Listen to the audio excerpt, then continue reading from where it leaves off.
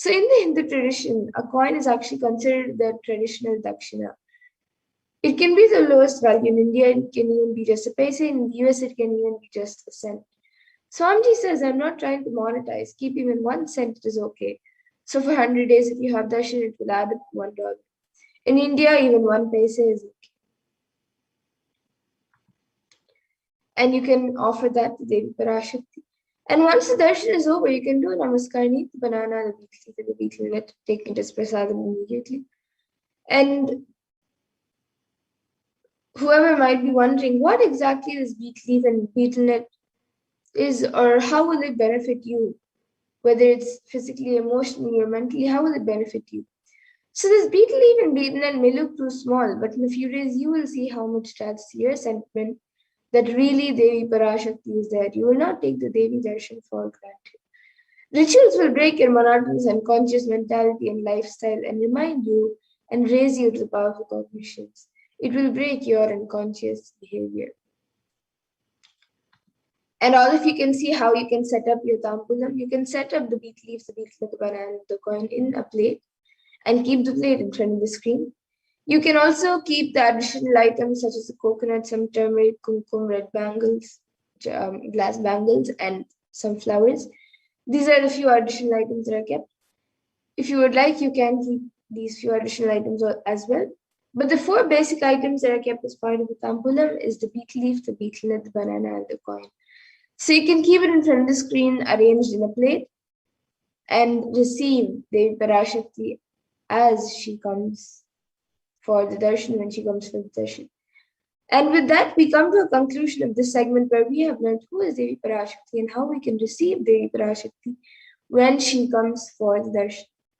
And with that, we'll now be moving to the next segment of this program where all of you will be learning what exactly Devi Parashakti has revealed in the Akashic readings for humanity and how important it is for us to understand, internalize, and follow what Devi Parashakti has revealed on the various topics during this pralaya for all of us. So we'll be back with all of you after a really short break to move into the next segment of this program to learn about the Akashic readings revealed by Devi Parashakti.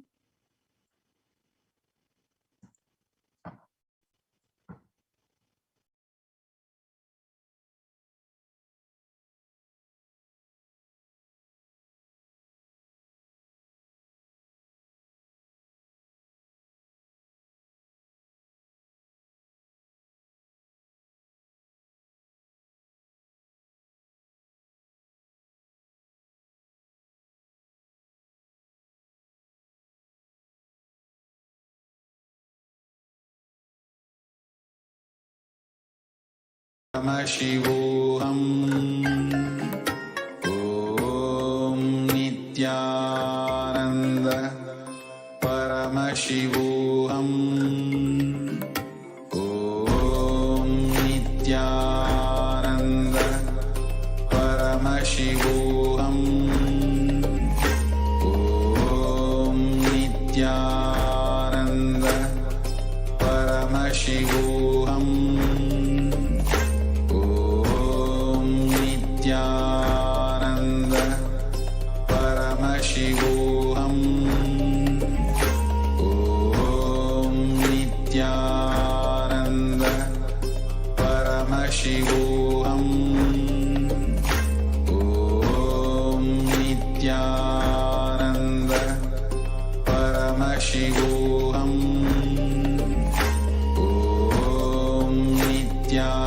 Nithyananda Paramashivoham. Om Nithyananda Paramashivoham. Om Nithyananda Paramashivoham. Om Nithyananda Paramashivoham. Om Nithyananda Paramashivoham. Om Nithyananda Paramashivoham.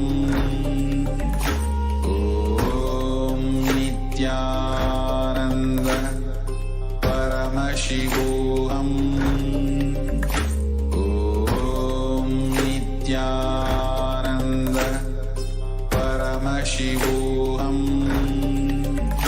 Om Nithyananda Paramashivoham. Om Nithyananda Paramashivoham. காளியின் ஆட்டத்தை ஆனந்தத்தை ஆனந்தத்தொடு ஆடிய ஆட்டத்தை கண்டோர் உயிருக்குளெல்லாம் இறங்கி குண்டலினியில் உயிர்ப்பிக்கச் செய்து மாய மனத்தின் இருளை அகற்றி மாயம் அழித்து மங்களம் தந்து குரு பக்தியும் சிவ பக்தியும் பரமசிவ பக்தியும் பரமசிவ சக்தியும் அளிக்கின்றேன். மனமாயை விடுத்து குரு பதத்தை பற்றுங்கள். நித்யானந்தமாய் நிஜாவதாரமாய் வந்துதித்த என்னை பற்றி வாழ்வில் எல்லா நலமும் பெற்றிடுங்கள். ஓம் ஓம் ஓம்.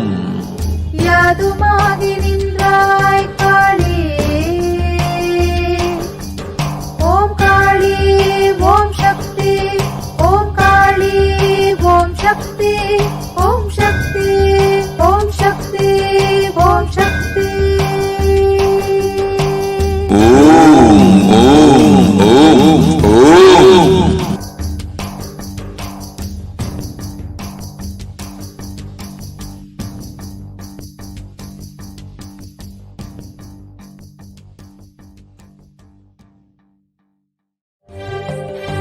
காளியின் ஆட்டத்தை ஆனந்தத்தை ஆனந்தத்தொடு ஆடிய ஆட்டத்தை கண்டோர் உயிருக்குளெல்லாம் இறங்கி குண்டலினியில் உயிர்ப்பிக்கச் செய்து மாய மனத்தின் இருளை அகற்றி மாயம் அழித்து மங்களம் தந்து குரு பக்தியும் சிவ பக்தியும்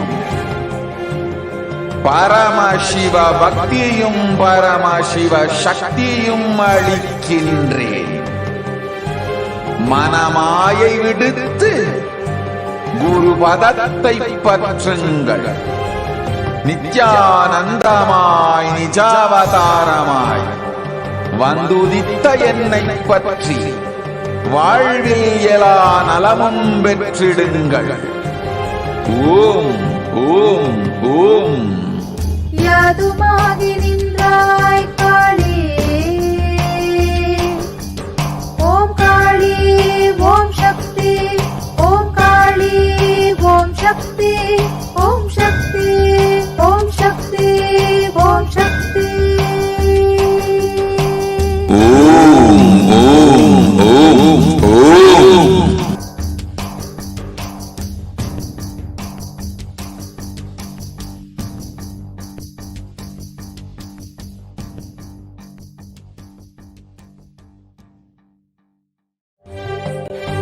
காளியின் ஆட்டத்தை ஆனந்தத்தை ஆனந்தத்தொடு ஆடிய ஆட்டத்தை கண்டோர் உயிருக்குளெல்லாம் இறங்கி குண்டலினியில் உயிர்ப்பிக்கச் செய்து மாய மனத்தின் இருளை அகற்றி மாயம் அழித்து மங்களம் தந்து குரு பக்தியும் சிவ பக்தியும்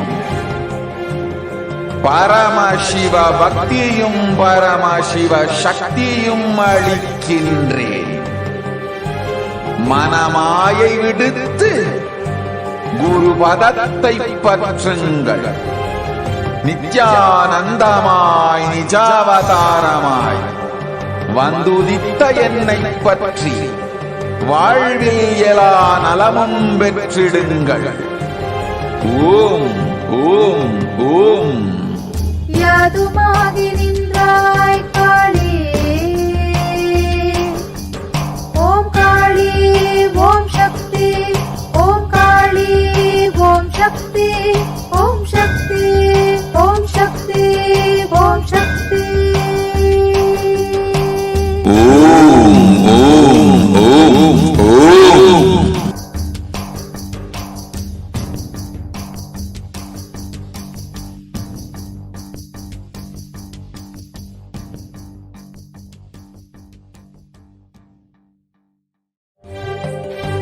காளியின் ஆட்டத்தை ஆனந்தத்தை ஆனந்தத்தொடு ஆடிய ஆட்டத்தை கண்டோர் உயிருக்குளெல்லாம் இறங்கி குண்டலினிவில் உயிர்ப்பிக்கச் செய்து மாய மனத்தின் இருளை அகற்றி மாயம் அழித்து மங்களம் தந்து குரு பக்தியும் சிவ பக்தியும்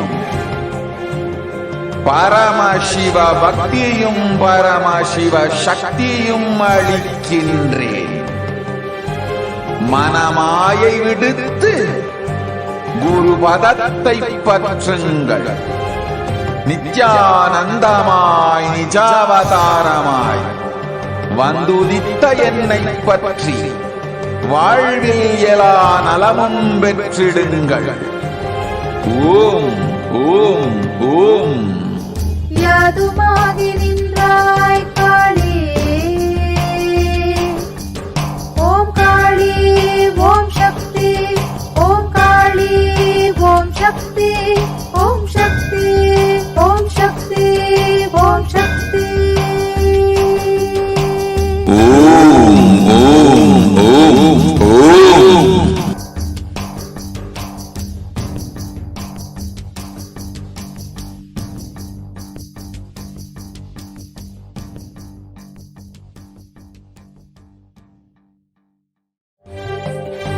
காளியின் ஆட்டத்தை ஆனந்தத்தை ஆனந்தத்தொடு ஆடிய ஆட்டத்தை கண்டோர் உயிருக்குளெல்லாம் இறங்கி குண்டலினிவில் உயிர்ப்பிக்கச் செய்து மாய மனத்தின் இருளை அகற்றி மாயம் அழித்து மங்களம் தந்து குரு பக்தியும் சிவ பக்தியும் பரமசிவ பக்தியும் பரமசிவ சக்தியும் அளிக்கின்றேன். மனமாயை விடுத்து குரு பதத்தை பற்றுங்கள். நித்யானந்தமாய் நிஜாவதாரமாய் வந்துதித்த என்னை பற்றி வாழ்வில் எல்லா நலமும் பெற்றிடுங்கள். ஓம் ஓம் ஓம். யாதுமாகி நின்றாய் காளி. ஓம் காளி ஓம் சக்தி. ஓம் காளி ஓம் சக்தி. ஓம் சக்தி ஓம் சக்தி ஓம் சக்தி. ஓம் ஓம் ஓம் ஓம்.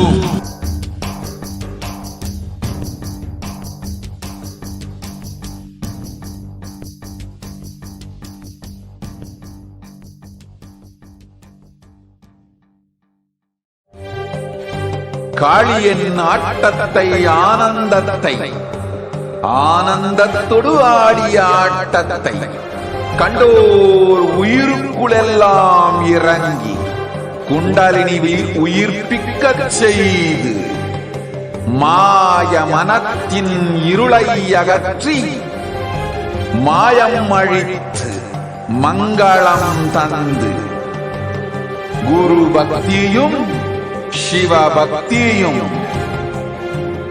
பரமசிவ பக்தியும் பரமசிவ சக்தியும் அளிக்கின்றேன்.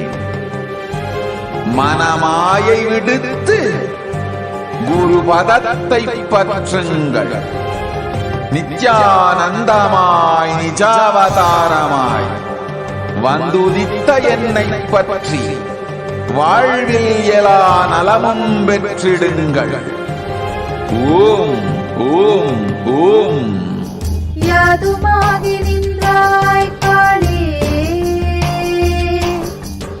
ஓம் காளி ஓம் சக்தி. ஓம் காளி ஓம் சக்தி. ஓம் சக்தி ஓம் சக்தி ஓம் சக்தி. ஓம் ஓம் ஓம் ஓம்.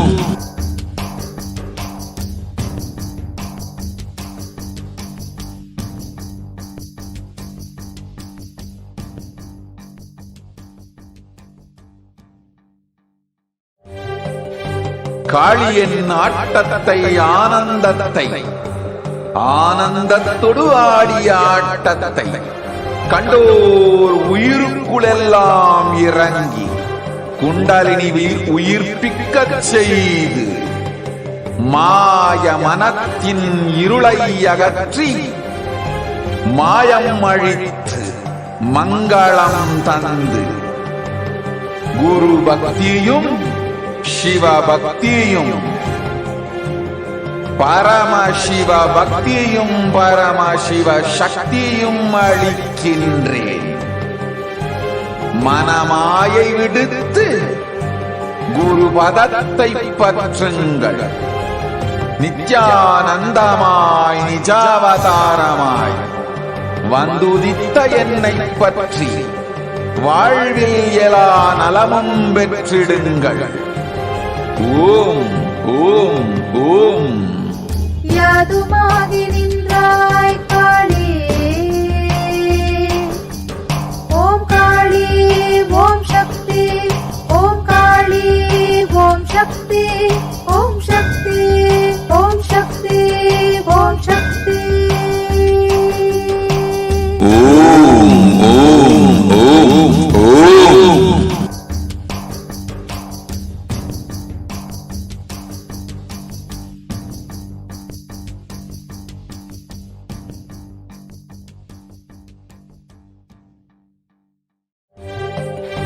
காளியின் ஆட்டத்தை ஆனந்தத்தை ஆனந்தத்தொடு ஆடிய ஆட்டத்தை கண்டோர் உயிருக்குளெல்லாம் இறங்கி குண்டலினி உயிர்ப்பிக்கச் செய்து மாய மனத்தின் இருளை அகற்றி மாயம் அழித்து மங்களம் தந்து குரு பக்தியும் சிவ பக்தியும் பரமசிவ பக்தியும் பரமசிவ சக்தியும் அளிக்கின்றேன். மனமாயை விடுத்து குரு பதத்தை பற்றுங்கள்.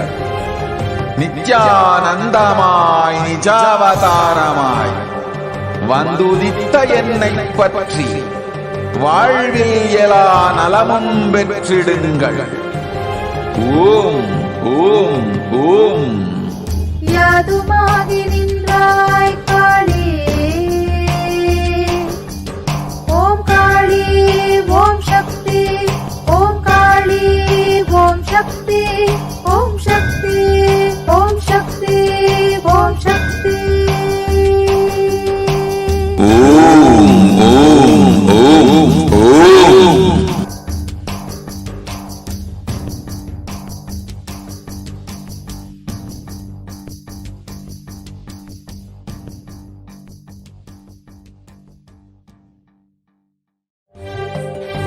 காளியின் ஆட்டத்தை ஆனந்தத்தை ஆனந்தத்தொடு ஆடிய ஆட்டத்தை கண்டோர் உயிருக்குளெல்லாம் இறங்கி குண்டலினி உயிர்ப்பிக்கச் செய்து மாய மனத்தின் இருளை அகற்றி மாயம் அழித்து மங்களம் தந்து குரு பக்தியும் சிவ பக்தியும் பரமசிவ பக்தியும் பரமசிவ சக்தியும் அளிக்கின்றேன். மனமாயை விடுத்து குரு பதத்தை பற்றுங்கள்.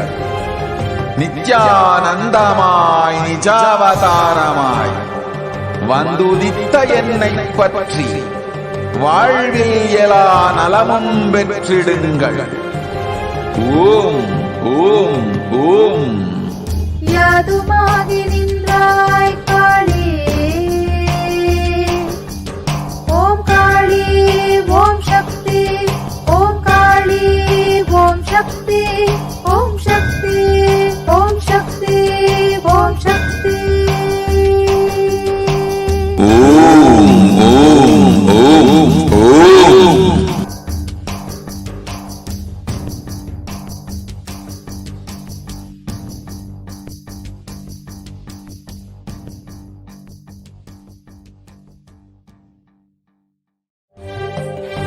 காளியின் ஆட்டத்தை ஆனந்தத்தை ஆனந்தத்தொடு ஆடிய ஆட்டத்தை கண்டோர் உயிருக்குளெல்லாம் இறங்கி குண்டலினி உயிர்ப்பிக்கச் செய்து மாய மனத்தின் இருளை அகற்றி மாயம் அழித்து மங்களம் Hello everyone, this is Nandini and I'm from Seattle. I wanted to share my experience on why I follow Nithyananda. I've been volunteering at Nithyanandeshwara Hindu Temple and I've been doing a lot of seva here. Back in India, usually only men are allowed to touch the deities and do the Abhishekam, Alankaram, and several other deity activities, whereas women are restricted only to certain things. Whereas here in Nithyanandeshwara Hindu Temple, people are allowed to do seva, irrespective of whether they are men or women. Anybody who gets Shivadiksha is allowed to touch the deities, do Abhishekam to them and do Alankaram to them and enjoy that space. I've been doing a lot of activities like Suprabhadam, Abhishekams, Alankarams and Palliyarai, a lot of other processes, and I've been feeling really blissful when I do it. So I would like to thank Swamiji for giving such a wonderful opportunity for me to take part in the temple activities and be so close to the deities. Thank you so much.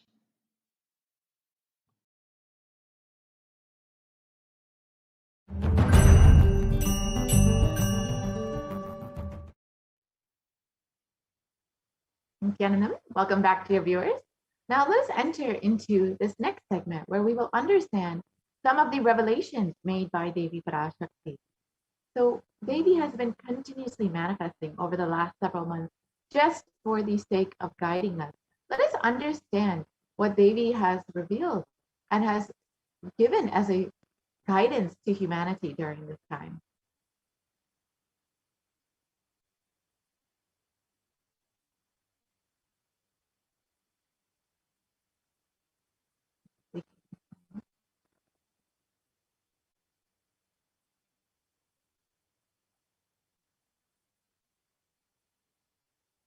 We can go back to the previous slide, please.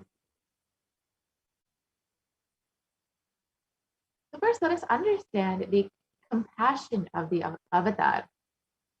In the Guru Padaka Stotram, composed by Adi Shankaracharya, the very first verse describes how the Guru Padaka, the sacred feet of the Guru, is the boat that helps us cross the Ananta Samsara Samudra, the seemingly endless ocean of samsara or suffering.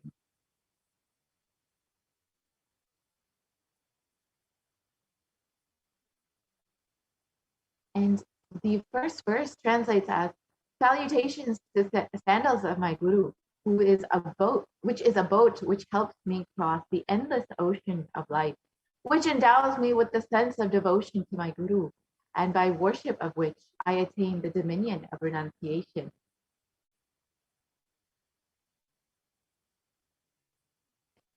Many of us feel stuck in the same storming and raging ocean, being unable to navigate ourselves and lost in the overwhelming vastness of the suffering that surrounds us during Pralaya, this great deluge.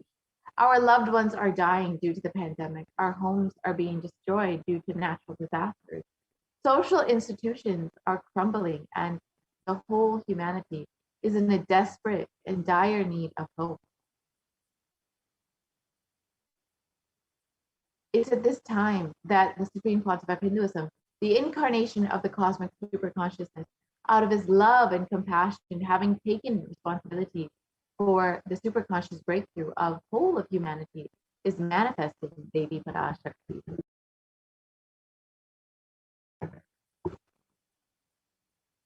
And removing all of our suffering, answering each of our prayers, and Devi Parashakti is herself manifesting through the Nijavatara and answering each of our prayers, granting boons, healing us, manifesting miracles, removing all of our pain and suffering.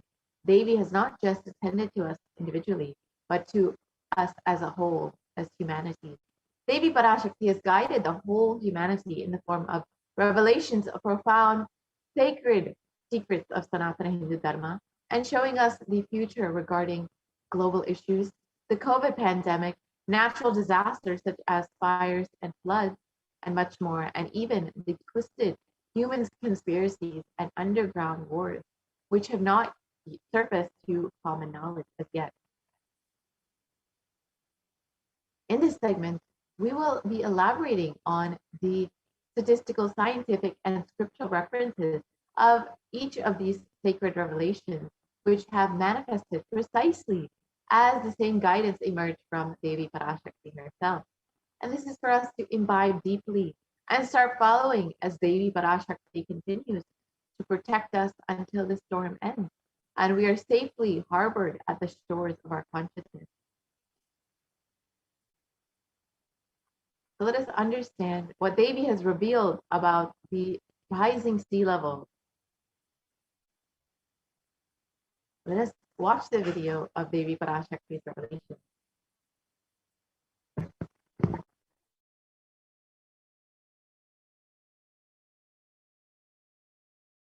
Om Om Andreas கல். மூன்றாம் உலகப் போரிலிருந்து தப்பிக்க எந்நாடு பாதுகாப்பென்று கேட்கின்றாய், கேட்டுக்கொள் சொல்வதை எல்லாம். மத்திய கிழக்கிலே போர், இந்தியாவில் corona கொடுந்தொற்று மற்றும் கடல் உயர் எழும்பல் எனும் மூன்றில் இருந்தும் காவல் கைலாசம் ஒன்றே. வாழ்விற்கு அதுவே நன்றே. முடிந்தால் வந்து சேர்ந்திடு. ஓம் ஓம் ஓம்.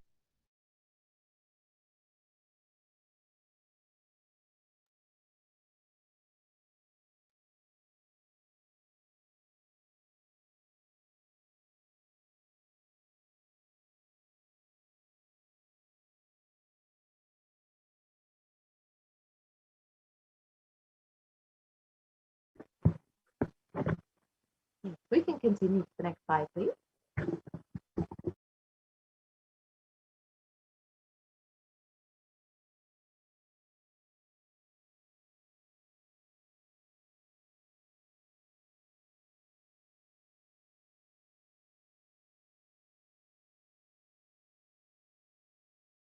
Yes, we can continue on to the next slide, please. So let us understand Devi Parashakti's revelations mapped into English.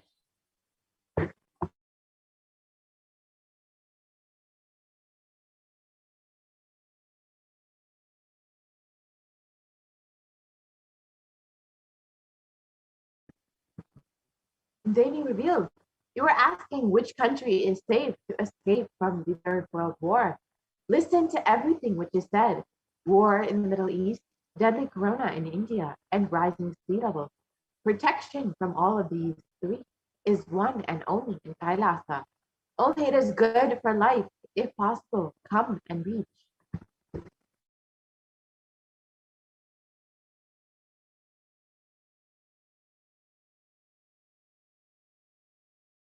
And on the 19th of May, 2021, while answering the prayers of one of the devotees, Devi Parashakti, manifesting through the Supreme Council of Hinduism, warned about the sea levels rising and the cascading effects of climate change crisis on humanity.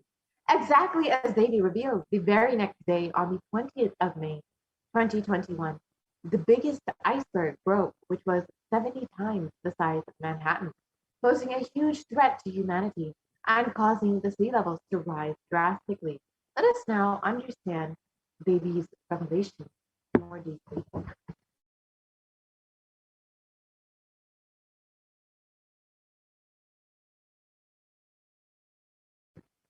So as we stated on the 20th of May 2021, just one day after Devi Parashakti's revelation, the world's largest iceberg broke off of the Antarctic shelf.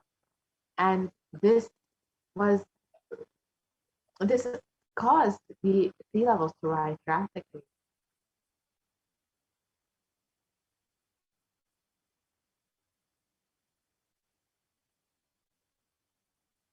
And many of us know that the global sea level rising has been a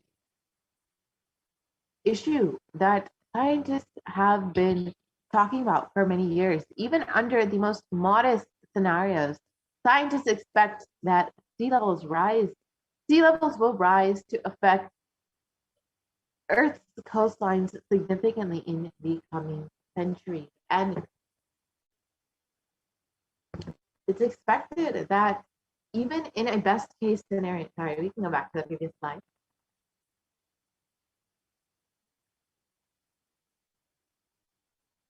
So even in a best case scenario, I could request the volunteer to go back to the previous slide, please.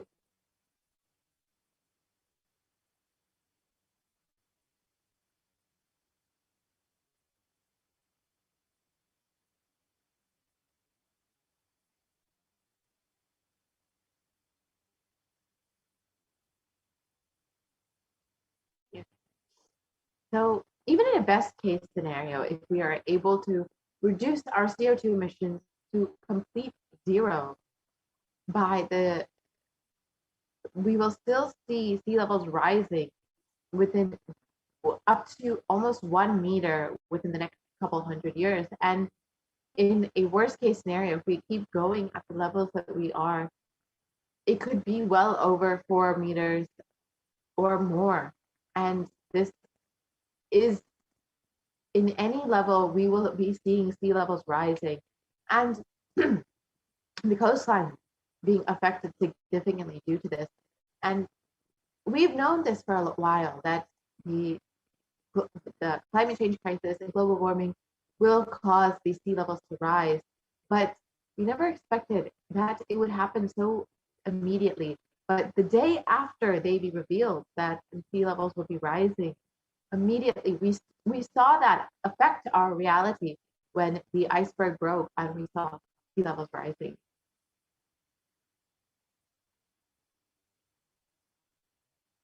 And sea levels since the 1880s in some ocean basins and sea level have risen as much as 6 to 8 inches.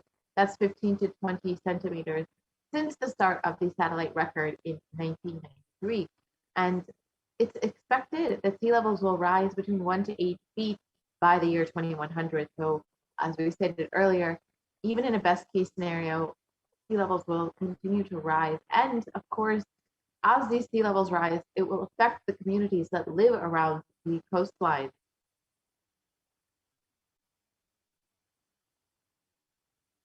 In the United States, almost 40% of the population lives in relatively high population density coastal areas.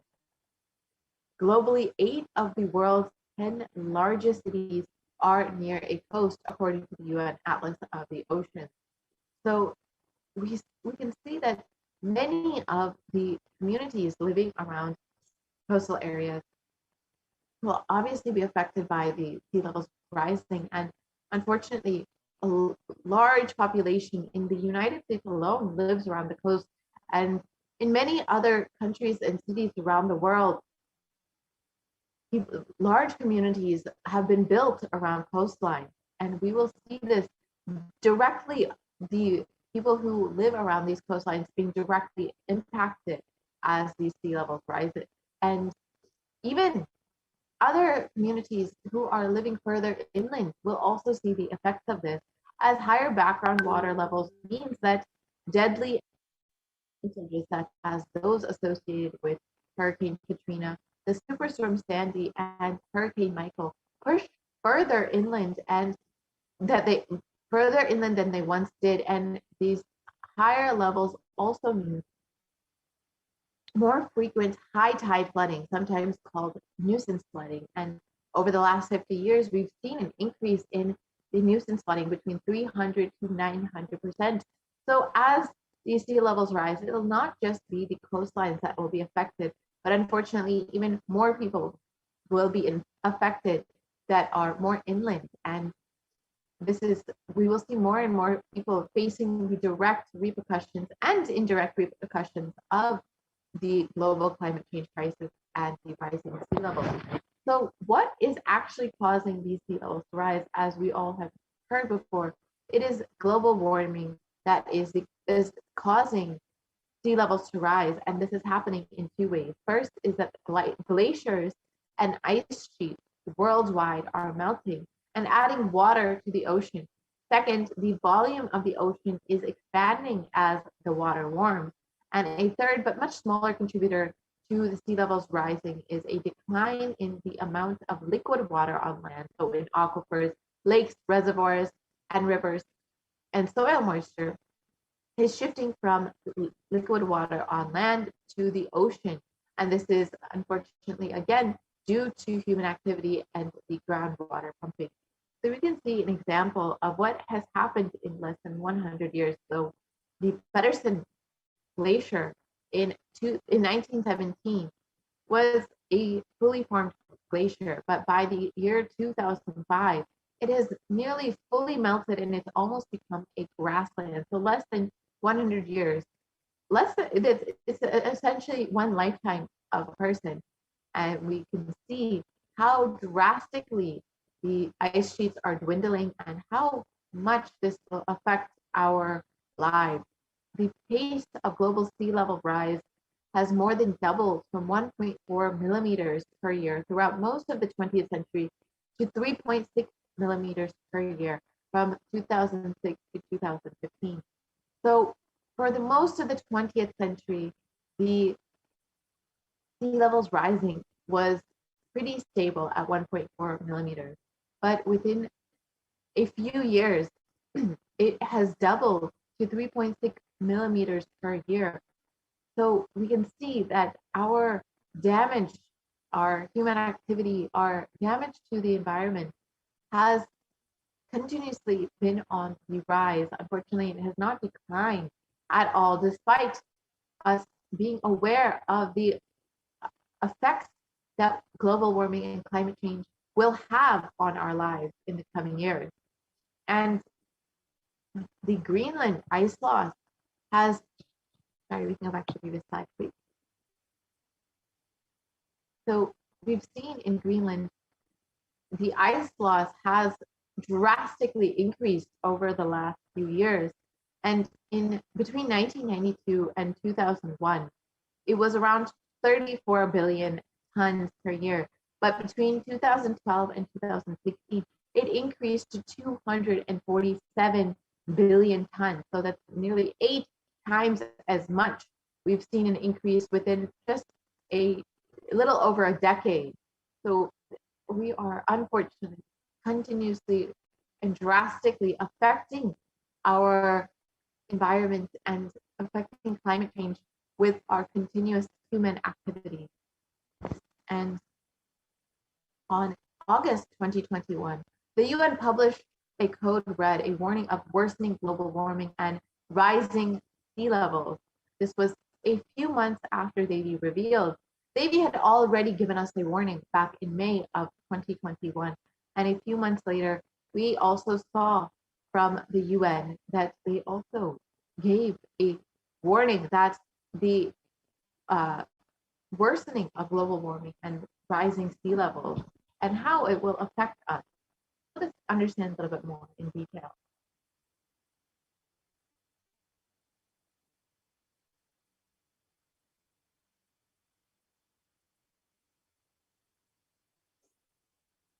So UN warned that the worsening global warming in some harm from climate change includes the dwindling ice sheets, the rising sea levels, and changes in the oceans as they lose oxygen and become more acidic. This is irreversible for centuries to millennia, and the world is locked into 15 to 30 centimeters.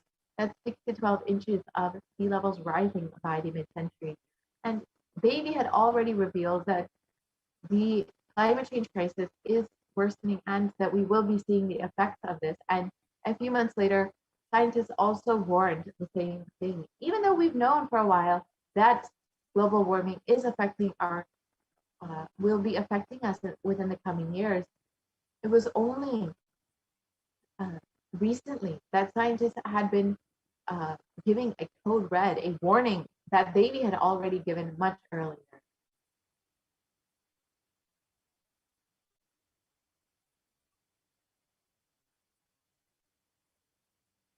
And even if we significantly curb emissions in the coming decades, like we saw in the earlier graph, more than a third of the world's remaining glaciers will melt before the year 2100. And when it comes to sea ice, 95% of the oldest and thickest ice is in the Arctic is already gone.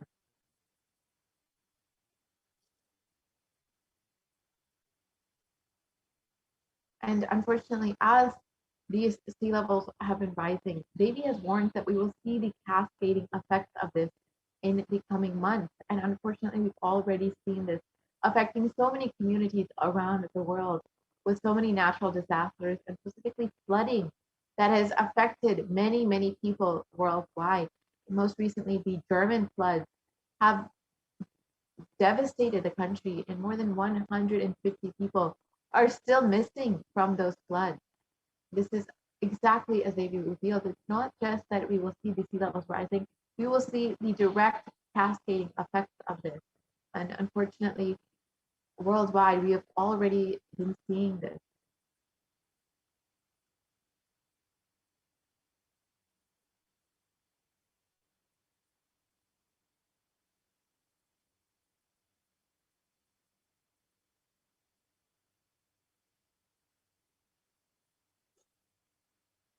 So, and Europe's deadly floods leave scientists completely stunned. This is reported in Science. Even scientists are shocked by the damaging effects of this sea levels rising and how much the climate change crisis has affected us directly. However, Davy already warned about this many, many months ago. And the climate change crisis made deadly German floods up to 9 times more likely.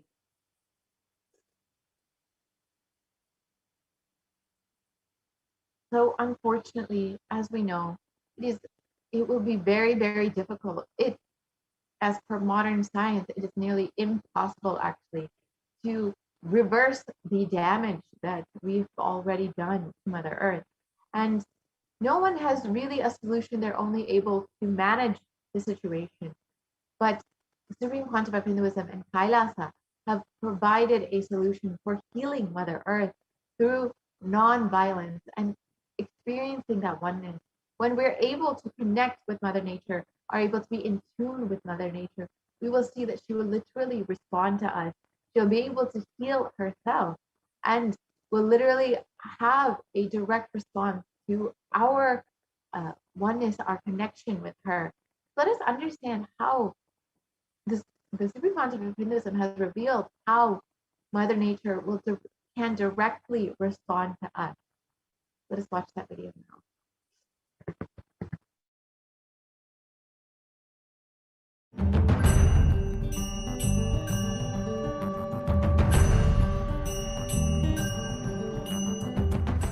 The human beings have become so distanced from the real life, are ready to explore things. We become so far away from, at least I can tell you from my experience, village boy. When I was 5 or 6, I opened all the alarm clocks in my house and I'll set it back, put it back. I don't see all that in the modern day kids. It's all about that stupid cell phone. Involvement with the reality has drastically reduced. Our whole life is nothing but the screen. Whether your love, your relationships, even your sex, everything is limited to that screen. Am I right? Almost. No, almost. Everything has been reduced to that screen. Involvement with the reality has drastically come down. It is so unfortunate,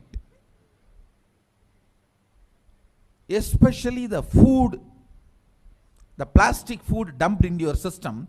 See, all the things which you eat, none of them have life. They are all not grown from life.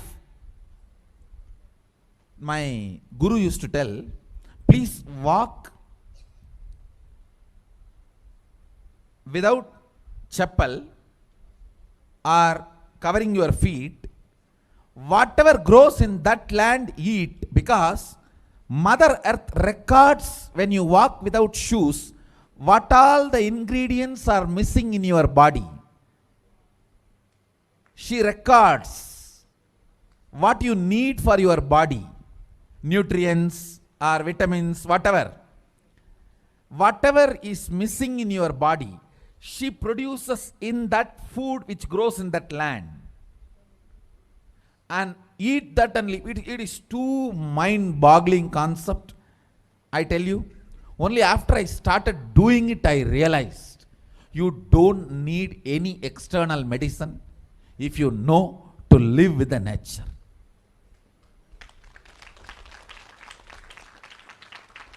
Mother Earth, Bhumata, walk on the earth without shoes. In that land, what grows? I'm from the UK. I'm 19 years old. I'm a full-time student at university, first year. I've come here. Looks too difficult to believe. But after I started doing that, I realized it. Your body does not need any other medicine, anything else. Actually, maybe 2 years before, due to these continuous classes, day and night, and in the night time, the web-based programs for the outside India, all these, my whole eating habits have gone chaos, and no question of rest. It became like a too much on the system. So I had some stomach issues.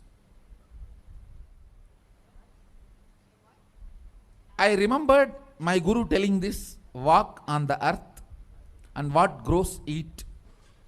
So I started walking without chappal for a few days. Suddenly I saw in my courtyard a new plant coming up. No seed, nothing, just coming up. I was wondering what is going on. How come suddenly, between the rocks, actually, between the rocks, new plant coming up. And one of the devotee Ayurvedic doctor, he said, Swamiji, if you can get this plant and add it in your food, your stomach will be completely healed. I said, where to get? When he walked into the courtyard, he said, this is the plant. This is the plant. And throughout the campus we searched, we did not find another one. Nobody knows from where the seed has come, from where the plant has come.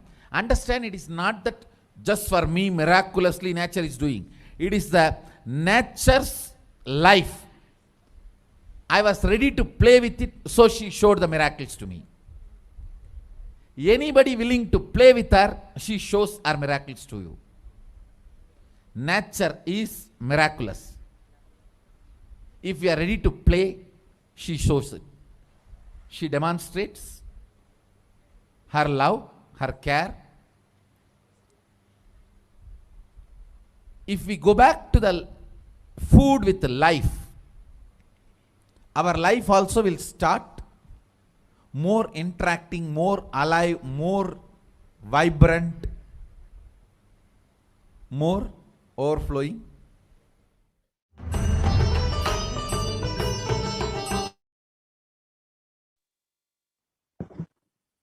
Yes.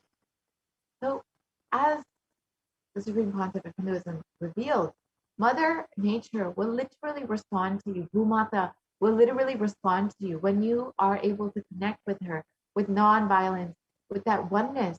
She will be able to actually respond to you. And only through this non-violence, this oneness with Mother Nature can we heal all of our damage that we've already done. And it is only Kailasa and the Supreme Pontiff of Hinduism who are providing a direct solution for this climate change crisis to heal Mother Nature. And it is only through Kailasa and the Supreme Pontiff of Hinduism will we be able to reverse the damage that has already been done to Bhumata.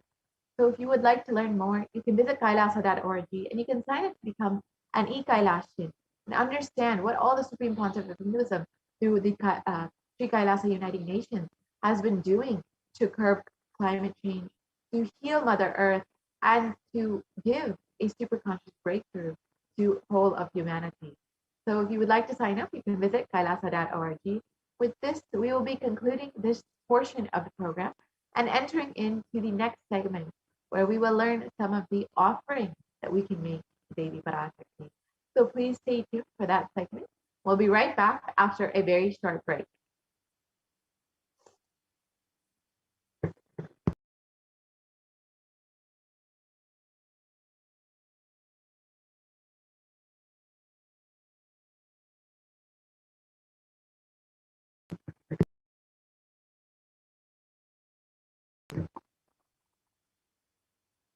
So in this next segment, we will understand exactly how we can connect with Devi Parashakti more deeply. As we all know, Devi has been continuously manifesting for the last several months just for the sake of guiding us, for the sake of healing us, and for the sake of granting all of our boons and prayers. So in this next segment, we will understand how we can connect with Devi Parashakti more deeply and how we can receive her blessings more deeply. So we'll be right back after a very quick break.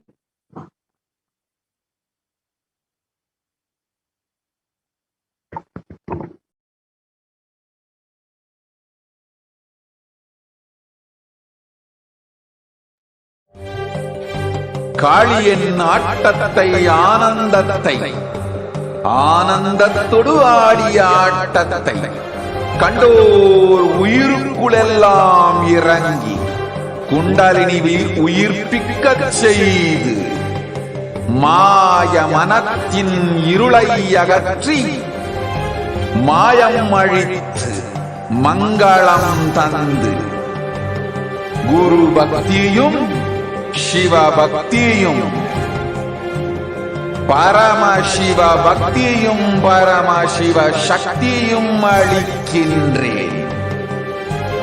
மனமாயை விடுத்து குரு பதத்தை பற்றுங்கள்.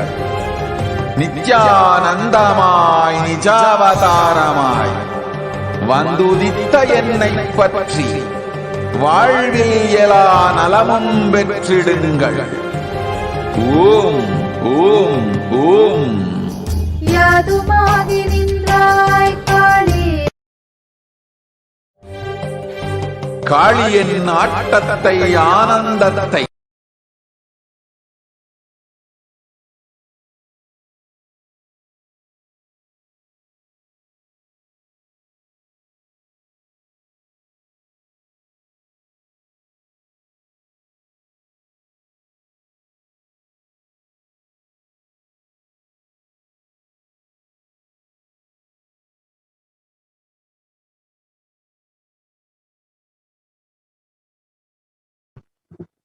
Nithyanandam, welcome back to all the viewers as we are now starting the next segment in today's program.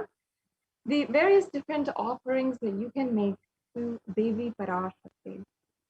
An offering in Sanatana Hindu Dharma is made out of pure love, gratitude, and oneness. And these terms might be extremely unfamiliar to you. You might not know what exactly, or have experienced pure love in your life, or gratitude, or even oneness. Of course, that's something that is a complete different experience that most of us are completely new to. And even in our day and age, pure love is even something that is rare and hard to find for many of us. And gratitude is something that we've only known superficially, and we're taught in schools, and we're taught as a superficial moral rather than a experience that happens and overflows inside of us. In Sanatana Hindu Dharma, we are consciously building gratitude as a way to exist, as a way that we are relating with life, and a way that we are relating to the existence itself.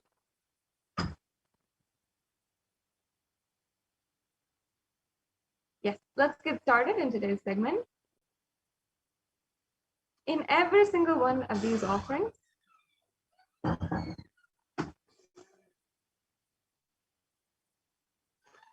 we will be just simply seeing how Devi Parashakti literally guides us in every moment, and we're just offering our gratitude for her having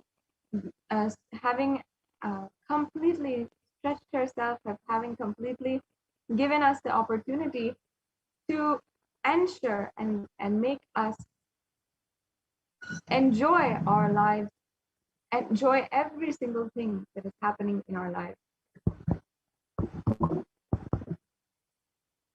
Yes, can we go on to the next slide, please? Yes. So let us begin the various different offerings that you can make to Devi Parashakti. There's a beautiful story in the Guaranteed Solutions book, authored by the Supreme Pontiff of Hinduism, where a man asked God, please, I am praying to you, please give me $10 million. And if you do give me $10 million, I promise that I will give you $2 million to your shrine. I'll donate it to your shrine, and I'll ensure that the rest of the money I'll keep and I'll do good with it. And he said, as if you don't believe me, then you can keep 20% of the $10 million for yourself, and I will keep the rest. Understand that just like in this story, all of our relationship with life, everything becomes a negotiation. We always have a give and take, even with existence itself and even with God. When it comes to religion and when it comes to our relationship with the higher powers, we are only asking for more, never offering our gratitude. And it has become kind of a tendency inside of us, inside of our inner chatter. Even if you just sit now and you write down all of your thoughts that are happening, you'll see that you are only asking for more. You're only feeling like everything that is given around you is not enough, and you're feeling so suffocated inside just because of that black hole that we are continuously feeling inside of us, that is sucking and demanding our energy. With gratitude in our lives, we experience so many breakthroughs, so much in our lives, and we can start to connect back with the existence, connect back with Devi Parashakti, and literally start to experience the higher experiences in our life. So now let us go on. We'll first chant the Dhyana Shloka of Devi Parashakti. The Dhyana Shloka is a very beautiful offering of remembrance, an offering of pure love to Devi Parashakti.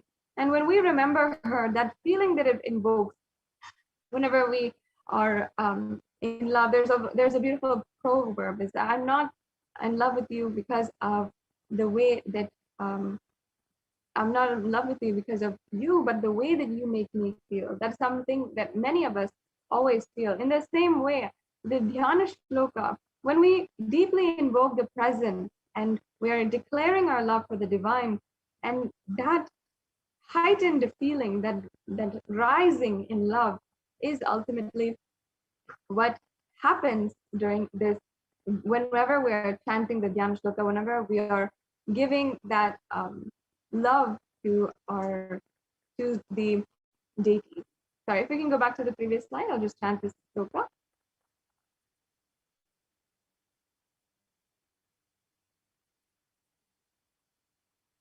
Yes. Indu nibabeda karavahinayanam syat pankaja varabaya japaksha sarayuktam anga himabhushana vichitravasanam syat tunga mukutojjvala manonmani swarupam. And the next slide, please, we'll go on into the translation.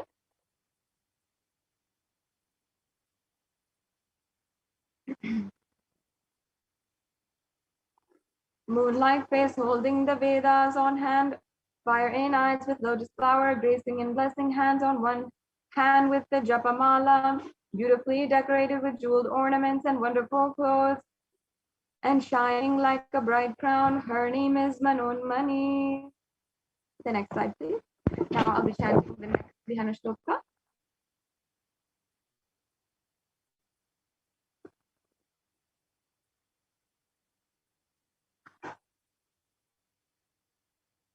ध्याये देवीं त्रिनेत्रां शशिनिभवदनां वेदहस्तां ददानां दव्ये पद्मं वरदमपरे जाभयं चाक्षमालां दिव्यैराभरणैर्विभूषिततनुं ब्रह्मादिविपूजितां देवीमेव मनोन्मनीं प्रतिदिनं कामत्रदात्रीं शुभाम्.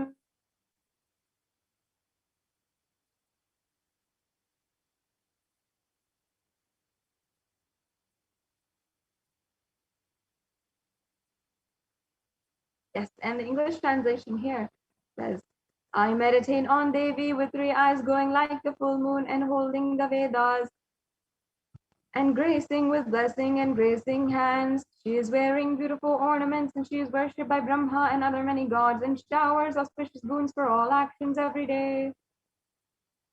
Yes.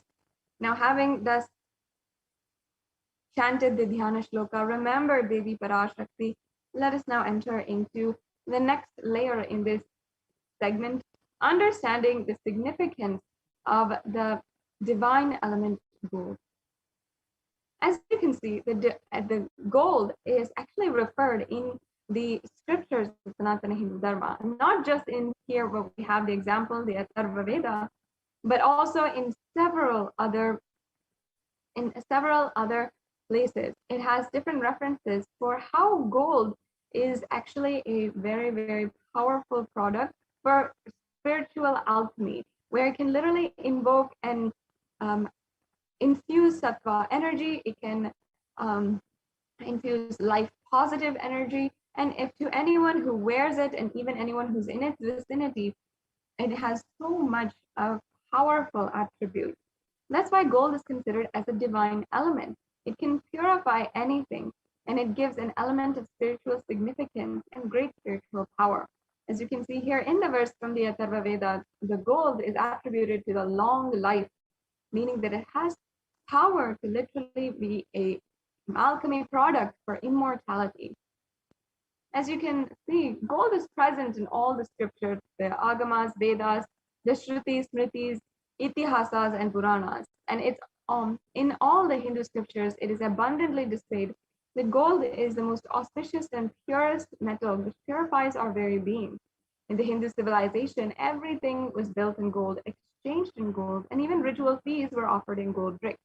When one was to be saved from life-threatening illnesses, gold was offered as a ritual fee. And kingdoms were built with huge doors of gold. The streets would have huge columns and huge archways made of gold, and even horses and cows were dressed in gold. And in the Hindu civilization, the Indus River was the river of gold, or the Hiranyamaya, and the river Saraswati was also called the Hiranyavartani. And these are both from the Rig Veda and the Atharva Veda. The next slide, please. So as you can see, gold has so much of significance. And until today, the gold that was offered in the physical body of the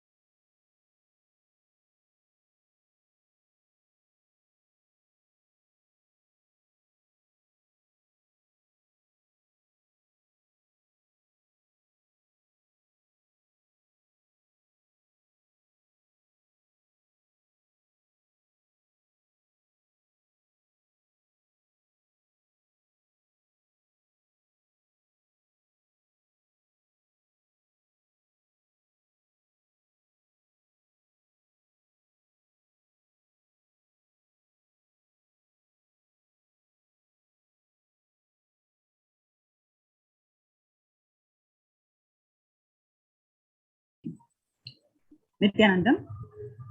Welcome back, viewers. Sorry for the technical glitch. And today we're going to see about the multi-layer quarantine COVID care protection centers at de facto spiritual embassies of Kailasa at Adi Kailasa Nithyananda Paramashivam. Now, let us look into the current stats of how the world is suffering from the ongoing pandemic. COVID-19 is creating a hunger catastrophe in India. The pandemic has led to increase in global food insecurity, affecting vulnerable households in almost every country. It has exacerbated existing inequalities, pushing millions of people into the vicious cycles of economic stagnation, loss of livelihood, and worsening the food insecurity. COVID-19 is creating a hunger catastrophe in India. The World Bank estimates that 71 million people will be pushed into extreme poverty across the globe as a result of the pandemic. The World Food Programme estimates that an additional 130 million people could fall into the category of food insecurity over and above 820 million people who are classified as such by the 2019 State of Food Insecurity in the World Report. More than 50 million people have experienced food insecurity during the pandemic, up from the 35 million in 2019, according to the Feeding America nonprofit, the nation's largest domestic hunger relief organization.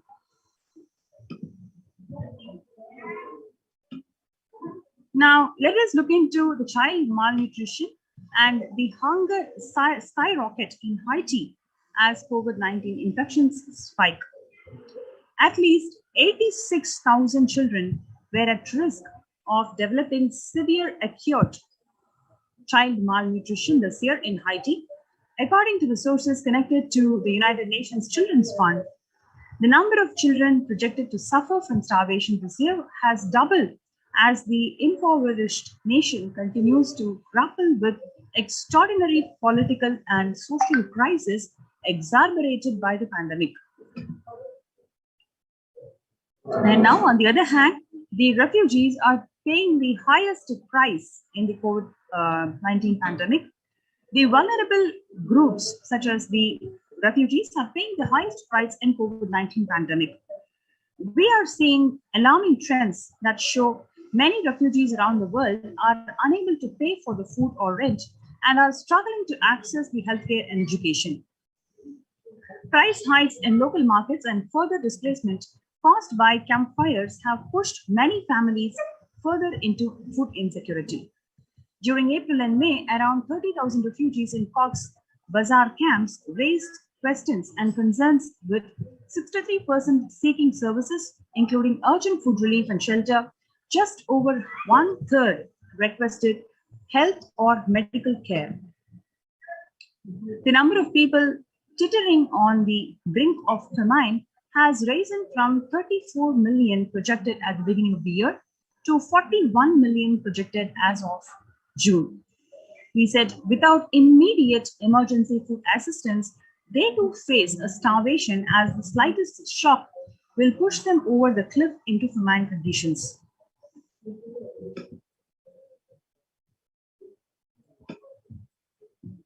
The World Bank released an analysis of the rising food insecurity rates in response to COVID-19 pandemic.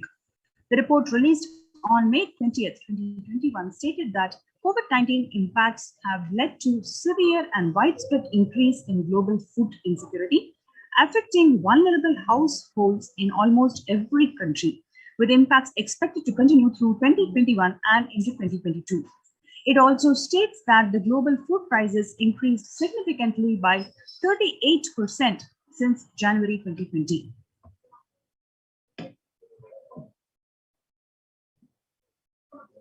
The World Economic Forum says that 155 million people are caught up in food prices of varying severity. 133,000 people in Burkina Faso, South Sudan, and Yemen are most at risk. 10 countries account for 2/3 of those facing acute hunger. The resilience of agri-food systems is being eroded by conflict, insecurity, and environmental trends.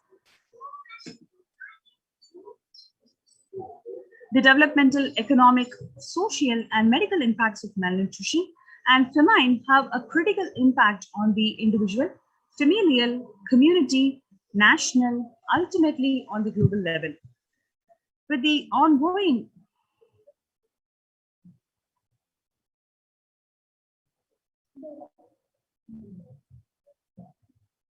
COVID-19 pandemic triggering an alarming spike in food insecurity, the United Nations have given warnings to famines of biblical proportions. In 2020 alone, 690 million people were estimated to be pushed into food insecurity. The access and availability to organic food has become of utmost importance. The COVID-19 induced lockdown in India was a huge economic shock. It stalled the economy with complete closure imposed on enterprises across all sectors. Even though agricultural activities were exempted in the initial phases of the lockdown, the agriculture value chain also faced large-scale disruptions. This has a serious detrimental effect on the rural Indian economy. The coronavirus pandemic has also triggered a massive reverse migration from the urban to rural areas in large parts of the country. So here you have an opportunity to join our COVID care protection centers. You can register yourself through the link below, kailasa.org/Kailasa care.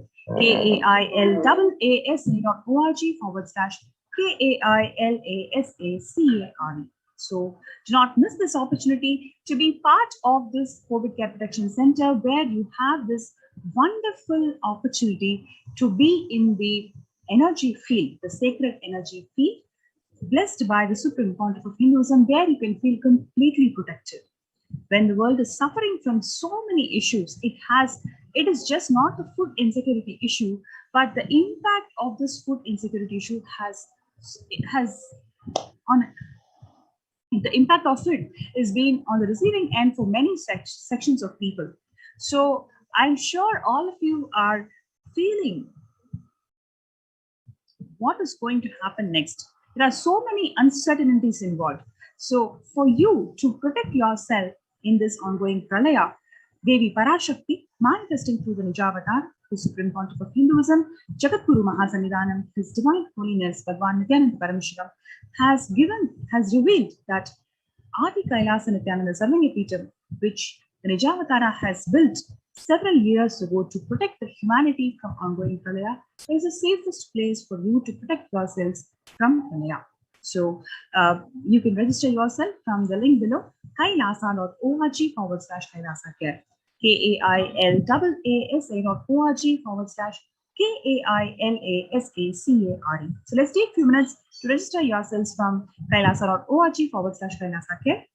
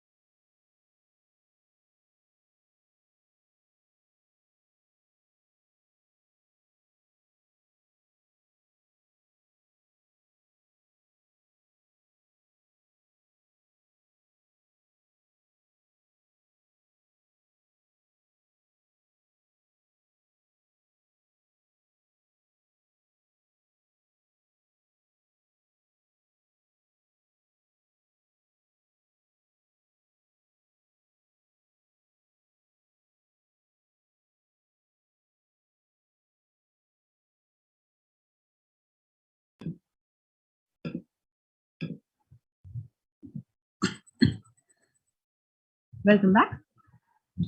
Now, let us look into the food security policy, food policy from Kailasa. You become what you eat. What you eat contributes to what you think. What you think contributes to what you cognize. What you cognize contributes to who you are. So, who you are, what you eat, directly affects who you are, and that is why the Supreme Pontiff of Hinduism, Jagadguru Mahasanidanam, His Divine Holiness Swamiji is making the statement, you become what you eat. What is in your plate matters because that is what is going to become you. The violence-based food and life-negative, chemical-based toxic food both harm the system equally. Organic vegetarian food is not just for health. It gives you an inner space, physical system, and psychological flow to develop highest psychology. To develop highest psychology, not only your physical system, even your physiological flow needs to cooperate. Your brain is constructed for all these higher things. When you don't explore the higher things, you are bound to feed the lower things and keep your brain engaged for survival. If you do not explore the higher dimensions of consciousness, you will force yourself into drugs and try to explore the hallucination, imaginary, illusory dimensions of the universe. The human body is naturally designed for vegetarian food. The inner mechanisms like feeling, thinking, words, everything is designed to function with vegetarian food. It is like having a generator which can handle only 220 volt current or a UPS which can handle only 220 volt current. But it is given that 20,000 volts. What will happen? It will just get fused. The food without anxiety, fear, depression, biomemories, if they are consumed by a person, the energy with which they think, the energy with which they utter words, the energy with which they act, the energy with which they feel, everything will be aligned to natural source of energy. It will be aligned to nature, which is the inner potential energy. Now, let us look into Kailasa's Annalaya, the contributions of free, organic, vegetarian sattvic meal for one and all to eliminate hunger and raise themselves to claim their conscious sovereignty. Now, let us watch this video where the Hindu food policy is being revealed by the Supreme Pontiff of Hinduism, Jagadguru Mahasanidanam, His Divine Holiness Swamiji. Just hold on a second.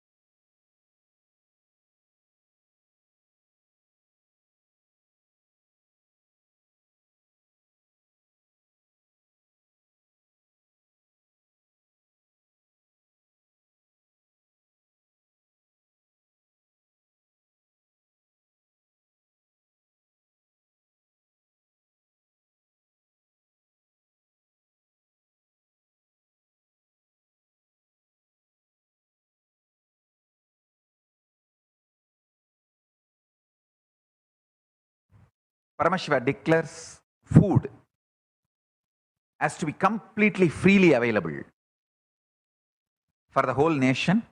So we are going to follow the same procedure. Food, knowledge. See, not only the guru should not charge the student, If Guru does not have money to feed the students, you see, in Hindu tradition, the student, not only you can't charge the student has to be given food, given all the things needed, and given education. Intention to study is worshipped in Hindu tradition. So if a child has an intention to study, he becomes a brahmachari. So from that moment, the Hindu society is responsible for giving food, shelter, education, everything needed for that brahmachari. The Guru is responsible for providing everything to a brahmachari who want to study. If Guru does not have, if Guru is not wealthy enough, he has to go for bhiksha. He is allowed to beg. And brahmacharis are also allowed to beg. You can beg, but Guru is bound to provide everything to the brahmacharis and give education. We are going to be following the same policy. Not only knowledge is free, all your survival needs during your study period also is free.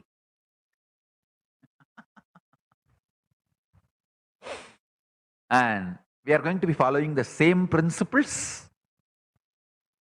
My vision is to provide all these services to all the 2 billion Hindus all over the world.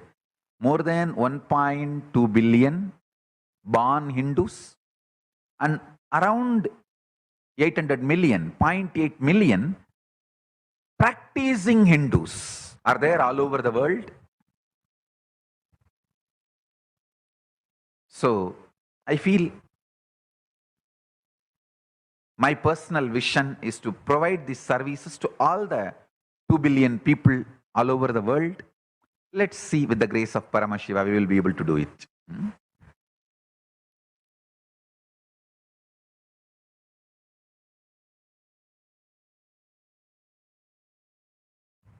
Paramashiva declares food has to be completely freely available for the whole nation. Yes. So I hope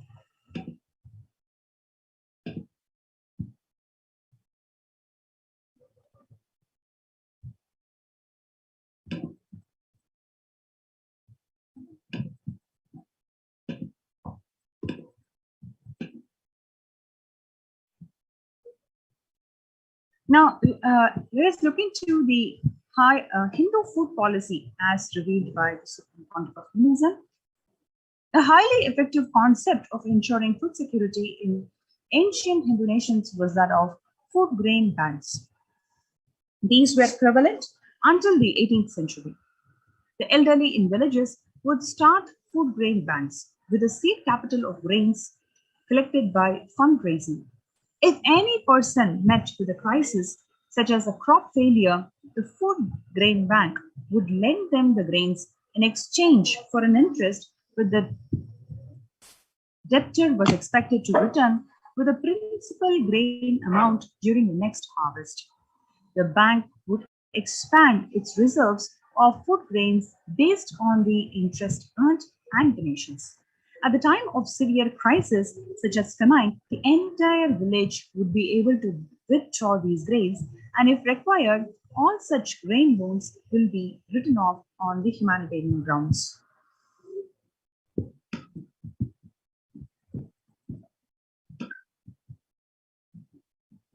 In Bihar, farmers form grain bank to help feed the needy. The farmers who are the stakeholders of the grain bank have formed a set of guidelines to operate the bank while considering the rules to be followed during the lockdown. One such food grain bank was voluntarily created in 2020 by farmers in Bihar and has bailed out several workers who were forced to migrate due to lockdowns. Food grain banks and their very concepts were destroyed by the British colonial government for diverting food resources to their war efforts that resulted in massive famines and deaths due to starvation. In Hindu temples, the food is shared for free as a policy. This was the case in both ancient times and in modern times. For 27 years, every month, the Hindu Adisaivite minority community has served more than 3 million free organic meals in religious gatherings to everyone without discrimination and has served over 1 billion free meals in total. Such private and public efforts are crucial to ease the threats of starvation, which is estimated to hit a billion people worldwide. Upanishad says very beautifully, Annam Bahu Kurvita. Let us create and share. It is the responsibility of all the disciples and followers of the Supreme Pontiff of Hinduism to create food and share with the world. No hungry stomach can be denied food. Let all the hungry stomach be fulfilled with food. Food, when Swamiji says, it is not just the food, it is not any food, it is organic, sattvic vegetarian meals. Kailasa's food banks offer well-balanced, pure, sattvic, organic vegetarian meals to everyone who comes to ashram. As per the glorious tradition of Vedagamic culture, free food is served throughout the day to all the visitors in the form of prasada at all the Annamandirs around the world. Meals are also served in schools, colleges, and to the poor and needy in rural areas. Mobile Annamandirs serve meals in mass meditation camps. Thousands of poor people, wandering sadhus, and devotees are served free food at various Kailasas Annamandirs worldwide. All this started decades before the current pandemic and is continuing even till today. Now let us watch this video where Swamiji is revealing more sacred truths of Kailasa's food bank and the policies based on which these food banks function.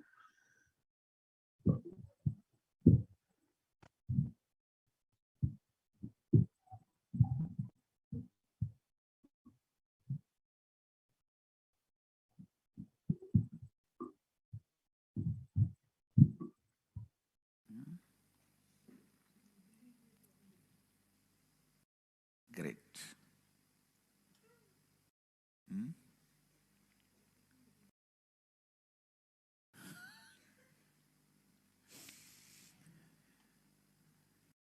Understand, I wanted to give my vision for Annalaya.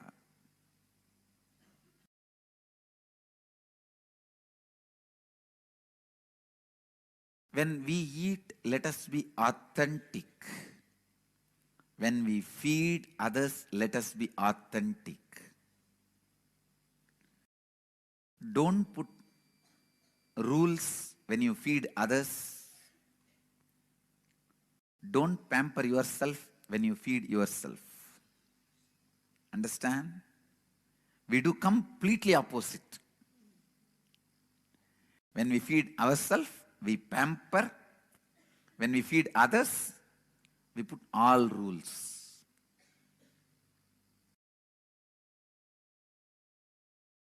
I'm giving a clear vision how I wanted Annalayas to be functioning all over the world. The Upanishad says very clearly, Annam Bahuguruvita. Let us create and share. Annam Bahuguruvita. Let us create and share.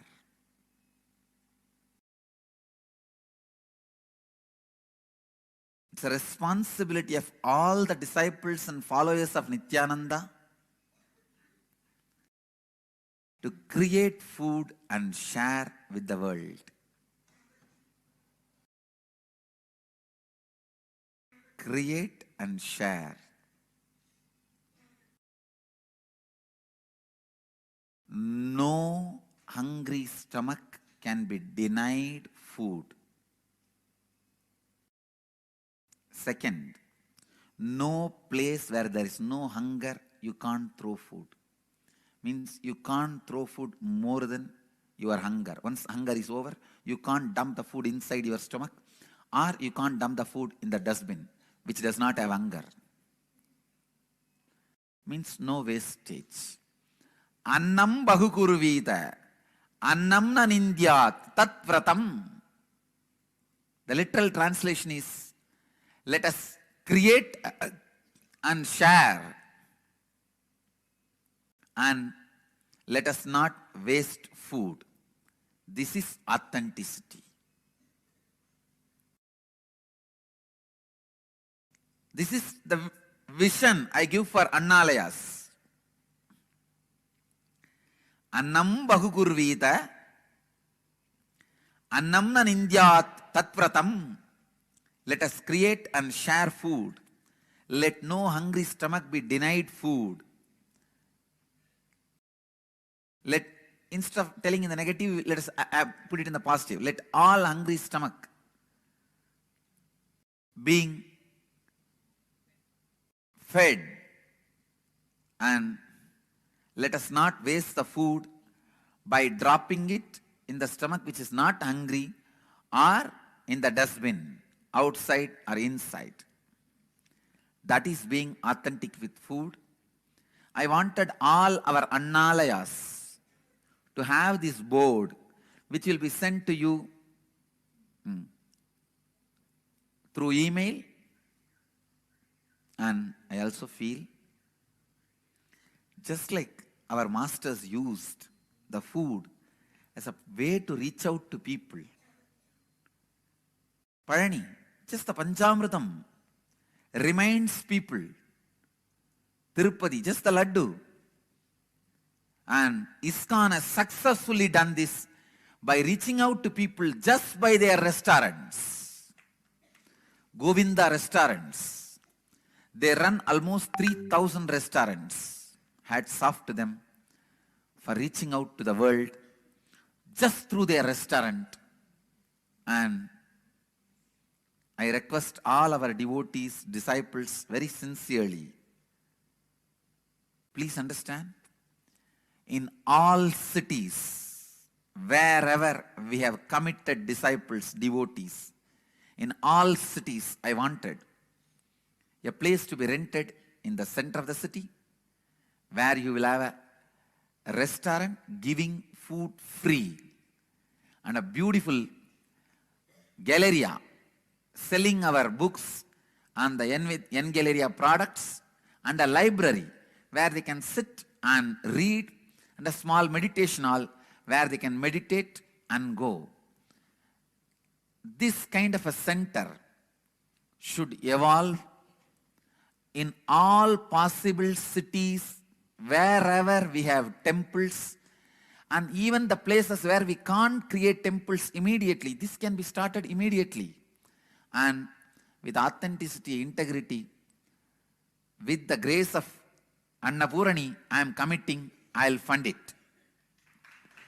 Anybody who is ready to run, please create the project plan and commit authentically. I am ready to fund. I am inviting applications from all over the world, any country, any city. Any of our devotees, disciples can apply. We will start.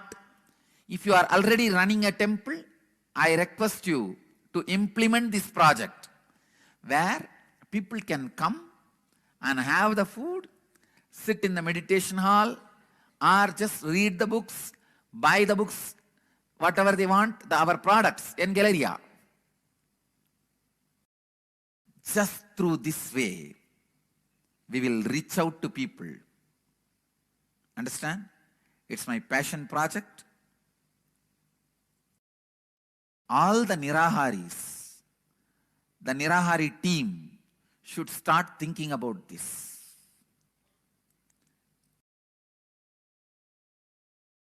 You should not be eating, but you should be sharing. When it comes to us, fasting is the ideal. When it comes to others, feasting is the ideal.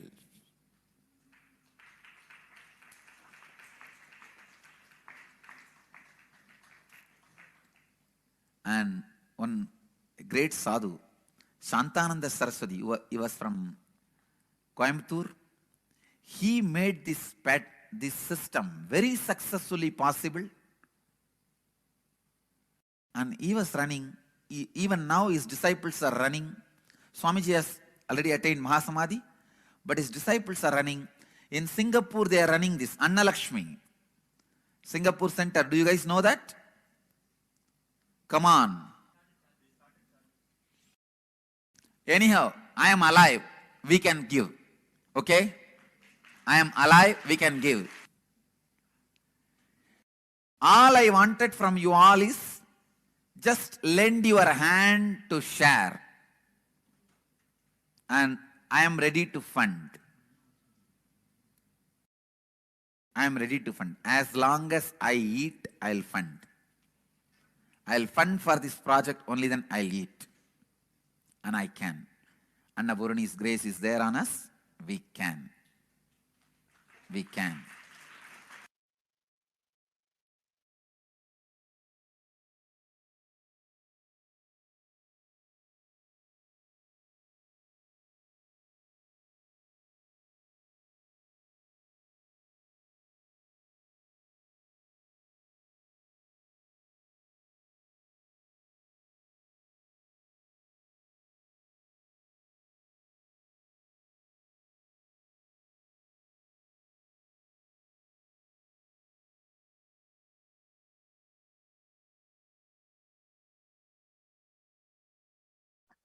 And after having understood the extreme depth of compassion with which the Supreme Pontiff of Hinduism, Bhagavan Nithyananda Paramashivam, has started and is continuing to run the Annalayas, Nithyananda Annalayas worldwide, let us take a bigger look at what impact hunger really has on planet Earth, on human beings, and the depth of the problem if food is not available. As Bhagavan said, Annam Bahupurvita is the ordainment of the Veda Agamas. Why so? What really are the implications of hunger? Let us see as the world is going through it today. Climate change and hunger are very interrelated. A large part of the world is sadly still grappling with the problem of acute food insecurity. The rise in hunger has been showing no sign of diminishing. As compared to the pre-pandemic scenario, the number of food insecure people was estimated to 270 million by the end of 2020 due to the fallout from the COVID-19 pandemic. According to the recent analysis, that represents a staggering increase of 82%. Even though zero hunger is the second sustainable development goal set by the United Nations as its development agenda, stating the goal as to end hunger, achieve food security, and improve nutrition and promote sustainable agriculture, the recent trends show that not only are we far from achieving this goal by the target year of 2030, but the percentage of people affected by hunger will cross 840 million by 2030 as compared to the current figure of 690 million. Around 2 billion people did not have regular access to sufficient, safe, and nutritious food in 2019, of which nearly 750 million, or nearly 10% of the world's population, were exposed to severe food insecurity. When it comes to food security and nutritional status, the most vulnerable sections of the population, such as the poor, senior citizens, migrant workers, internally displaced persons, women, and children are expected to bear most of the brunt of the health and socio-economic consequences induced by the COVID-19 pandemic. And the stats don't stop there. 144 million children below the age of 5 were affected by stunting, that is, low height for age, in 2019, while around 47 million children in the same age group were affected by wasting, a condition defined as low weight for height, caused due to low nutrient intake or prolonged illnesses. Our dietary habits are also found to be significantly linked to greenhouse gas emissions and climate change. The greenhouse gas emissions from the global livestock industry surpass those from all cars, trains, planes, and ships combined. A study published in Science in 2018 assessed the relative climate impact of various food groups. The analysis showed that animal-based foods, especially beef, lamb, shrimps, pork, poultry, fish, and eggs, have a much higher carbon footprint than plant-based foods. Beef and lamb, mutton occupy the top spots in this analysis. Our dietary habits are also found to be significantly linked to greenhouse gas emissions and climate change. The greenhouse gas emissions from the global livestock industry surpass those from all cars, trains, planes, and ships combined. A study published in Science in 2018 assessed the relative climate impact of various food groups. The analysis showed that animal-based foods, especially beef, lamb, shrimps, pork, poultry, fish, and eggs, have a much higher carbon footprint than plant-based foods. Beef and lamb, mutton occupy the top spots in this analysis.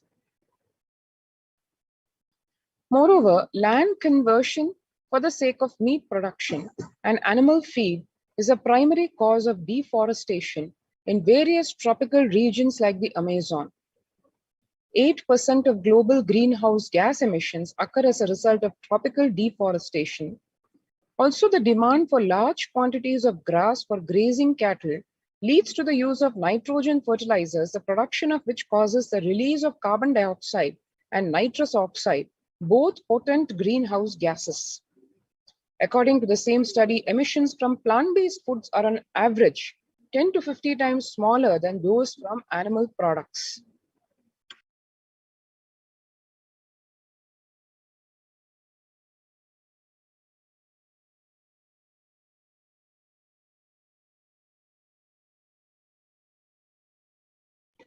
From this data, it naturally flows that switching from a meat-heavy diet to a vegan or vegetarian diet, or at least reducing the meat intake in our diet, could help reduce greenhouse gas emissions. A recent report by the Intergovernmental Panel on Climate Change in 2018 stated that consumption of healthy and sustainable diets, plant-based food, would likely reduce greenhouse gas emissions and improve health outcomes. The poor and vulnerable sections of the population are at an increased risk as far as the adverse effects of climate change are concerned. Children constitute nearly half of those affected by disasters. Some studies also reveal the linkages between our food habits and the prevalence of vector-borne diseases. Many pandemics that humanity has witnessed in recent years, like SARS, H1N1, etc., have shown to be linked to the overlap between human and animal ecosystems that have been caused as a result of the ever-expanding livestock industry and presence of fresh meat markets in cities. Now, having seen what are the global impacts of hunger and non-vegetarian food intake and livestock industry, let us now see the contributions of Kailasa and the Supreme Pontiff of Hinduism towards Zero Hunger Planet Earth. The No Hunger Project, launched by the Supreme Pontiff of Hinduism, Bhava Nithyananda Paramashivam, precisely aims to tackle these issues on a widespread scale.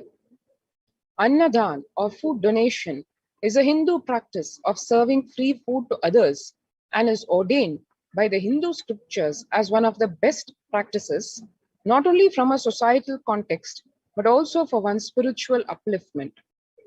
Through Annalayas, food donation centers, the de facto spiritual embassies of Kailasa worldwide, under the guidance of the Supreme Pontiff of Hinduism, have served over 2 million organic, sattvic, vegetarian meals so far. The food is cooked strictly based on agamas, hence is high in sattva, a Sanskrit term referring to quality associated with peace, bliss, high activism, and higher state of consciousness, and is distributed only after being served to the divine.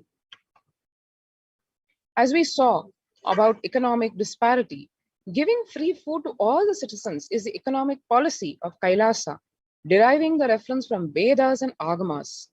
Additionally, serving free organic vegetarian food acts as a significant step towards introducing an alternative diet to people that is tasty as well as healthy, and also takes into account the safety and health of Mother Earth. The Supreme Pontiff of Hinduism has said that if the meat industry is allowed to continue at this scale, planet Earth will not be able to survive more than 50 to 60 years. Moreover, he has on many occasions spoken in detail about the health and spiritual benefits of eating a vegetarian diet. And we can see how Kailasa for over 2 decades has been serving this service of Annadan or free food true to the policy of Hinduism and Kailasa. The Vedagamas, the source of Hindu scriptures, declare Annam Bahupurvita, which means let us produce food in large quantities.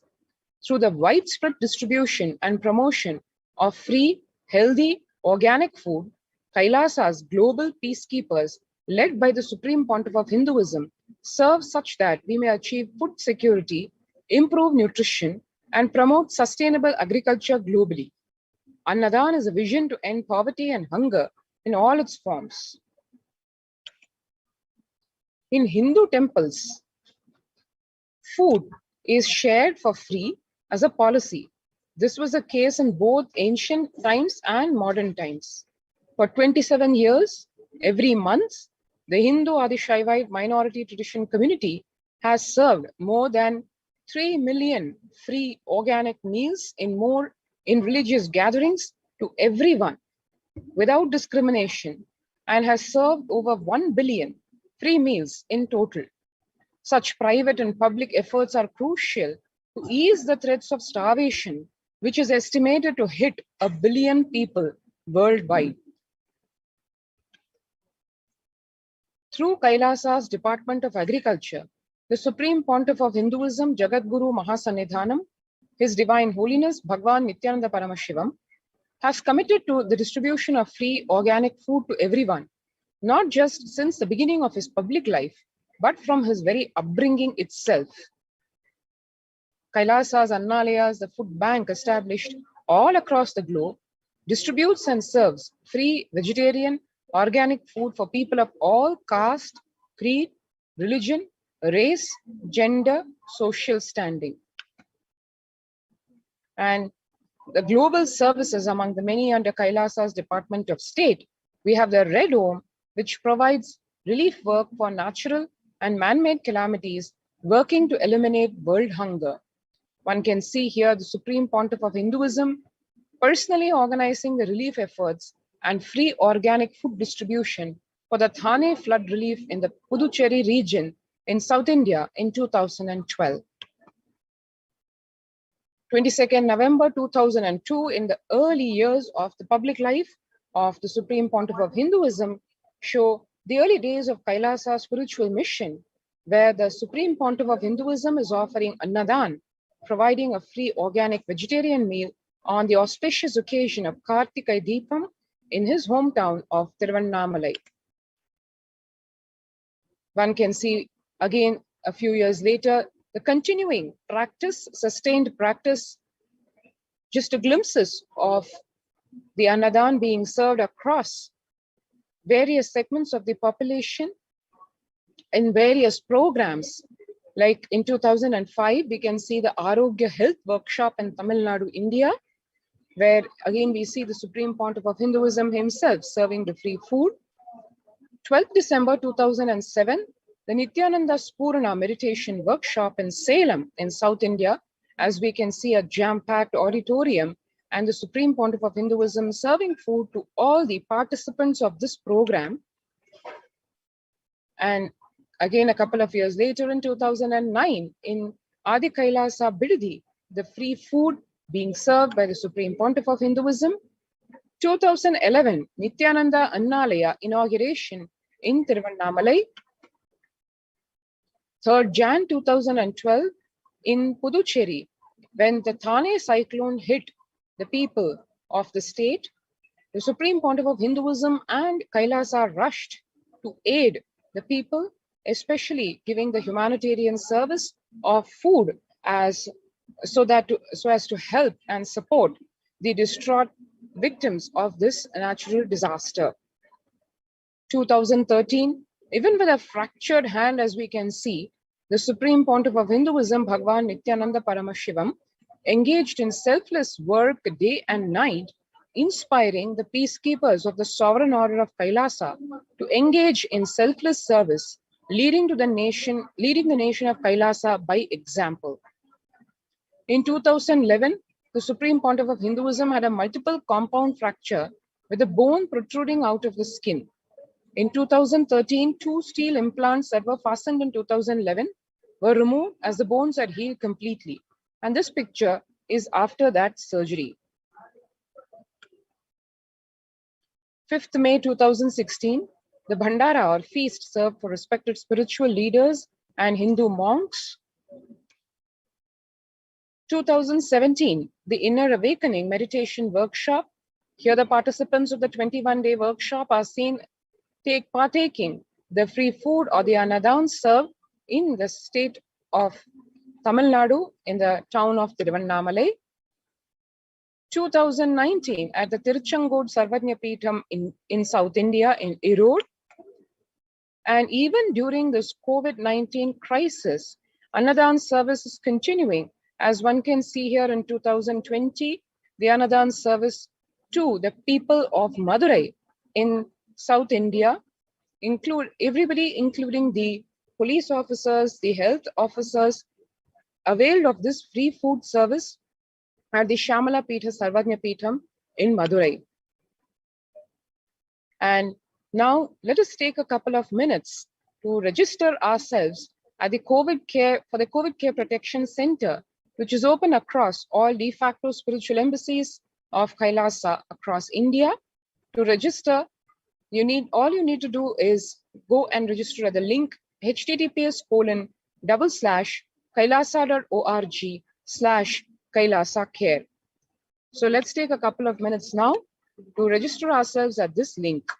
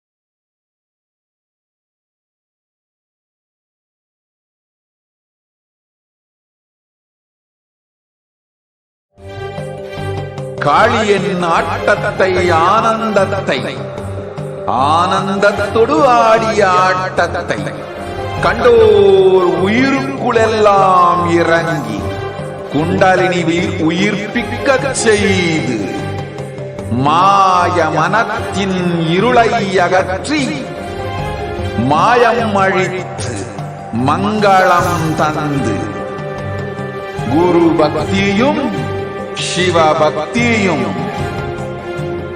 Paramasiva பக்தியும் பரமசிவ சக்தியும் அளிக்கின்றேன். மனமாயை விடுத்து குரு பதத்தை பற்றுங்கள். நித்யானந்தமாய் நிஜாவதாரமாய் வந்துதித்த என்னை பற்றி வாழ்வில் எல்லா நலமும் பெற்றிடுங்கள். ஓம் ஓம் ஓம். யாதுமாகி நின்றாய் காளி, ஓம் காளி ஓம் சக்தி, ஓம் காளி ஓம் சக்தி, ஓம் சக்தி ஓம் சக்தி ஓம் சக்தி. ஓம் ஓம் ஓம் ஓம்.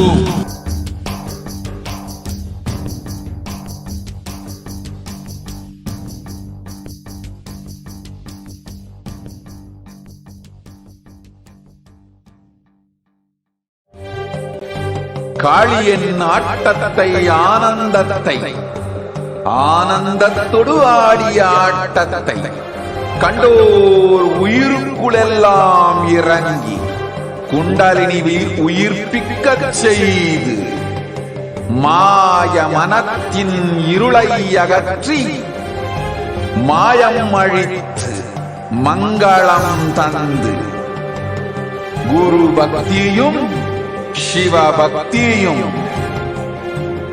பரமசிவ பக்தியும் பரமசிவ சக்தியும் அளிக்கின்றேன். மனமாயை விடுத்து குரு பதத்தை பற்றுங்கள். நித்யானந்தமாய் நிஜாவதாரமாய் வந்துதித்த என்னை பற்றி வாழ்வில் எல்லா நலமும் பெற்றிடுங்கள். ஓம் ஓம் ஓம். யாதுமாகி நின்றாய் காளி, ஓம் காளி ஓம் சக்தி, ஓம் காளி ஓம் சக்தி, ஓம் சக்தி ஓம் சக்தி ஓம் சக்தி. ஓம் ஓம் ஓம் ஓம்.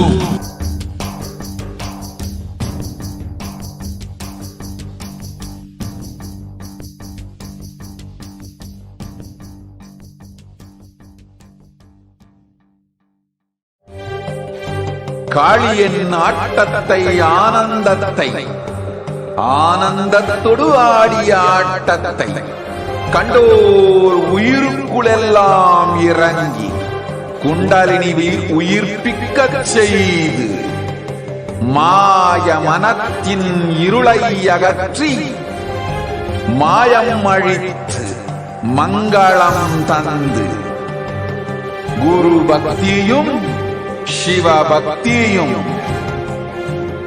பரமசிவ பக்தியும் பரமசிவ சக்தியும் அளிக்கின்றேன். மனமாயை விடுத்து குரு பதத்தை பற்றுங்கள். நித்யானந்தமாய் நிஜாவதாரமாய் வந்துதித்த என்னை பற்றி வாழ்வில் எல்லா நலமும் பெற்றிடுங்கள். ஓம் ஓம் ஓம். யாதுமாகி நின்றாய் காளி, ஓம் காளி ஓம் சக்தி, ஓம் காளி ஓம் சக்தி, ஓம் சக்தி ஓம் சக்தி ஓம் சக்தி. ஓம் ஓம் ஓம் ஓம்.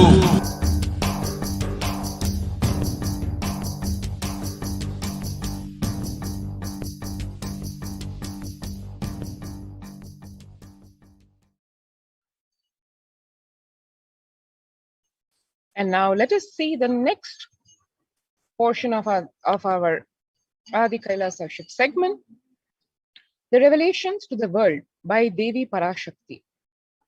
12th May of this year, Devi Parashakti revealed in the Akashic readings, I came as Nijavatara. I am blessing you. Listen. People, listen. To do good to all of you, I have taken the form of Nithyananda and came down as Nijavatara. People of India, listen, carefully listen. Time after time, Bharatam is Jnana Bhumi, where enlightened beings come. We cannot make Jnana Bhumi as infertile. Enlightened beings have to come. They have to live. It has to flower. Few hypocrites, because they are stuck in delusion, we cannot sacrifice the world. Cosmos cannot be destroyed. The ship I did to save cosmos from being destroyed, that is called Adi Kailasa. The ship I did to protect beings from Pralaya is Adi Kailasa. Because of conspiracy of Drohis and enemies' rule, the captain had to leave the ship. Before 12 years, knowing the great deluge that is going to happen, all Aushadas, by this Guru Purnima, that Jnana Rasavadam, Navapashana is going to flower. Allow people to come and take dip in Navapashana flower. People, whoever come and dip in Vaidyasarovar, they will not have deaths. They will not have corona.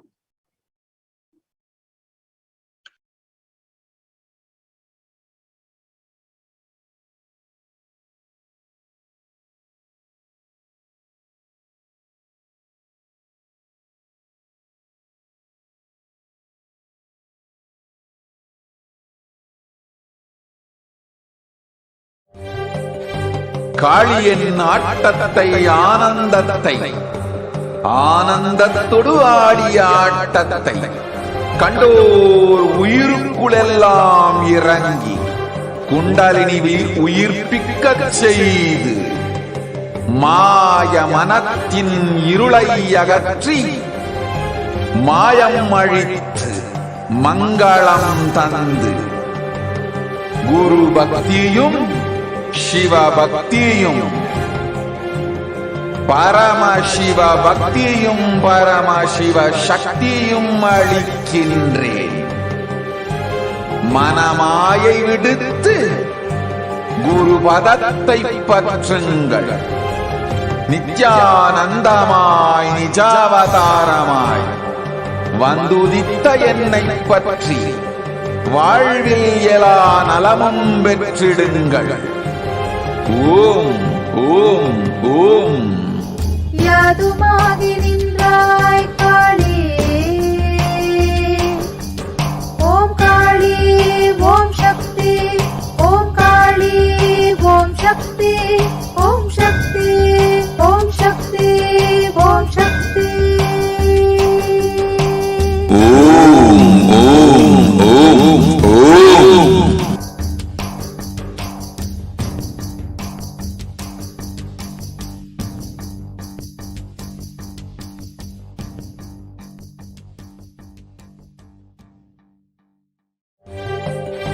காளியின் ஆட்டத்தை ஆனந்தத்தை ஆனந்தத்தொடு ஆடிய ஆட்டத்தை கண்டோர் உயிருக்குளெல்லாம் இறங்கி குண்டலினிவில் உயிர்ப்பிக்கச் செய்து மாய மனத்தின் இருளை அகற்றி மாயம் அழித்து மங்களம் தந்து குரு பக்தியும் சிவ பக்தியும்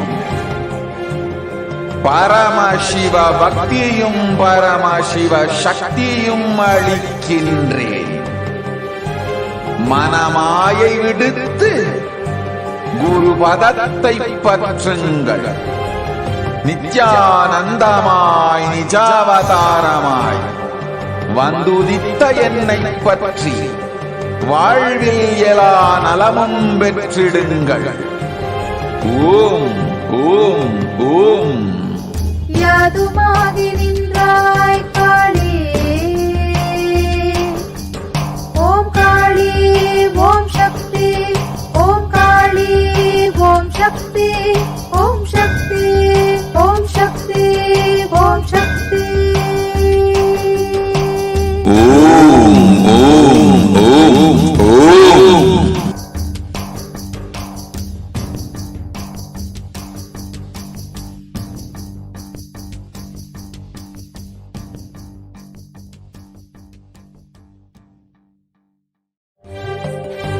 காளியின் ஆட்டத்தை ஆனந்தத்தை ஆனந்தத்தொடு ஆடிய ஆட்டத்தை கண்டோர் உயிருக்குளெல்லாம் இறங்கி குண்டலினி உயிர்ப்பிக்கச் செய்து மாய மனத்தின் இருளை அகற்றி மாயம் அழித்து மங்களம் தந்து குரு பக்தியும் சிவ பக்தியும்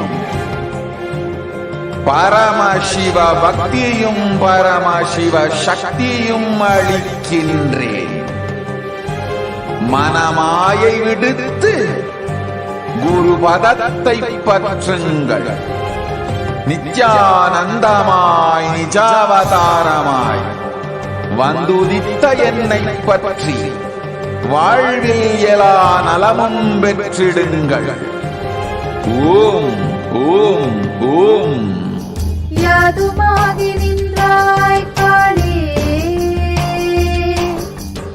ஓம் காளி ஓம்.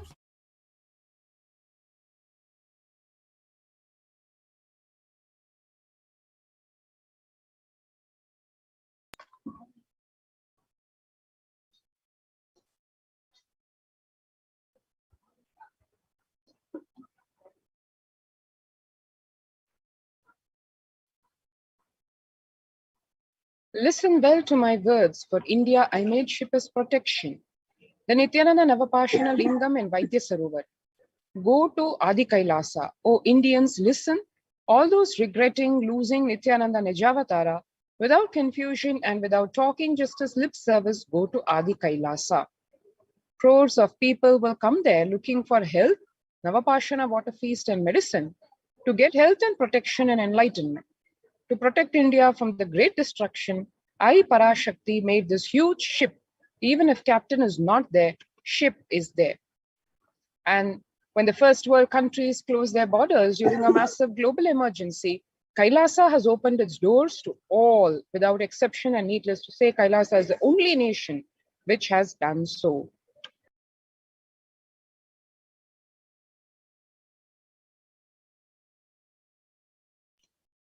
And as Kailasa has opened its doors to one and all, we at Adi Kailasa Sarvanipitham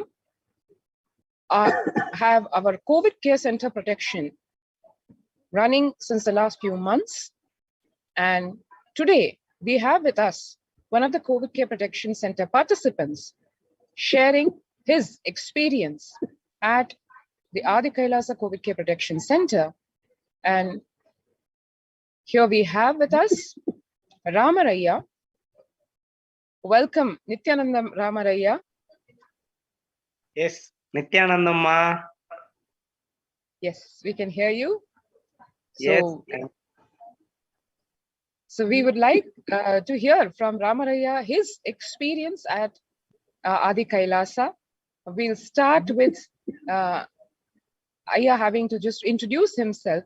Nithyanandam Ayya. Ayya is more comfortable with Tamil, so we will be switching between Tamil and English. Nithyanandam Ayya. Nithyanandamma. Ayya, Adi Kailasa Sarvanipitham. You've been a long devotee. Ayya vande romba varshama Swamiji devotee irundirukkel. Ippo Adi Kailasa vandapram உங்களோட first experience ஒரு 2-3 சென்டென்ஸ்ல சொல்ல போனா நீங்க மெயினா என்ன சொல்ல விரும்புறீங்க இந்த Covid care centre protection centre பத்தி? எஸ், இந்த கோவிட் கேர் சென்டர் அந்த CCC லேயர் அப்படிங்கிறது நமக்கு கிடைச்ச மிகப்பெரிய கிஃப்ட். அதாவது நம்ம ஹியூமன் லைஃபுக்கு இந்த டயத்துல எக்ஸாக்ட்லி இந்த டயத்துல சுவாமிஜி கொடுத்த மிகப்பெரிய வரப்பிரசாதம் தான் நான் சொல்லுவேன். ஏன்னா நான் வெளி உலகத்தை பார்த்துட்டு தான் வந்திருக்கேன்.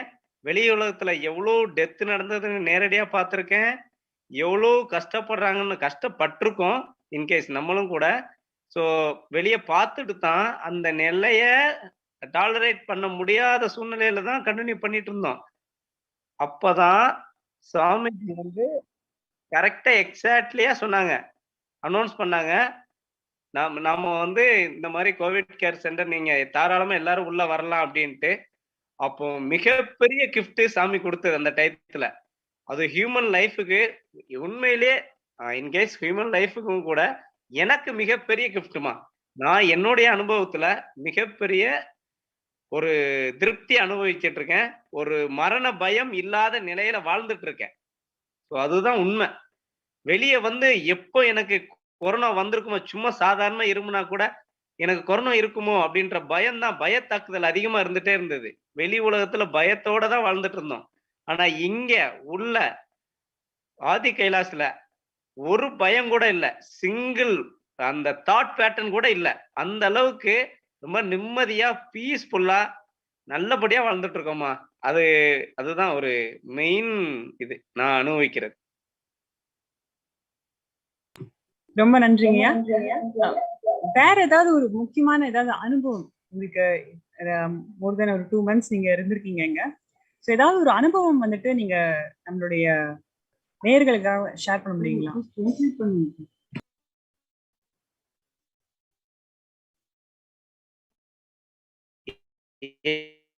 Sorry for the interruption, ஐயா. சாரி, மறந்தே போச்சு. நீங்க ஷேர் பண்ணத we haven't translated to English நீங்க சொன்னது. So ஒரு few minutes translate பண்ணிடுறோம்.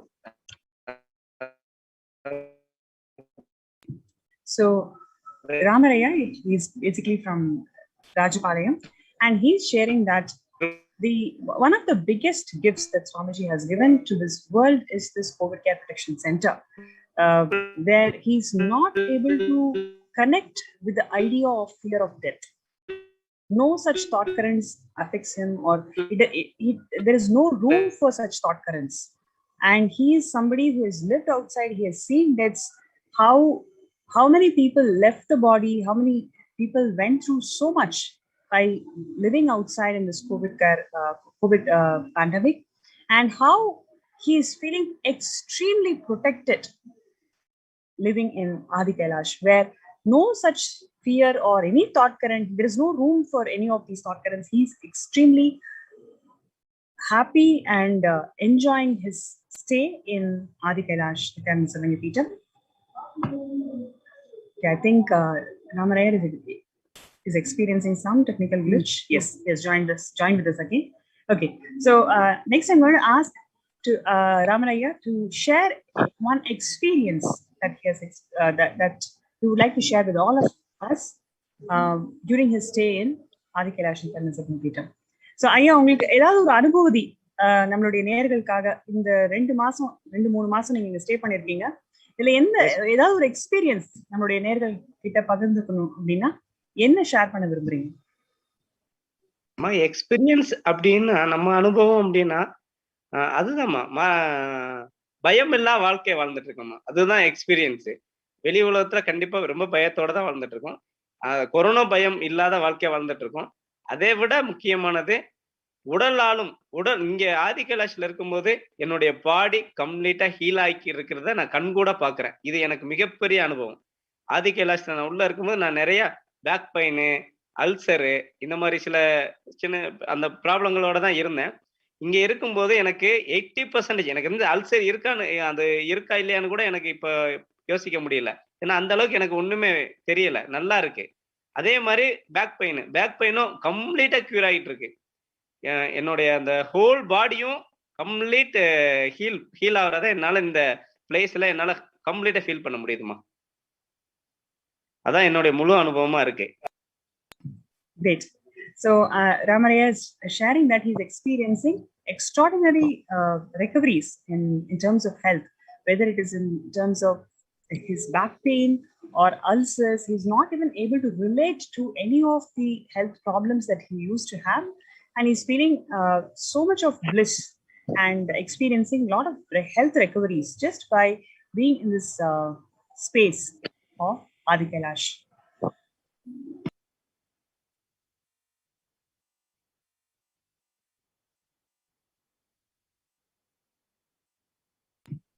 Yes, next we're going to ask what are the different activities that COVID Care Protection Center participants do, and how does he enjoy himself doing all of that?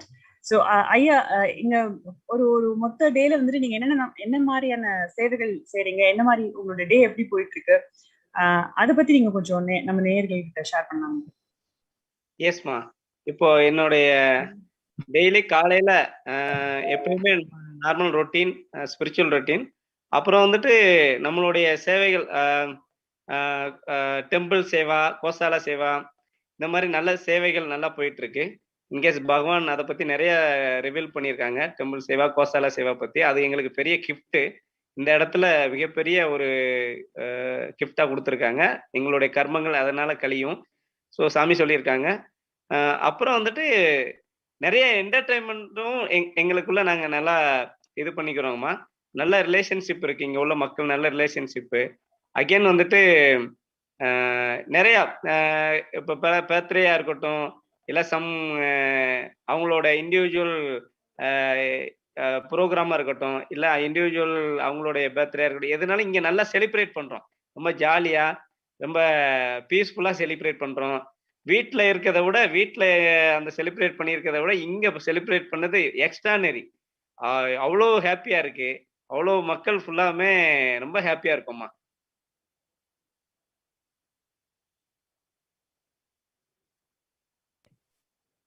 Yes. So what Aya is sharing with all of us is, the day starts with the spiritual routine, and after that they do a lot of other activities, including temple seva, Goshala seva, and many other such activities. This is a beautiful opportunity how Swamiji has provided this ambience for them to do seva and burn all the karmas. So he's feeling extremely spiritually empowered by being in this ecosystem. And one other thing that Ramaraya shared is not just the seva and spiritual practices, they also have room for so much of celebration, when it comes to personal birthday celebrations or any functions. So many such events happens amongst the community members, and all of this really makes him so happy and blissful. And he also shares that there is a very good ambience amongst all the people who has come here as a COVID care protection participants. There is a very good rapport amongst them, and that makes him feel happy and gives that feeling of family being here in Adi Kailash. So ஐயா, ரொம்ப நன்றிங்க நீங்க ஷோக்கு வந்தது. அதுக்கு முன்னாடி இன்னும் ஒரே ஒரு கொஸ்டின் இருக்கு. என்ன நீங்க சொல்ல விரும்புறீங்க நம்மளுடைய நேயர்களுக்கு?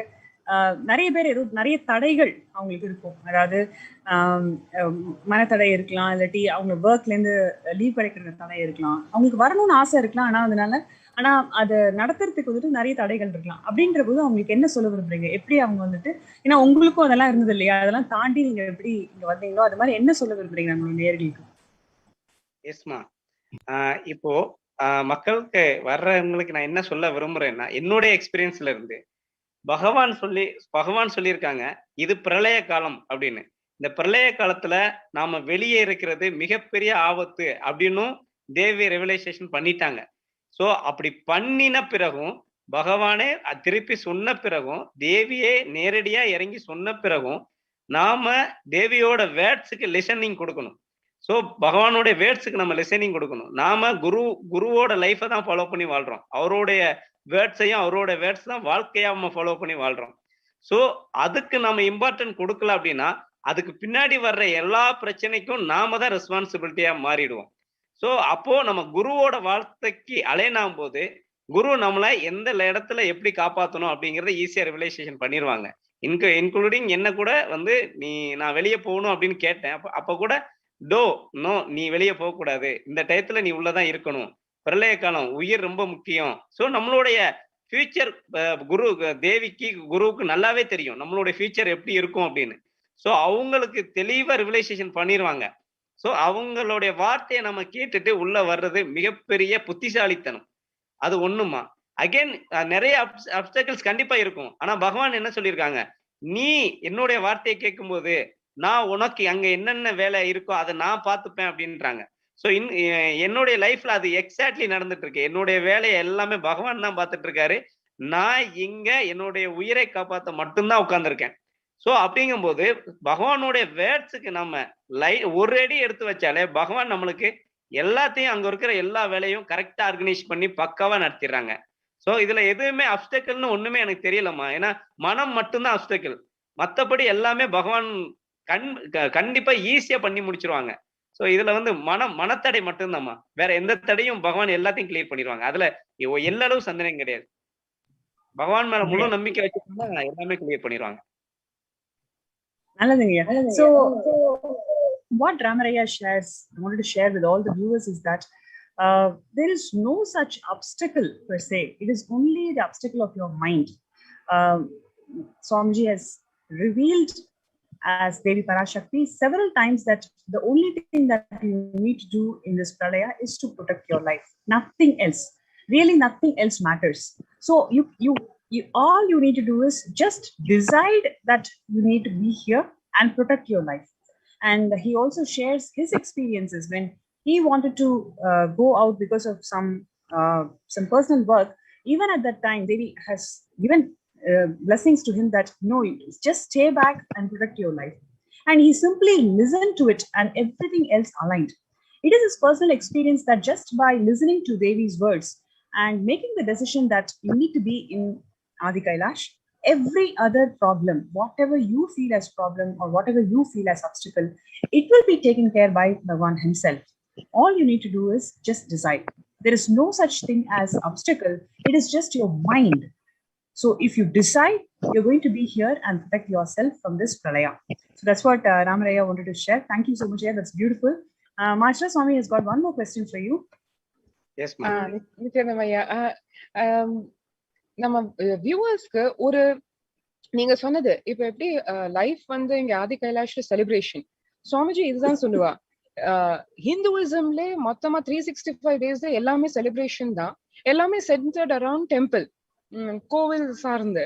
ஸோ இப்போ லாஸ்ட் ஃபியூ டேஸ் நம்மளுக்கு நிறைய கோவில் ஃபங்க்ஷன்ஸ் வந்திருக்கு. கிருஷ்ண ஜென்மாஷ்டமி நடந்துச்சு. இப்போ இன்னைக்கு துவஜாரோகணம், கணேஷ் பிரம்மோத்சவம்க்கு உங்களுக்கு அந்த பிளெஸிங் கிடைச்சது. இதுல எல்லாம் பார்ட்டிசிபேட் பண்ணி என்ஜாய் பண்றதுக்கு அந்த எக்ஸ்பீரியன்ஸ் வந்து நேச்சுரலி வெளி உலகத்துல கிடைக்கிறது ஆல்மோஸ்ட் இம்பாசிபிள். ஸோ நீங்க பாக்கி உங்களோட பிரதர் மேல் டிசைபிள்ஸ் எல்லாருமே வந்திருந்தா we saw all of you, ரொம்ப ஹாப்பியா இருந்தால் அதை பத்தி கொஞ்சம் நம்ம வியூவர்ஸ் ஷேர் பண்ணா.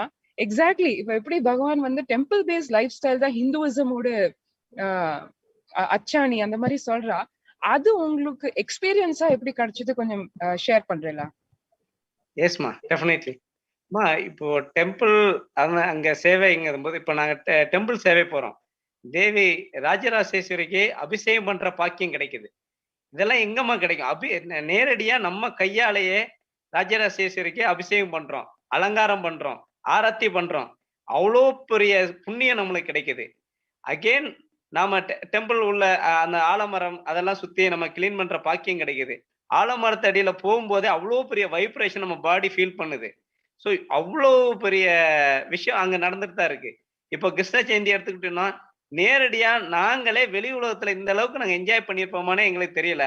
டோட்டலி நாங்க கிருஷ்ணராவே மாறி இருந்த அந்த ஃபீலிங் தான் இருந்தது. டைரக்டா எல்லாருமே கிறிஸ்தர் வேஷம் போட்டு அவ்வளோ ஆர்னமெண்டலா அவ்வளோ நகை எல்லாம் போட்டுட்டு ஜாலியா பகவானோட அப்படியே ஜாலியா அந்த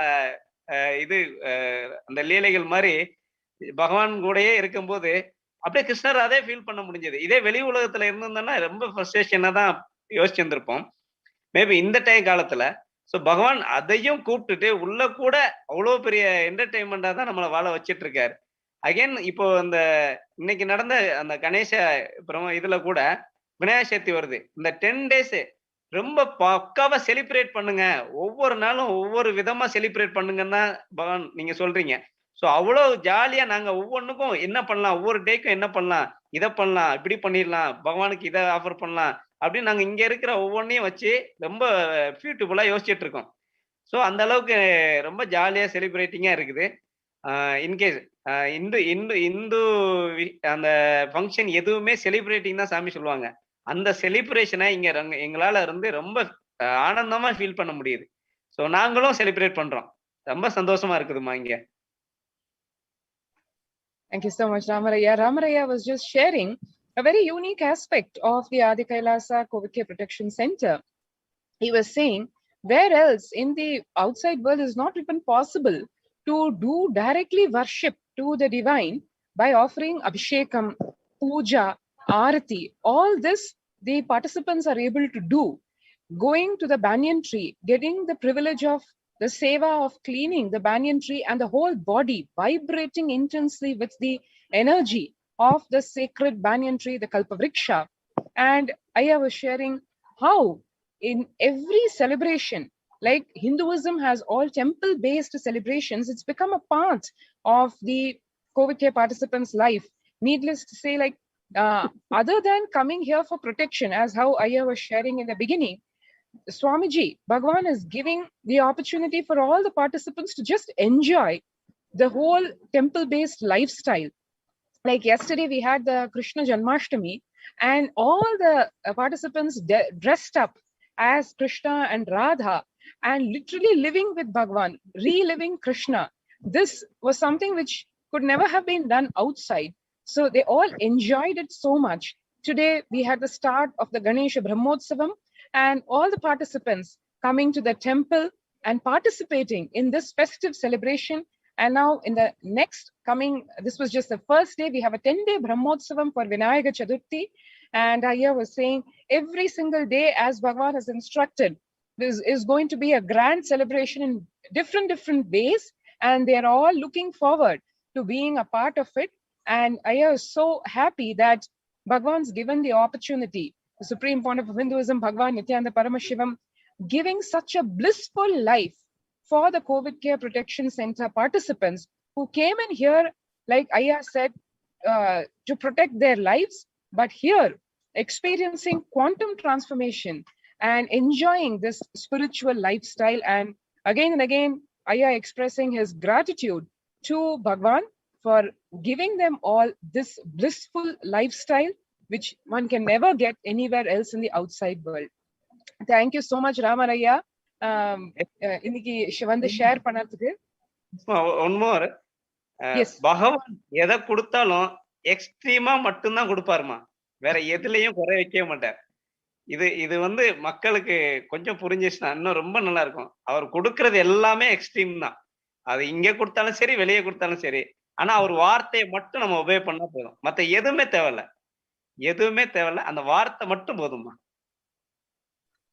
Aya is expressing his overflowing gratitude by making a very strong statement that Bhagwan always gives everything in extreme. What he means by extreme is extreme compassion, extreme showering. And how, because of that, all we need to do is just listen to Guru Vak. That is the final sharing that Ramaraya wanted to do with all of us. And in the interest of time, we will be concluding this segment. Thank you so much, Ramaraya, for coming, for sharing. Thank you. Nithyananda Maya. Thank you, Aya.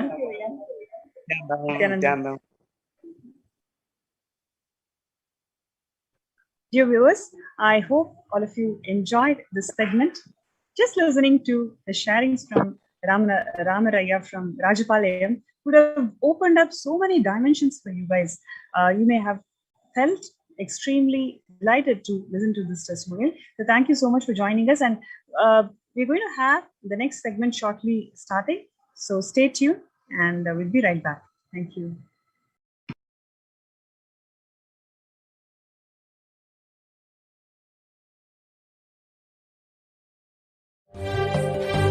காளியின் ஆட்டத்தை ஆனந்தத்தை ஆனந்தத்தொடு ஆடிய ஆட்டத்தை கண்டோர் உயிருக்குளெல்லாம் இறங்கி குண்டலினி உயிர்ப்பிக்கச் செய்து மாய மனத்தின் இருளை அகற்றி மாயம் அழித்து மங்களம் தந்து குரு பக்தியும் சிவ பக்தியும்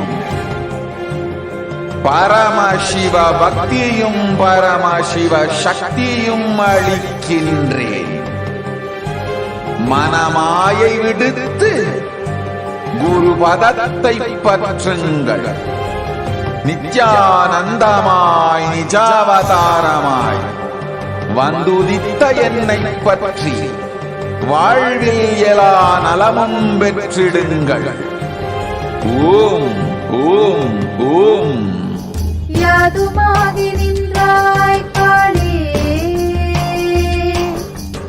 ஓம் காளி ஓம் சக்தி, ஓம் காளி ஓம் சக்தி, ஓம் சக்தி ஓம் சக்தி ஓம் சக்தி. ஓம் ஓம் ஓம் ஓம்.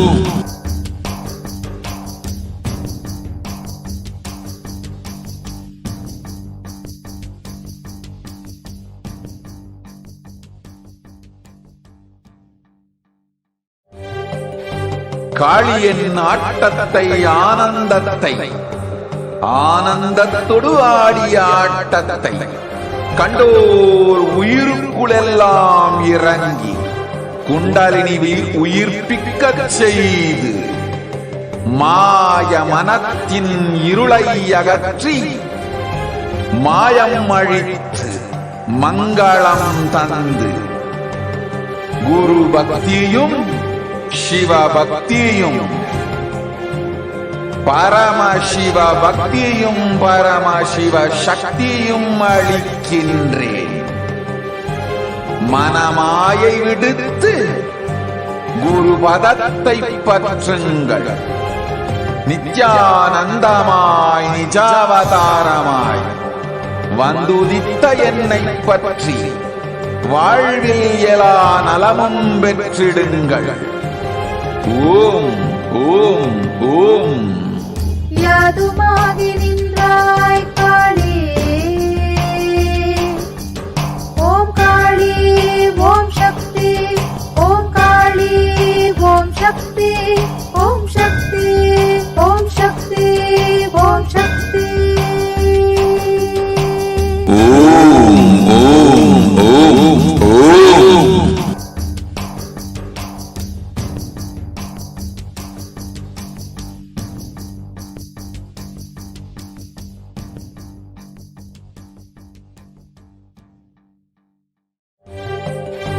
காளியின் ஆட்டத்தை ஆனந்தத்தை ஆனந்தத்தொடு ஆடிய ஆட்டத்தை கண்டோர் உயிருக்குளெல்லாம் இறங்கி குண்டலினிவில் உயிர்ப்பிக்கச் செய்து மாய மனத்தின் இருளை அகற்றி மாயம் அழித்து மங்களம் தந்து குரு பக்தியும் சிவ பக்தியும்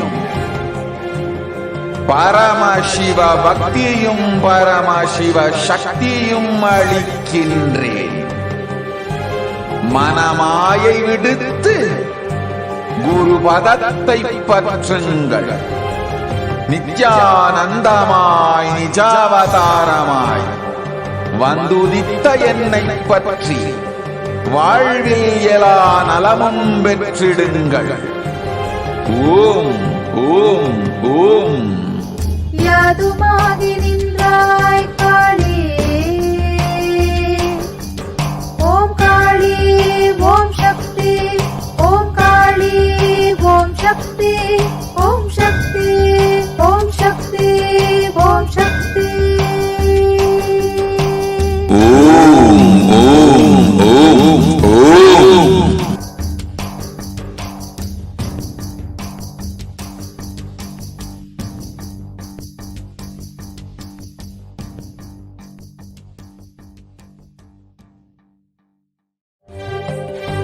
காளியின் ஆட்டத்தை ஆனந்தத்தை ஆனந்தத்தொடு ஆடிய ஆட்டத்தை கண்டோர் உயிருக்குளெல்லாம் இறங்கி குண்டலினிவில் உயிர்ப்பிக்கச் செய்து மாய மனத்தின் இருளை அகற்றி மாயம் அழித்து மங்களம் தந்து குரு பக்தியும் சிவ பக்தியும் பரமசிவ பக்தியும் பரமசிவ சக்தியும் அளிக்கின்றேன். மனமாயை விடுத்து குரு பதத்தை பற்றுங்கள். நித்யானந்தமாய் நிஜாவதாரமாய் வந்துதித்த என்னை பற்றி வாழ்வில் எல்லா நலமும் பெற்றிடுங்கள். ஓம் ஓம் ஓம். யாதுமாகி நின்றாய் காளி,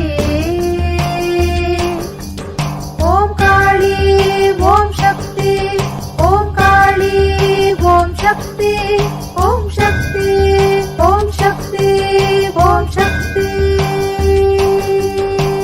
ஓம் ஓம் ஓம் ஓம்.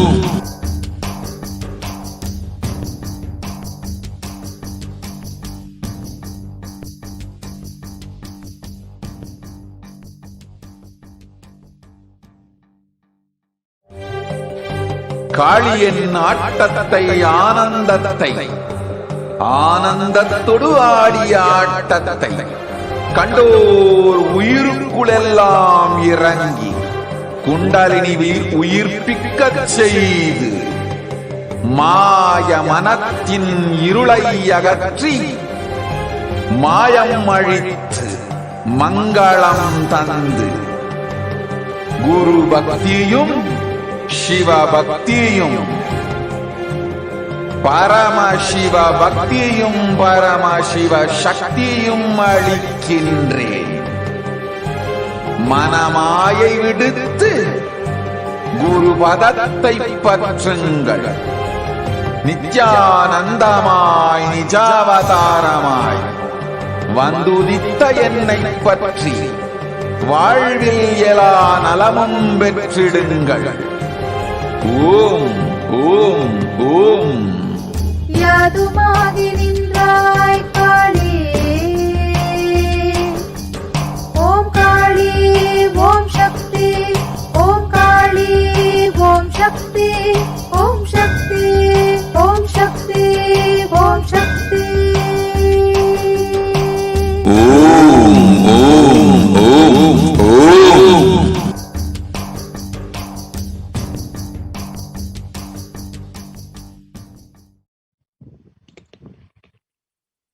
Nithyanandam, welcome back to your viewers.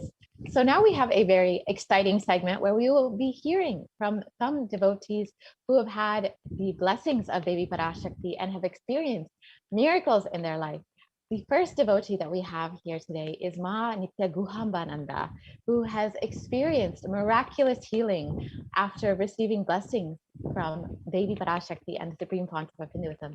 So Nithyanandam Ma, welcome to Nithyananda TV. Nithyanandam Ma. Thank you so much for joining us, Ma. My pleasure, Ma. And just the blessing of Swamiji and making it happen. That's Yes, it, nothing more than that. Absolutely, Ma. So can you share a little bit about yourself and when you met Swamiji and how long you have known Swamiji for? Well, I know Swamiji for last 4 years, and I did my IA in 2018 May, and that's it, the way I started following Swamiji, and here I am today here with all his blessings and all. That's beautiful. And so you got to have the last physical darshan with last yes. physical program with Swamiji. Yes. That's beautiful. We were the blessed one to have the last IA. It was so wonderful going all visiting temples and havans and having dinner with Swamiji and blessings, traveling with him. That was the awesome. And we were pulled, we were the chosen one to have that IA. Absolutely, Ma. You were like the lucky few who got to Lucky experience few of Swamiji. us, yes. Yes. So can you share a little bit about yourself, where you're from and what your background is, what you do? Amma, I'm from Gujarat. My legal name is Jhuma, but Swamiji blessed me with the name of Guhambananda, Mahaguhambananda. Mahaguhambananda is the mother of Kartikeya. The meaning is the mother of Kartikeya. So that is the thing, beautiful experience with that name. It's happening now. And I'm basically, I'm an artist. And I'm settled in Baroda. I have my son My family, my parents are here, my sister is here. So we all are together staying in Baroda. That's beautiful, Ma. So I heard that you recently have had a miraculous healing experience. Yes, Ma, it's after. a miracle. Can you share a little bit about it? Yes, And sure, Ma, what that's exactly? wonderful, wonderful thing. It's my father's instant recovery from severe health issue. And it's really a miracle it has happened, and we all have observed this thing in our whosoever there was in hospital, whether the hospital staff or my family members. So it was just a day before my dad has a little bit of fever, and as usual, and he was working and he was very active at home, so we were just not that much bothered. The next day, my sister, she took an appointment, who is staying with my parents, that in the evening we'll be going to the doctor. But meantime, before an hour going visiting doctor, it became so serious, like he was not able to walk, not having the control on his body and all. So we went to the emergency to the hospital, and when we went over there, he was not able to put his leg and not able to move. Even he was not able to talk. So we went over there. We saw that it's a high blood pressure, pulse rate is too high, and high fever was there, and temporarily amnesia was there with him. So it was so that, and he was not able to sleep. He doesn't want to lay down also, and he was forcefully was trying to get up. So it was all, he was forgetting everything, and a certain thing he was remembering again. He was not able to talk properly. So, and he spoiled the entire bed also with feces and all. So like that, we were so worried. Suddenly it happened. Within an hour, it happened. So doctor went with all the blood tests, even sonography, ECG, everything. And later on said, the doctor said that he has to be admitted because it doesn't look good. And they said you have to stay here for 3 to let's see how he's getting recovered. He's getting recovered. So the entire night it was like he was not comfortable, not sleeping. Lots of discomfort and all things was there, and drips were going on, and he was trying to pull out the drips and all things, IVs and all, And the next day it was so bad, like we went with all the tests in the evening, the first day. Second day when the report came, it's all normal, all normal. The blood reports, ECG, even sonography of the chest, sonography of the abdomen, like everything, urine test, everything was no sign of any problem, health issue was there. So still he was having a stomach pain, still he was sometimes losing his memories, sometimes he was saying something good, something abnormal thing he was talking. So second day, like the doctor was not able to figure out what exactly it is. He was not able to diagnose, and this orientation of speech was there, and then the feces was so bad that one can't stand in that room. It was such a bad things was happening. Smell was happening. So smell was there. So the overnight it went, second night also it went. Then third day I had a click that I'm having a Atmalinga and I'm a healer. So I thought why I should not. What I did, it is self customized the Atmalinga for us. But then I made him wear the Atmalinga. My Atmalinga. And I know that Swamiji will take care, and he knows that why I'm doing that so. You, Ma, won't believe, even I've shared my photographs with in Sangha about how the things were changing. In an hour, he got up. He asked that you please make me sit. Then he came out from the bed and he was sitting on a chair and just relaxing and sit for quite little. Before that, it was very difficult. Even with two-person help, we were trying to shift him or give him some food, and he was not taking any food also. And he was sitting on chair very nicely in an hour after wearing the Atmalinga. Wow. The power of Atmalinga, one should know. The world who is listening to me, they should understand what Swamiji has given to us. And that day he was very happy, and little bit of food and all he has taken. Then next day morning, then I had a talk in the Sangha that what this is there, and Ma Devasuma said that why don't you make him to wear the Kanthamala? Then I collected the Kanthamala that third day, and I went, and meantime my mother, what she does every day, she will give prasadam in the afternoon to Swamiji. Even she's to the Atma Murti. So even though sometimes she's not well, we suggest her that, Ma, why you are doing it like this? You can give dry foods, you can give juice, or Swamiji is Nirahara, so you can offer such things. She said no, she will give a complete plate full of vegetables, rice, curd, and everything, sweet and everything.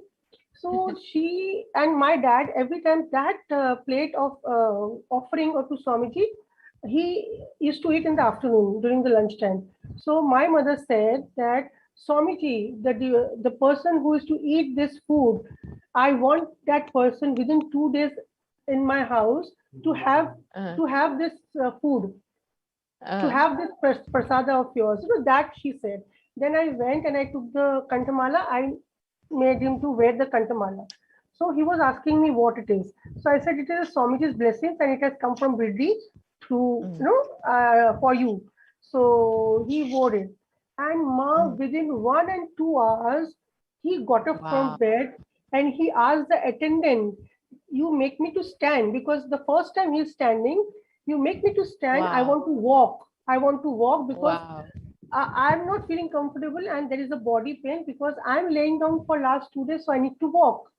So till that time, no report has said that he is having any health issue. And so severe that 2 days we had seen him how he was behaving. So he had a walk in that room. So he said, doctor, I would like to go home because I'm okay. Doctor said you have to show that fitness and you have to eat food.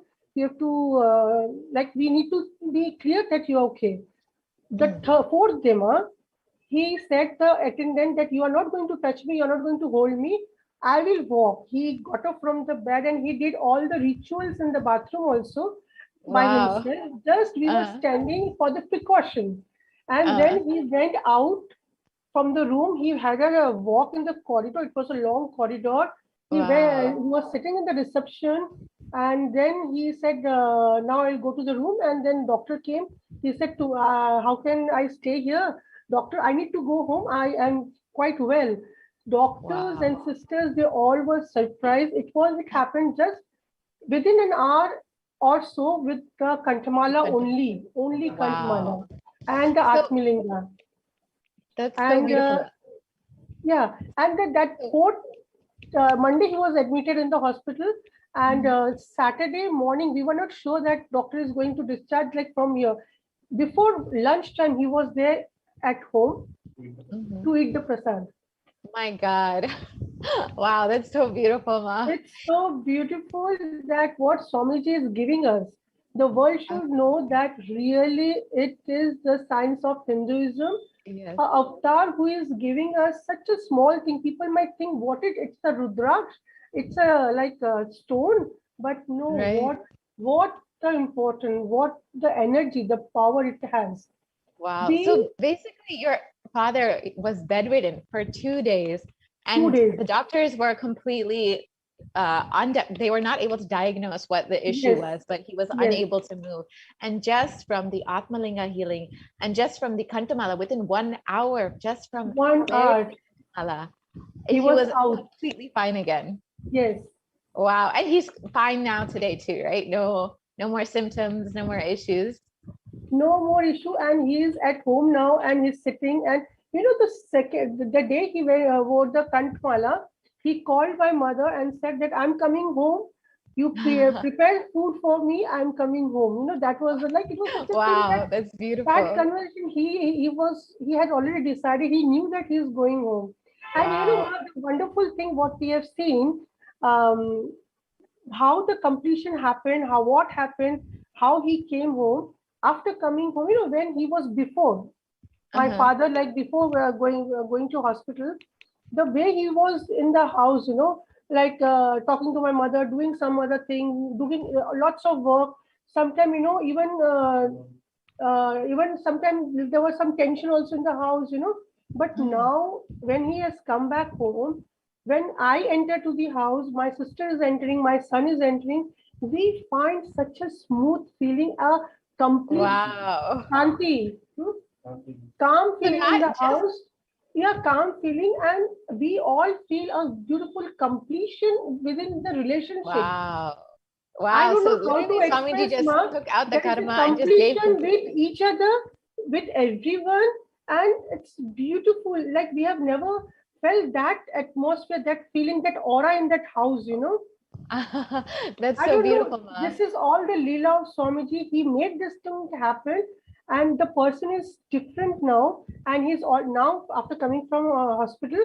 I said that Swamiji has given you this Kantamala to you. So now he has never seen Swamiji, but Uh, he physically has never seen. But the photographs and other things he has seen, and he is the person who is to do the Sandhya Aarti.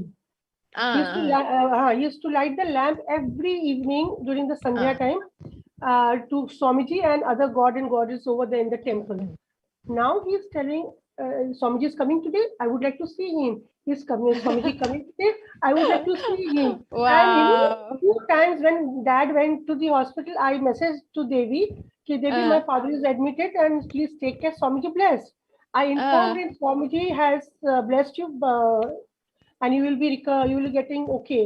And the second time wow. when I said Swamiji that Swamiji Atmalinga and Kantamala I have given him, and this is within 1 hour he was good. So even Swamiji answered my question and my Uh, sharing. So I said my dad that wow. Swamiji has again answered you, and he has asked you to wear the Kantamala, and always every day you take the healing from the Atmalinga. Oh, Swamiji Wow. has blessed me. Swamiji has talked about me. So it was such a beautiful. He was so happy. Wow. So So now he miracles wants upon to see the miracles. satsang of Swamiji now. He wants to listen to Wow. Swamiji. He wants to meet Swamiji. Wow. So now your whole, not only did your father get healing, your whole family has had experienced such completion, and now everybody is Yes, connected together as a family to yes. Swamiji.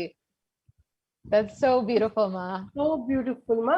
It's so wonderful. Like it's a beautiful miracle happened, and world should know these Atmalinga and Kantamala. Yes. It's And it's Devi's direct really it is blessings. happening. Absolutely, Ma. The Kantamala, as Swamiji always says, is the 911 call for all of us. So Yes, yes, cosmic 911. That's so beautiful, Ma.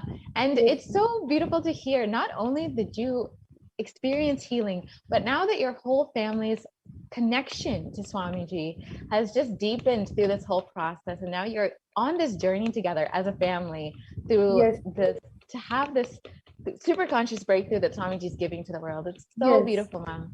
Thank you so much for coming and sharing There is your one more sharing would I like to share because it's very much connected with all the people who are visiting the breathing space of Swamiji, whether it is a yes, Bridi yes, or any other place, or if yes, somebody please is share. going to Kailasa in coming period of time whenever Swamiji is asking us to come.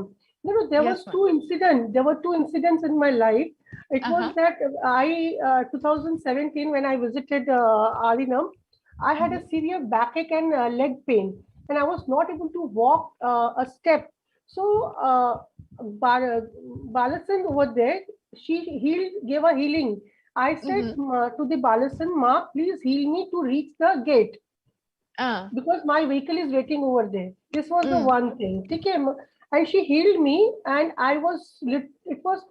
I didn't had pain. I walked till from the temple to the wow. gate, and I was Wow. not able to step, put a step that time. It was so much painful. This was one, Wow. and the second thing was there, ma. This is the Vakya Shakti. I will be sharing why I'm telling you this. Mm, Second thing was when I was in IA. I went with my son to do the IA in 2018. And then mm, while the last day when I was coming back, I said while near the gate where Kal Bhairav is there, I was standing there. I didn't say to Swamiji. I had just verbally inside, I was verbally inside that Swamiji, I'm going home. Please take care of my house and the food, what thing and everything. You mm, won't believe mm. when I came, I didn't say anything to anybody. My parents, they arranged everything in the house. Wow. 22 days I was there because I couldn't keep anything in the house. It was there. Ma, from that time till today, Swamiji is blessed in my life as an Annapurna. Wow. You won't believe, I cook, if I'm cooking, it's an example, my son tested that, when you are telling this, is it true or not? If I'm cooking for 2 people for one time or 2 times, it is 4 people food it's coming to in my vessel. Wow. It is seriously, it is not one Like an time, Akshay many Patra days he's it is given you. happening like this. And why I'm caring about the Vakya Shakti Ma, because what I said in Adinam, while in the space, during the healing time, in the space of breathing space of Swamiji, and while coming from Adinam, what I said about taking care of my house, Ma, the Vakya Shakti is so strong. Because when I came out from that gate while getting the healing of my pain and all, after coming outside the gate, I was not able to stand because my pain started. Why? Because inside the ashram, I said, Ma, heal me to reach the gate. What I said, Ma, heal me to reach the gate. And Ma, Swamiji made it happen. He made me outside the gate, and again I was having a problem because I was not able to stand.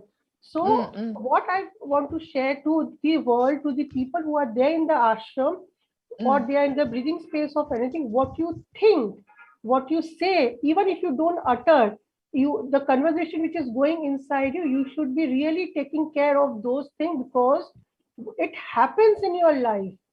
It happens in your life. Yeah. Absolutely. Actually, Swamiji, Devi has blessed that when you have such a beautiful, deep connection with Devi, with Swamiji, all of the asked and unasked prayers will just be blessed up for you. Everything that you could desire, that you don't even realize that you desire, Devi, Swamiji will just bless and ensure it manifests in your life. And you yourself have experienced that so many times in your life, Ma. That's so beautiful. So many times. Thank you so much, Ma, for coming and sharing. Thank you, Ma. Beautiful healing experiences. Thank you so much, Ma. Nithyananda, Ma. Thank you, Ma. Nithyanandam. So we have had a beautiful sharing from Ma Juma Malik, Ma Nitya Guhambananda. Now we have next Ma Sharmi Patel. Ma, if you can, yes, Nithyananda Ma. Nithyananda Ma. Thank you so much for joining us, Ma. Thank you for inviting me. So can you share a little bit about yourself first before we get started? Yes, Ma. My name is Sharmi Patel, and I'm living in the USA, Indianapolis. Yes, and I worked as a microbiology for 37 years, and now I'm retired for the last 2 years. So it's during this, I've been with Swamiji for like a little over a year. So first I started the daily Nitya Dhyan, and I was like, I used to have a migraine headache. So then I was looking for something like a, good meditation yoga. And so I was looking on the YouTube, or, so I saw the link, and then I clicked it, and it landed on Ohio link, and they were doing it at 6 o'clock in the evening. And so I joined, and they said, how did you find us? I say, I don't know. So it's like Swamiji found me, Just what you needed, he found you. Yeah, Swamiji found me, because I have no idea where I was, landed. So I was just clicked, and there I was. So I started daily Nitya Dhyan, and I used to have a migraine headache. So that helped me relieve, and that helped. And I did the Paramashivoham class after that. And that time I heard that, one time I heard that we got introduced and say, oh, you got the Indianapolis. Yeah, there is a Swamiji's Padukas coming. And I didn't think about it, anything right then. I said, I didn't know who would be, or because I was new.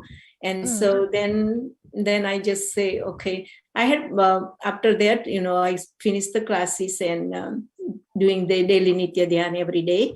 And I liked it so much, and it's really stress. So, I can tell this really, really helps relieving stress during the COVID time, because I was just retired and sitting home and nothing to do, So it's like I'm going to go in a depression or what, you know.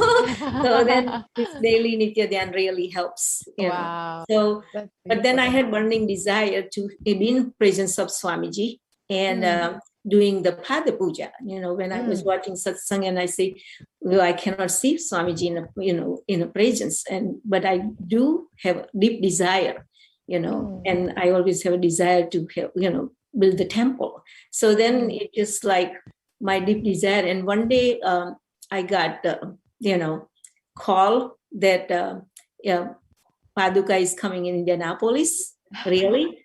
And so, when I was like in puja was going on in a temple at the Ohio temples, and I was watching it, you know, doing the darshan.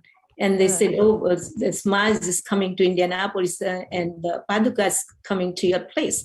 So I said, do I do the darshan? And I did the darshan. And then after a while, Didoma was so busy, so we didn't get contacted. But I had that deep burning desire to do the you know, darshan and do the puja of Swamiji's in presence. So one fine days, you know, I got called that you're going to take care of this Paduka.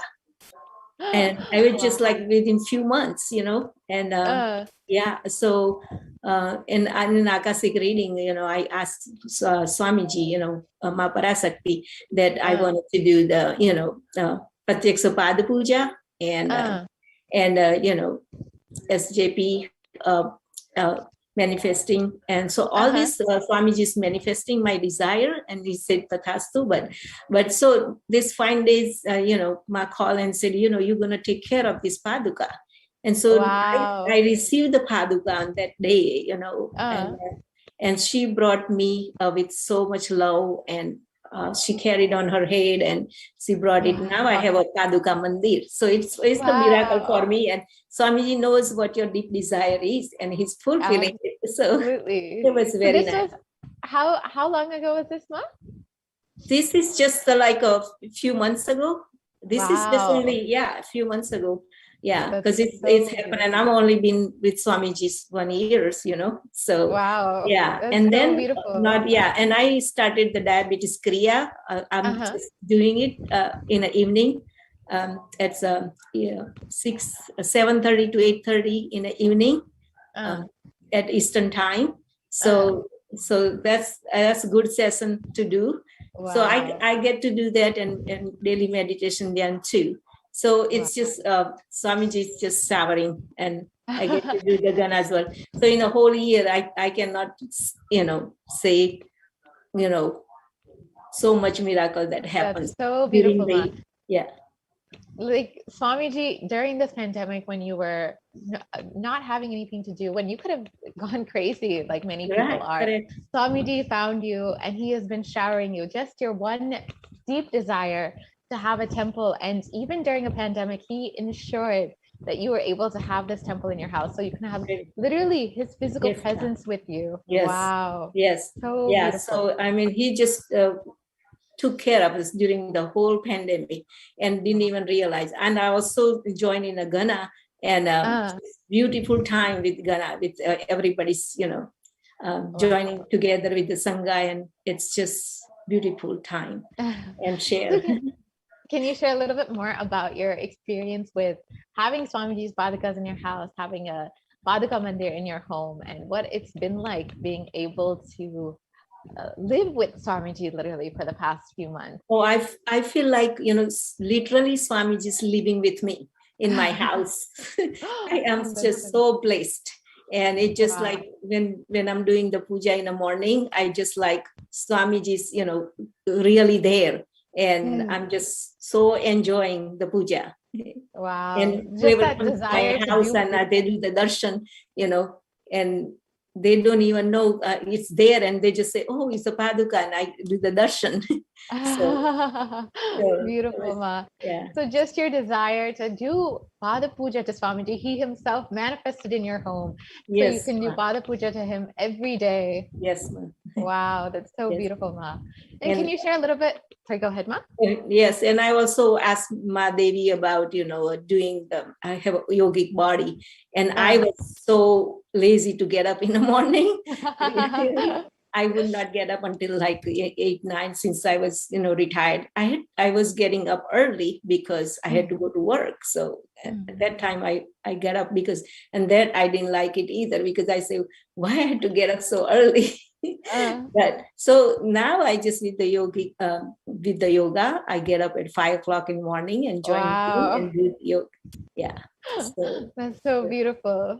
All of these desires, small, big, whatever it is, it just seems like Swamiji is continuously blessing you, continuously fulfilling whatever it is that you want in your life. Ma. Yes. It's so so much beautiful. blessing, so much miracle. Yes.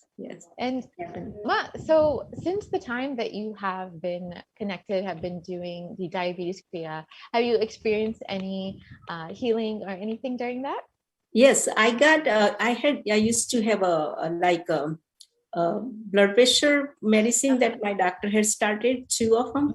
Then after I did this, Paramashivoham class, and I did those samyama, Yeah. So samyama was like, it was like Krishna samyama and Rama samyama. Okay. So I did the Krishna one with all the dairy products. And my blood pressure was like, one day I was getting like a dizzy, and I thought, what's going on? So I made measured my blood pressure, and it was down. So then I called my doctor and I said, my blood pressure is down and I'm not taking these pills. So I stopped taking the pills, and he said, fine. And I asked him I said, I'm doing this diet, and so I'm not going to take the pills. And he said, fine. And so I just quit taking pills, and I finished my samyama, and I had a doctor's appointment again. And so he measured my blood pressure, and it was normal. And ever since, I have my blood pressure normals, and I stopped two medicine I was taking them. And now you're completely off of medicine. Yes, I don't take any medicine now. That's so beautiful. Just from one month of the samyama you did, Ma?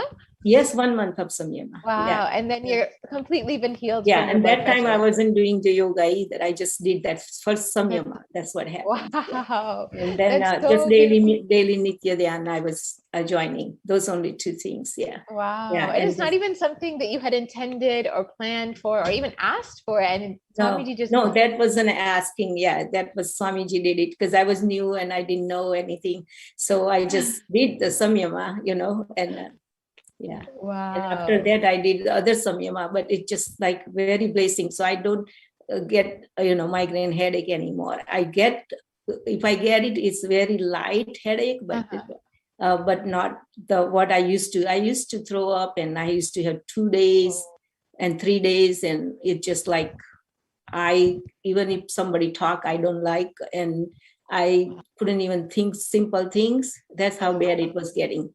So I'm really blessed. Oh my gosh. So you've experienced miracle after miracle. First, your migraine headache completely being gone. Like it sounds like it was almost debilitating, the migraine headache. Yes. And that being completely healed, then your blood pressure being completely healed. Yes. And then Swamiji literally coming and living with you in your home, Ma. Oh, yes. Wow. So amazing. Yes. So I could not ask anymore. I mean, it just powering me with so much. Wow. Yeah, he's manifesting through me. And you can see it, Ma. You're just radiating from all of the beautiful experiences that you've had, and you've never even actually met Swamiji physically. No, I don't, but I just feel like he's living with me. Yes, Ma. Wow. So connected, yeah. So beautiful. Yeah. And so one thing I wanted to share is like whenever I listen either I satsang or either one way or 2 way or, YouTube or Facebook, I just always get like so much, my body get light, my kundalini get awakened, and I would just like zooming, it's just so in connection, in oneness, and I forget the, outer worlds. So it's so beautiful experience that I have whenever I, with the satsang. So satsang is very important. Yes. And now that we're having, in a few hours, we'll be having the Parashakti Akashic reading as well. Yeah, that would be really. And I even, asked Swamiji Parasakti, about, says, please heal my husband's, diabetes. And he's answer. Swamiji did answer and said, I completely take care of. Wow, that's so beautiful, And Ma. it's working. So it's working? Yes. Really? Yes. So you've seen improvement since baby's improving. lesson? Yes. He's wow. improving. Can you share a little bit about that, Ma? Yeah. He used to have really over the diabetes over 300s, and it's really like almost to the normal now. So. Wow. So just from that one word of Devi Parashakti, you were able to see that. Yeah. And how so long I get did you miracle over miracle. Yes. It was just the last month. Yeah. Just within 1 month, you were able to reduce his diabetes to almost completely normal. Yes. Wow. Oh my gosh, Ma. Literally, it sounds like your whole life is just full of miracles, Ma. Yes. Swamiji just savoring me with all these miracles. It's so beautiful, Ma. And it's so beautiful to hear just from within 1 year how much your love, your devotion, all of your experiences and miracles has grown with Swamiji just from this time when most people are suffering with so much of mental health issues and illnesses due to this ongoing pandemic. You are just experiencing so many miracles and growth in your life. Yes, it's stressful, and I didn't even know what pandemic's gone through. It just like, you are in a space of, very joyful and conscious completely space. Protected. And yes, it's a very protective space. Yes, absolutely, Ma. And how does it make you feel when you see like how much Swamiji's been taking care of you, attending to you, even despite so much that's going on in the world? It's like a motherly love. You know how your Parasakti, it's just like your mother, and it just taking care of you. Swamiji is so compassionate and loving and caring, and you just like you just have deep desire, and there he is taking care. You don't even have to ask. Wow. And how is your experience during this pandemic this past 1 year compared to those of your family members or friends who have not had the opportunity to connect with Swamiji yet? Yeah, so other my friends or the people I know, and they just always talk about how bad it is. It's hard to stay home by yourself because, people get depressed and, it just can't do the routine normals and can see the people. So it's very, very stressful for them. And it's hard for them to, see how they're going to live day by day, It's very hard. And but very your stressful. experience has been almost completely the opposite. Opposite, yes. Completely opposite, yes. Wow. So I asked one of my friend, the one in New Jersey, and I said, you should join this, I did this program and it's helping. So she tried and she did the, Paramashivoham class and she liked it. And she started joining now with this diabetes Kriya and all this. So, wow. So you're also connecting all your friends and family. Trying, Beautiful, Ma. That's so beautiful. Yes. And it sounds like you've just had such an enriching experience and you're just literally radiating Swamiji despite, never having met him and continuously. It's like I just have a deep connection with Swamiji, It just so I'm there.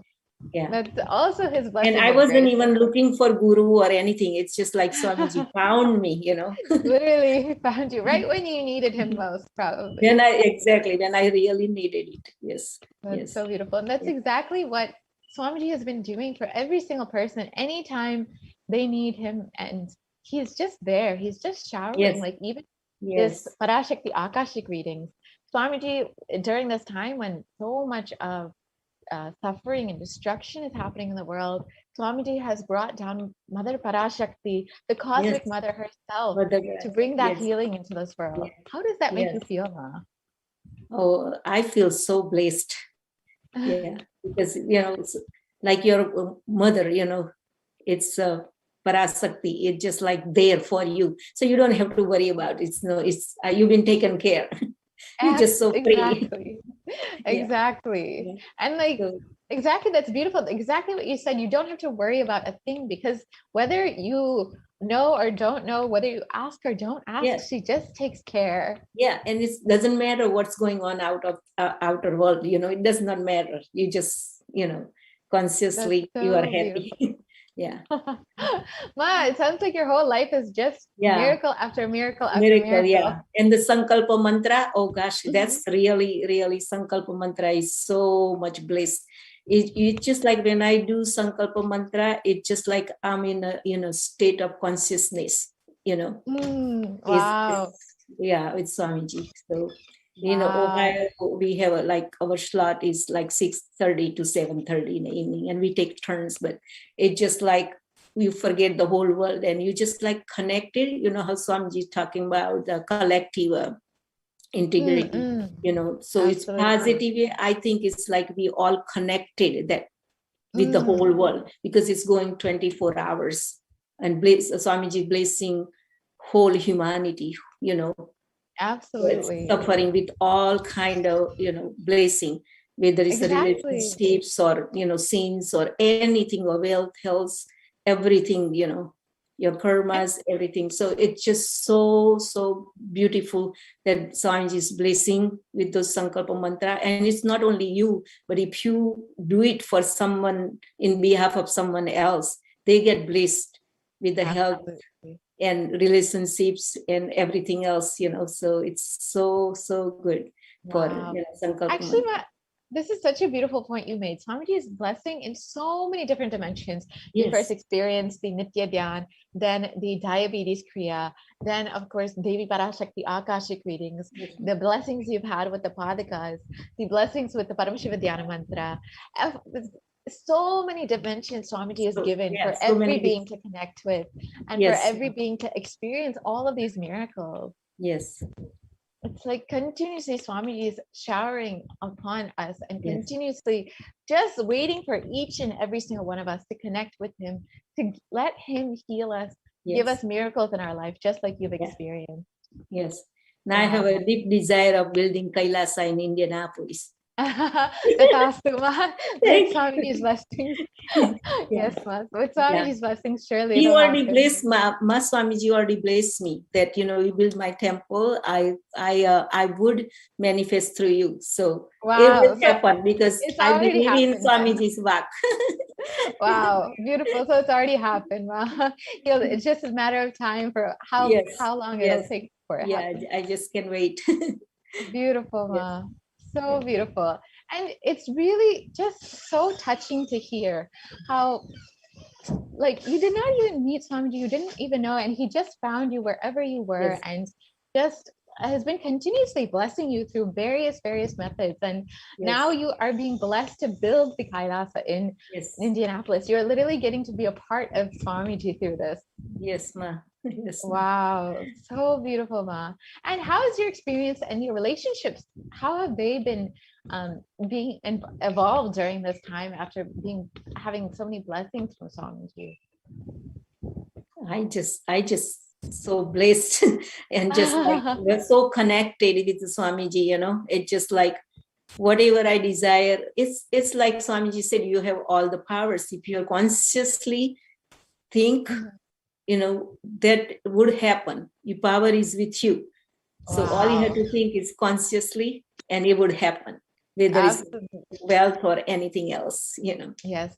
And that's just that. And I think that's what I'm experiencing. Wow. It's just because of your deep healing connection, it sounds like. Yes. Everything has been manifesting in your life. So what would you say to someone who is just getting introduced to Swamiji or is thinking about becoming a part of the Sangha, becoming a part of Kailasa, and becoming a part of this beautiful happening? What would you say? And how would you share with them about your experiences? Yeah, through my experience, I would say to the new joining in a Sangha, it says just connect with the Swamiji and believe his work, and just be consciously, whatever your deep desire is, it would manifest. It would manifest. That's so beautiful, Ma. Thank you so much, Ma. Is there anything else you would love to share? Yeah, this is what I have to share right now. But I mean, beautiful, I could go on and on and on about Swamiji. Yes, it's just so many. I just said major miracles that I had, you know, but there is small one, you know, so much joy and happiness in family and relationship and everything. Just amazing. It's great. That's so beautiful. So every dimension of your life Every is taken dimension. care of. Yes. That's so beautiful. So this is what, Thank you know, this is would happen if you connect with Swamiji. Absolutely. Thank you so much, Ma. Thank you so much for sharing all about your experiences and coming and sharing with people about how you don't have to have met Swamiji physically, but he will just be there. If you decide to connect with him, he will just shower upon your life. Yes, Ma. Yes, Ma. Thank you so much, Ma. And Swamiji tells the truth. That's absolutely. Yes. It will happen. Yeah. So thank you so much. Thank you for it, you know, inviting me. Thank you, Swamiji, for giving my opportunity. Thank you. Yes, thank you, Ma. Thank you, Ma. Nithyanandam. Nithyanandam. So, dear viewers, you've heard from two beautiful disciples, their beautiful journey with Swamiji, how they have experienced so many miracles after meeting Swamiji, whether they asked for them or they did not ask for them. They're continuously experiencing miracle after miracle in their lives. And you too can have the opportunity to have these miracles in your life by connecting with Swamiji, by receiving the blessings of Devi Parashakti. You can stay tuned today to receive the direct darshan and blessings of Devi Parashakti. You can ask any of your prayers in the comment section below, and you will see, just like these devotees, how your prayers will just be answered, whether they're asked or they're unasked. Devi will just shower you if you decide to connect with her. So please stay tuned for the next segment. We will be right back after a very quick break.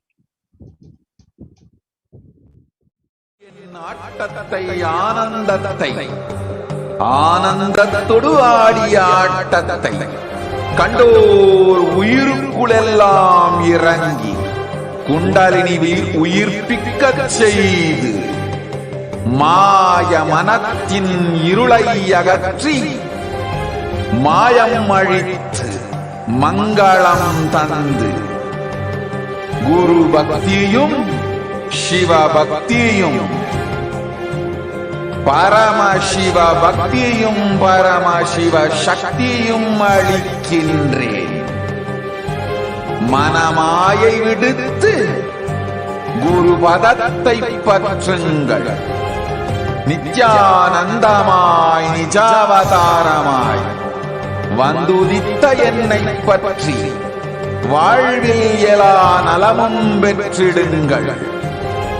ஓம் ஓம் ஓம்.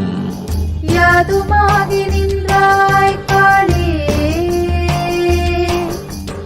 ஓம் காளி ஓம் சக்தி, ஓம் காளி ஓம் சக்தி, ஓம் சக்தி ஓம் சக்தி ஓம் சக்தி. ஓம் ஓம் ஓம் ஓம்.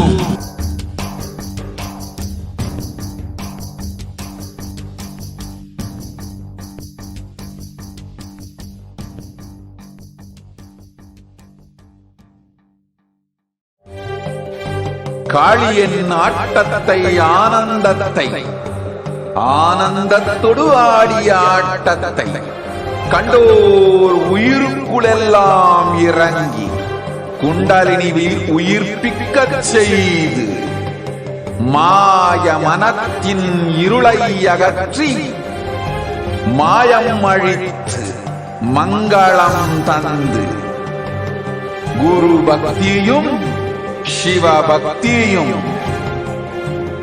பரமசிவ பக்தியும் பரமசிவ சக்தியும் அளிக்கின்றேன்.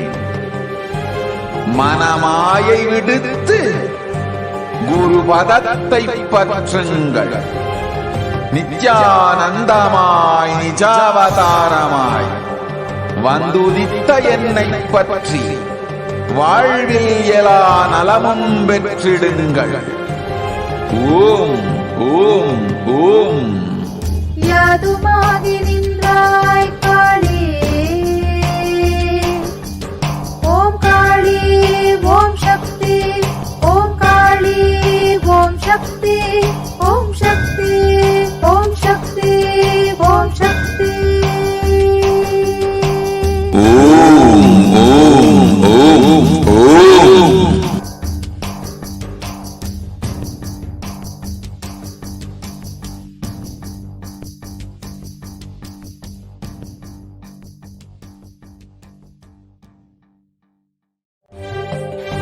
காளியின் ஆட்டத்தை ஆனந்தத்தை ஆனந்தத்தொடு ஆடிய ஆட்டத்தை கண்டோர் உயிருக்குளெல்லாம் இறங்கி குண்டலினிவில் உயிர்ப்பிக்கச் செய்து மாய மனத்தின் இருளை அகற்றி மாயம் அழித்து மங்களம் தந்து குரு பக்தியும் சிவ பக்தியும்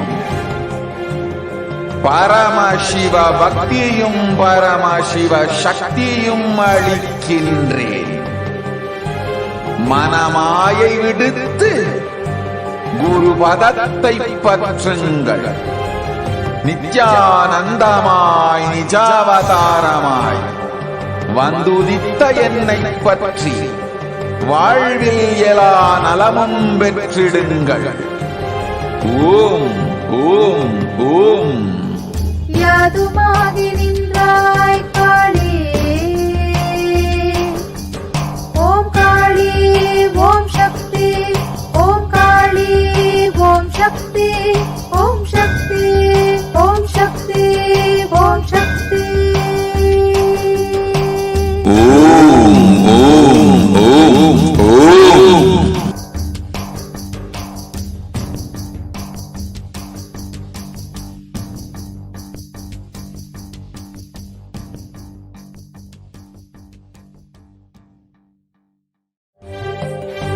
காளியின் ஆட்டத்தை ஆனந்தத்தை ஆனந்தத்தொடு ஆடிய ஆட்டத்தை கண்டோர் உயிருக்குளெல்லாம் இறங்கி குண்டலினிவில் உயிர்ப்பிக்கச் செய்து மாய மனத்தின் இருளை அகற்றி மாயம் அழித்து மங்களம் தந்து குரு பக்தியும் சிவ பக்தியும் பரமசிவ பக்தியும் பரமசிவ சக்தியும் அளிக்கின்றேன். மனமாயை விடுத்து குரு பதத்தை பற்றுங்கள். நித்யானந்தமாய் நிஜாவதாரமாய் வந்துதித்த என்னை பற்றி வாழ்வில் எல்லா நலமும் பெற்றிடுங்கள். ஓம் ஓம் ஓம். யாதுமாகி நின்றாய் காளி, ஓம் காளி ஓம் சக்தி, ஓம் காளி ஓம் சக்தி, ஓம் சக்தி ஓம் சக்தி ஓம் சக்தி. ஓம் ஓம் ஓம் ஓம்.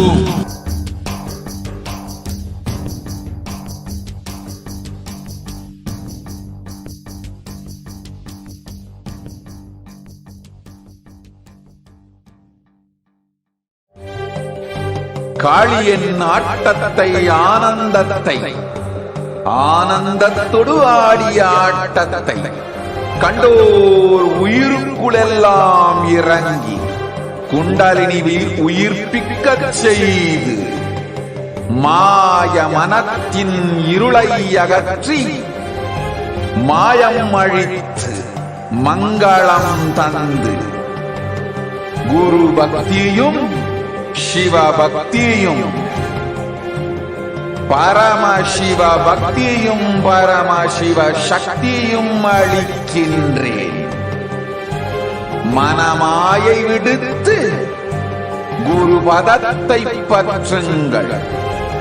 நித்யானந்தமாய் நிஜாவதாரமாய் வந்துதித்த என்னை பற்றி வாழ்வில் எல்லா நலமும் பெற்றிடுங்கள். ஓம் ஓம் ஓம். யாதுமாகி நின்றாய் காளி, ஓம் காளி ஓம் சக்தி, ஓம் காளி ஓம் சக்தி, ஓம் சக்தி ஓம் சக்தி ஓம் சக்தி. ஓம் ஓம் ஓம் ஓம்.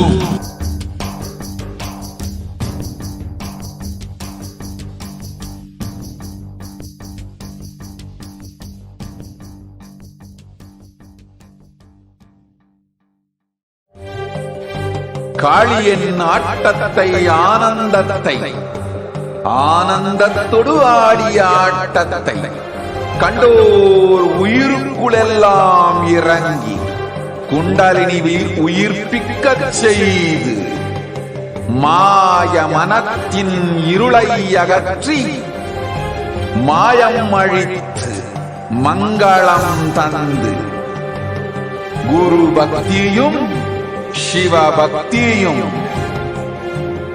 பரமசிவ பக்தியும் பரமசிவ சக்தியும் அளிக்கின்றேன். மனமாயை விடுத்து குரு பதத்தை பற்றுங்கள். நித்யானந்தமாய் நிஜாவதாரமாய் வந்துதித்த என்னை பற்றி வாழ்வில் எலா நலமும் பெற்றிடுங்கள். ஓம் ஓம் ஓம். யாதுமாகி நின்றாய் காளி, ஓம் காளி ஓம் சக்தி, ஓம் காளி ஓம் சக்தி, ஓம் சக்தி ஓம் சக்தி ஓம் சக்தி. ஓம் ஓம் ஓம் ஓம்.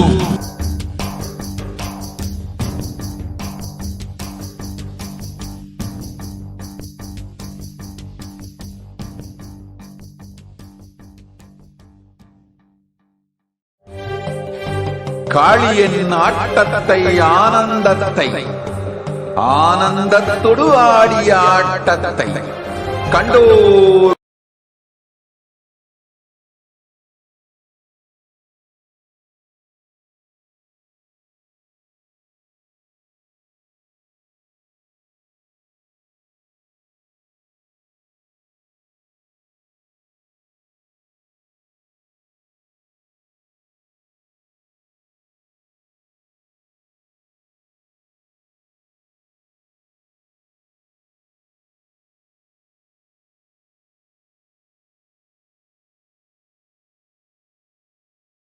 Nandini and I'm from Seattle. I wanted to share Nithyananda. I've been volunteering at Nithyanandeshwara Hindu Temple, and I've been doing a lot of seva here. Back in India, usually only men are allowed to touch the deities and do the abhishekam, alankaram, and several other deity activities, whereas women are restricted only to certain things. Whereas here in Nithyanandeshwara Hindu Temple, people are allowed to do seva, irrespective of whether they are men or women. Anybody who gets Shivadiksha is allowed to touch the deities, do abhishekam to them, and do alankaram to them, and enjoy that space. I've been doing a lot of activities like Suprabhadam, abhishekams, alankarams, and Palyarai, a lot of other processes, and I've been feeling really blissful when I do it. So I would like to thank Swamiji for giving such a wonderful opportunity for me to take part in the temple activities and be so close to the deities. Thank you so much.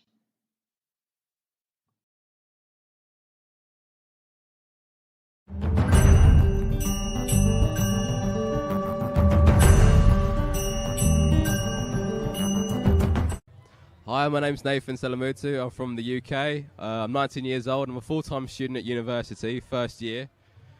I've come here to Sadashivoham because my dad was talking about Nithyananda and was telling me all the things that he could do to people from around the world, no matter the age. And I wanted to witness it firsthand myself, and which I did the first day, which was absolutely amazing because I saw Mahayoga manifest 4 diamonds out of her mouth, which is crazy. The day after that, we saw the Gurukuls in action, doing the same thing, manifesting all the powers that have been taught from Swamiji. And after that, we started doing it ourselves. I was able to manifest some powers as well. I was able to body scan, read from the Banyan leaf, read from the yantra, and and I've been able to do it successfully and repeatedly.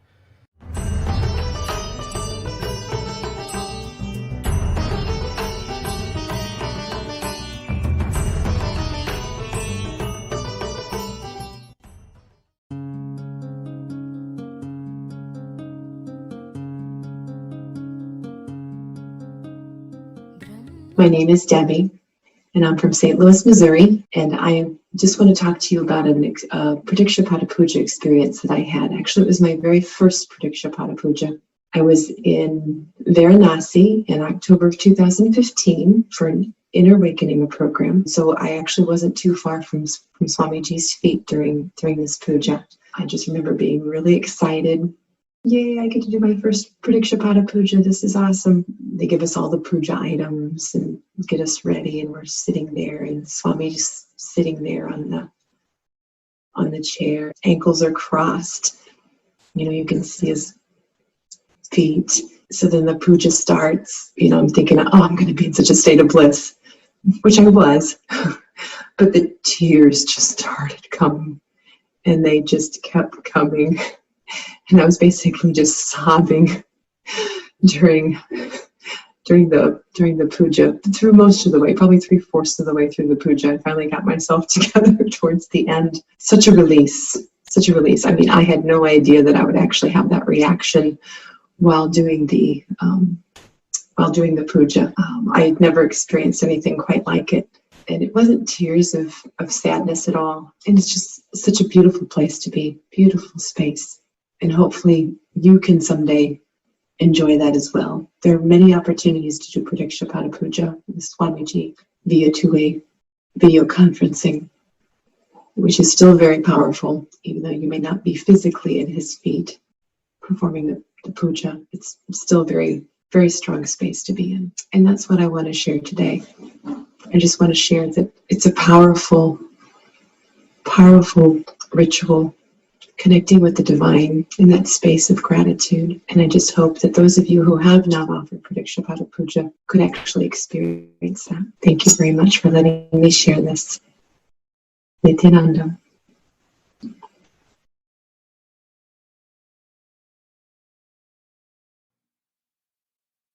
Hi, my name is Deva Ananda, and I live in Seattle, Washington, USA. And one of the reasons that I follow Nithyananda, who we lovingly refer to as Swamiji, is because he's taught me so many different things that I can apply to my life on a daily basis. And my life is so much different than it was when I first met Swamiji. It's like I'm not the same person at all. And one of the things is, one of my hidden beliefs before was life is a cruel, harsh place. I really believe that because of different experiences I had growing up, and I thought you had to fight to get ahead. And anyway, after spending time with Swamiji, he reinforced what I had already learned, that we're not our body and we're not our mind, but we're a being having a spiritual experience in a body. And he also has taught us that we're divine, we're sparks of divinity. And to actually wrap your head around that, it takes some time. It took some time for me anyway, because I don't think I had really high feelings of myself. And so, just constantly rethinking the way you think about life, the way you think about yourself, takes some time. But once you start thinking about things in a different way, you create a different life. And another thing Swamiji taught me is that existence is showering on us every moment. And that's another thing that was really profound. I was like, existence is showering on us every moment? And I had to actually walk around and think about that for some time and start thinking about it every day and applying it in my life. And then when I started believing, existence is showering on us every moment, then I started seeing different synchronicities and miracles in my life. Because it's true, existence is showing us every moment. But when we have limited beliefs that keep us in a lower frequency, that's the life we end up creating, a lower frequency life. But when we start embracing these higher cognitions, that Swamiji, he's always like several steps ahead of us, but we have so much to learn, keep learning from him, then you create a different life. Thank you, Nithyananda. Hi, my name is Bharat. My wife is Kalpana. We are from Seattle, Washington. So one of the beautiful technique which Swamiji talked about. I mean, I'll tell you my exact feeling. We went in 2012. I went in 2012 for one of the inner awakenings. Swamiji brought up this new concept called completion. At the time, I was really, Swamiji, what is this theory, Swamiji? I want some meditation, something like that. I felt myself. Okay, I couldn't really experience what exactly is completion. So then afterwards, when I came to Dallas, I was actually trying to contemplate, and one of my colleagues, Bhagwan Reddy, he helped me in understanding the completion. So then I actually helped a few people in trying to understand completion. When they really complete, they really feel very gratitude. I mean, so from that space, understand that space and see how the things are, that actually helps us in the family also. So basically, when someone is going through a little bit of highs and lows, we understand from which space they are coming from. So we know that they need to be complete, but we also need to be caring and trying to understand from which context they are coming. So for kids, in case of kids, we need to listen to the kids, what they are talking, and also give them the right cognitions. For example, if I have been in the outside world, I wouldn't have told my kid, come to temple, all these things. Maybe once in a while I would have told them, but because I am going, she sees me that I am going every day. She sees me, I am putting basma. She is seeing that I am putting rudraksha. So she has some cognition about, unknowingly or knowingly, cognition will be there in the chain. And for example, today I was doing some yoga. So she sees me that I am doing yoga. And when I do it, automatically they will also catch the thread. And one day, maybe not today or tomorrow, but one day they will catch it and they will implement that in their life. So that's how only when we do ourselves, kids also catch that, try to explain. And also I will try to guide her whenever she is going through different situations. I'll ask her, I'll make sure she understands what I'm talking. I'll tell in terms of examples so that she understands the concept of completion and integrity, authenticity, responsibility, and energy. So, I mean, they really help us and move us in a great way towards achieving to higher states of consciousness. Yes. On the same topic, completion, and how being in the Sangha, being with Swamiji, Paramahamsa Nithyananda, how it is helping her also. We have an 8-year-old daughter. Completion helped me reduce my anger. You know, as when she was like 2.5 years old, I used to get upset with my expectations, and she is not behaving the same way. That learning the completion process helped me understand and catch my anger before I really burst out on her, very young child. That helped me, and I could resolve my issues. And additionally, she also attended IA Inner Awakening with Swamiji, and she was 4 years old. I am really surprised how the blessings of the divine, right? So she was able to be there when she was 4 years old. That is definitely a big blessing.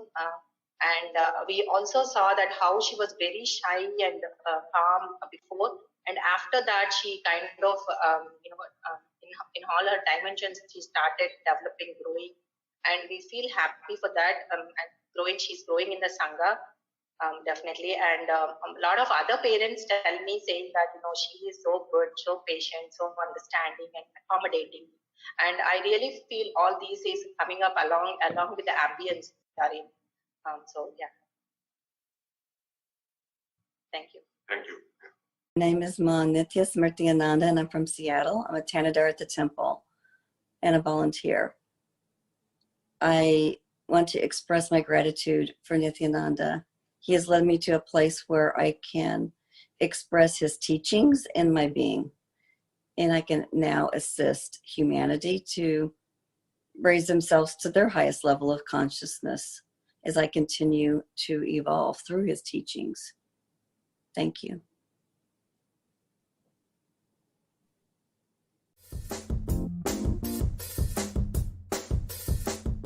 doing the Pada Puja with him in the morning is something very special, very unique. You know, being in his breathing space and being so close, just the radiance. You know, I did it on Chitra Purnima, and the radiance emanating from him is something that you can see it on the camera a little bit, even during two-way, you know, satsang. But being actually physically in his presence, it's just like almost like moon rays. It's so bright, but it's so calm and gentle. It's really indescribable.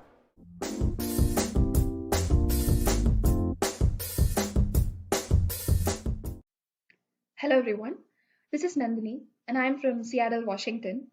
I basically wanted to share a few of my experiences on why I want to follow Nithyananda. One such experience is when I did Pratyaksha Pada Puja at Bangalore Viditi to Swamiji.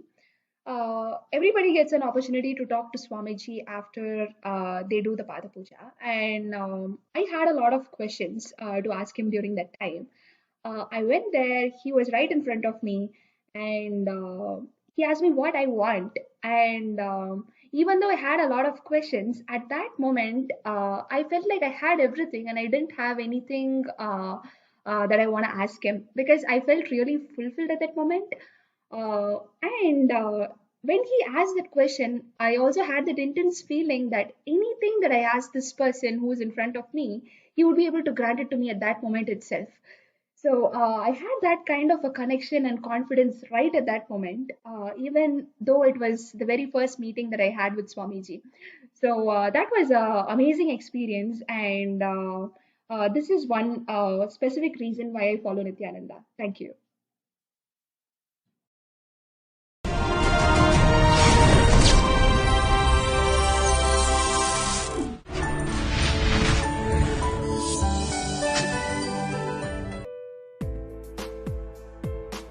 But I wanted to share this amazing miracle that happened yesterday. I had asked Swamiji in Pratyaksha Pada Puja on the second day to help me. I started this business in 2009 because of Swamiji's blessings, but I also work part-time as an engineer at a national lab. And it's very difficult building the business, being a mom, and trying to work. And so I asked Swamiji in the Pada Puja to help me make money in the business so that I could retire from my engineering job. And then two days ago in the morning, I got a text from work that they offered an early retirement package, and I qualify, and so I found out I could have 17 days of pay, 17 weeks of pay, so I could take early retirement. And so I'm going to retire June 13th. So Swamiji works really fast. And then I'm going to work full-time on my business, and I'm going to start with doing an internet radio program, and my goal is to enrich 100,000 people on the Vedic principles and talking about yoga and Ayurveda, and so I can do this full-time because Swamiji created this huge banquet for me to just, how could I say no to early retirement and getting paid, and it's an amazing blessing, and I'm still in shock, so I know it's a miracle. This is what I wanted to.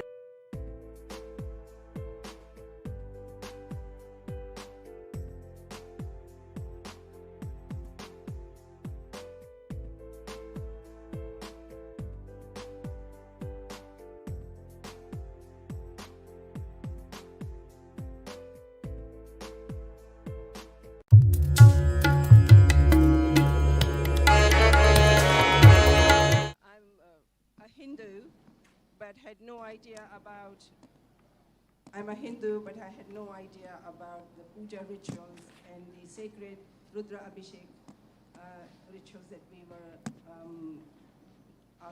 requested to do in the mornings. A rebel in me had to be overcome by total will persistence, and it helped because I didn't manage to miss a single puja day. However, what I noticed was that it's not a routine puja. Even while you're doing the puja, there are little occurrences either with you or around you that can really annoy you, nag you, and it doesn't help you to have an enjoyable, wonderful experience. And with Swamiji's grace, I had a breakthrough 2 days ago and managed to create a space within me about Sadashivatvam where I said to myself, no matter what, I am going to have a wonderful puja experience every single day, with integrity, with deep reverence and devotion to Swamiji, our Guru, and Sadashiva himself.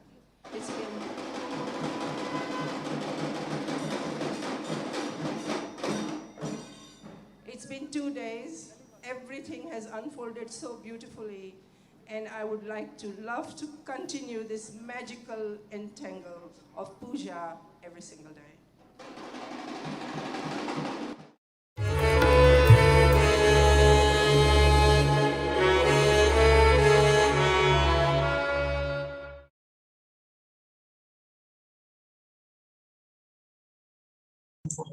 Nithyanandam, everyone. Nithyanandam. Welcome back to your viewers. And today's been such an exciting day so far with a lot of profound sharings that we heard.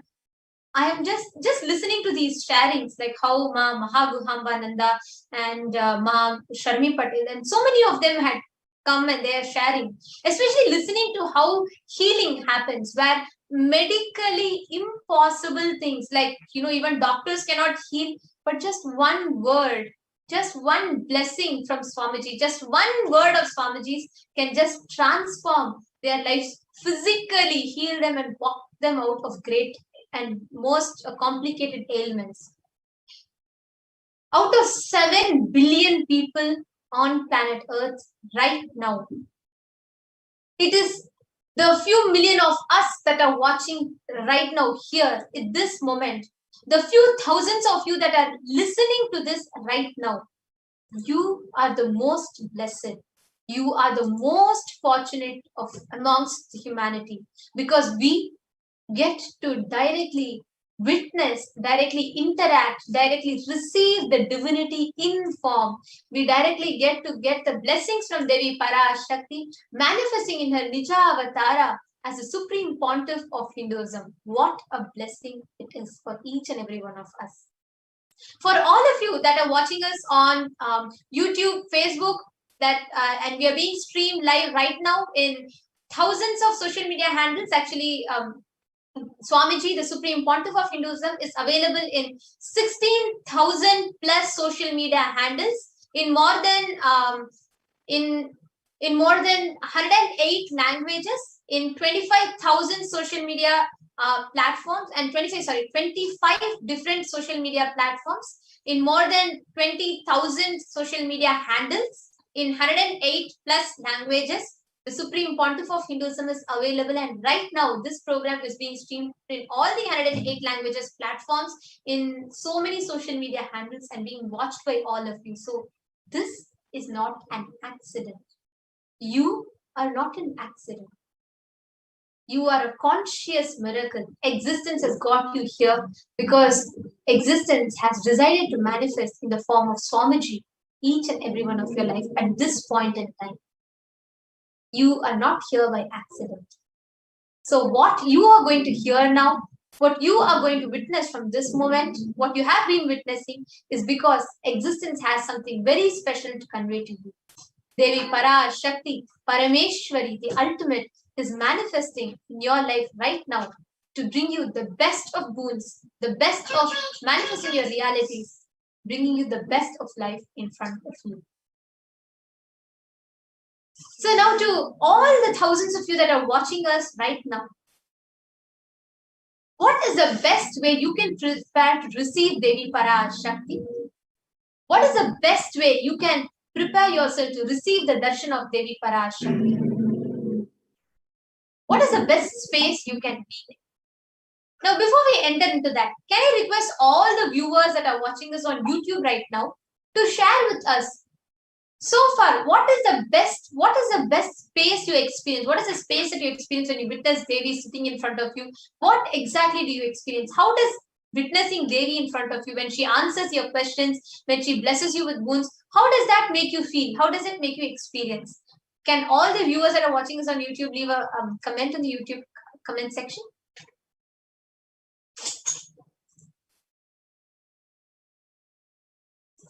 Yes, you all can share with us. How does it feel for you to sit and watch the darshan of Devi Parashakti? What experience happens in your inner space? Yes, we can see Ma Wuchui, Ma Saranka, and Ma Yogeshwari Rajagopal, Ma Shanti Ravishankar, Ma Murthy Aduriyaya. So many of you are here in the comment section, I can see. So you all can just share with us what is a space, what is the best space that you feel you should be in to receive the darshan. Okay, one of them has commented.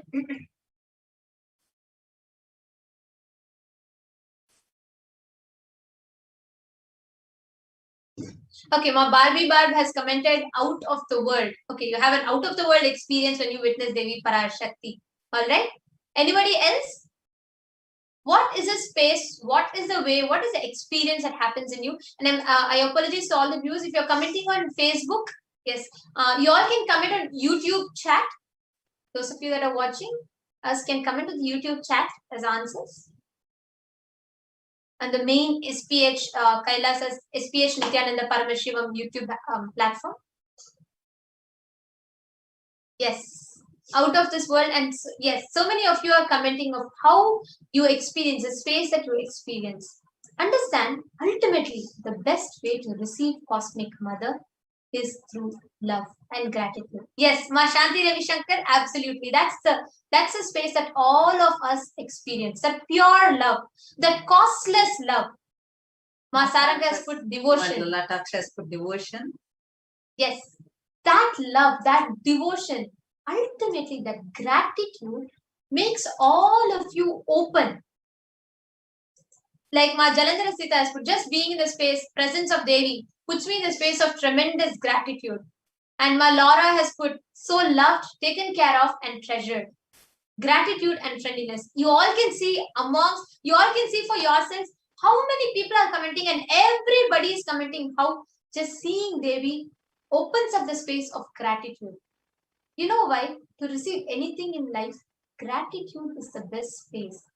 When you offer, when you are expressing gratitude, you naturally open up to receive. That is why anything, any love to receive, gratitude will be your innate response to life to receive any love. Actually, Ma Tiana for us has posted gratitude and friendliness, and Ma Maheswaramaya has posted, it's amazing how Swamiji knows so much about what we are going through. Actually, Ma, it's such a beautiful thing. Very recently, we had a very surprise Sundareshwara Darshan, the Sundareshwara Parameshwara Sahibji Samadhi Diksha that we had. I think it was like right after the Venkateshwara Darshan. And it was a very surprise announcement. Just an hour before the darshan, the information came, and it was like, everyone were going so wild about it and telling like, okay, we are going to be having the darshan, and a lot of viewers had come right after the darshan. So many people had emailed us, messaged us, contacted us, and told, do you know, Ma? I was literally praying to Swamiji exactly at that time. Swamiji knew that that darshan was needed for me. That is why he came live at that time. So many people said that the Sundareshwara darshan was just like, because they were in that need, they felt like Swamiji heard their prayers, and just for them, Swamiji had come for darshan. It was so powerful darshan, like it was just so amazing. It was a surprise darshan. Usually we'll be like having a notice ahead of time, and all of us would be knowing and waiting for the darshan. And today, on that day, Sundareshwara darshan was just announced on our own. I was wondering like why, like it was so sudden, and that too just then the Venkateshwara Bhava darshan program was just finishing, and we got this sudden information, and it's like a surprise darshan. All of a sudden, like Swamiji just came, gave a powerful initiation, and so many people had shared. Even if you are watching us live, and even if you had the same experience, you can go ahead and post your comments. People had shared how much it was like they needed that darshan, and exactly Swamiji knew that people needed the darshan, and Swamiji was there. And today, in that space, because every moment existence knows, Swamiji knows, the cosmos knows what happens. He just manifests for you, exclusively for each and every one of us. Now, the best way to prepare ourselves to receive Devi is gratitude. Let us now see how you can express, manifest, awaken that gratitude in your inner space. That costless love overflowing in your inner space. That blissful, joyful gratitude and love opening up in your inner space. We are also having an update on the timings for all of you. The live Parashakti Akashic reading is going to be happening at 6 a.m. Indian Standard Time. We are going to be having the darshan at 6 a.m. Indian Standard Time. Now the time is almost 9:37 p.m. Indian Standard Time. So tomorrow morning IST and today evening PST. So tomorrow morning Indian Standard Time, it will be 6 a.m. and today evening in Pacific Time, it will be 5:30 p.m. So 6 a.m. IST is the darshan, the updated timing. So the live darshan will be happening at 6 a.m. Indian Standard Time.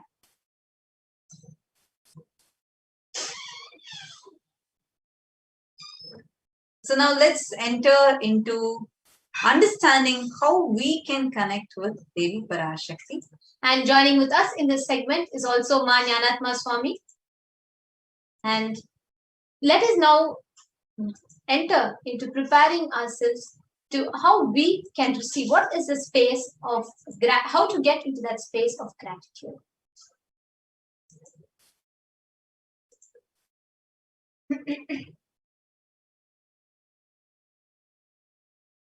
Now, in Sanatana Hindu Dharma, whether you go to a temple, whether it is your parents, whether it is your relatives, anyone, to prepare yourself to receive, you're always taught to give.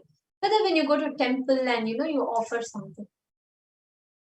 Now, for enlightenment, for us to experience a space of enlightenment, for us to experience that a space of gratitude in life, we're always, the first step we need to take is expressing and experiencing the space of gratitude in our inner space.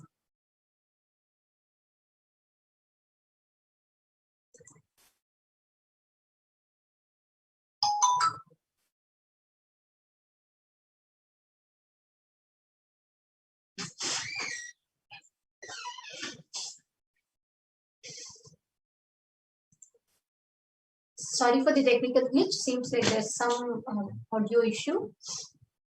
So if you're all able to see us and hear us clearly, please put a yes in the chat. Please put a yes in the YouTube comments and chat section.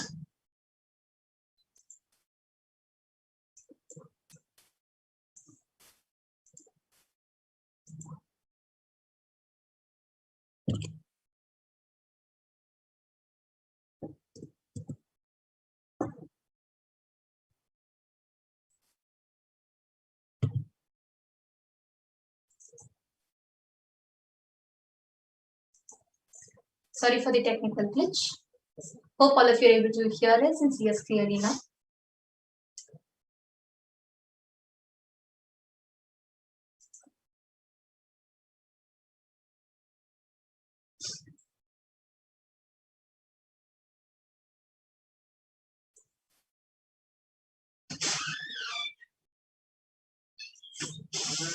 Now, when you have to prepare yourself for receiving highest consciousness in our life, for you to experience fulfillment and completion, there are two components in us, the masculine and the feminine. Like Swamiji beautifully explains, every man is 49% woman and 51% man.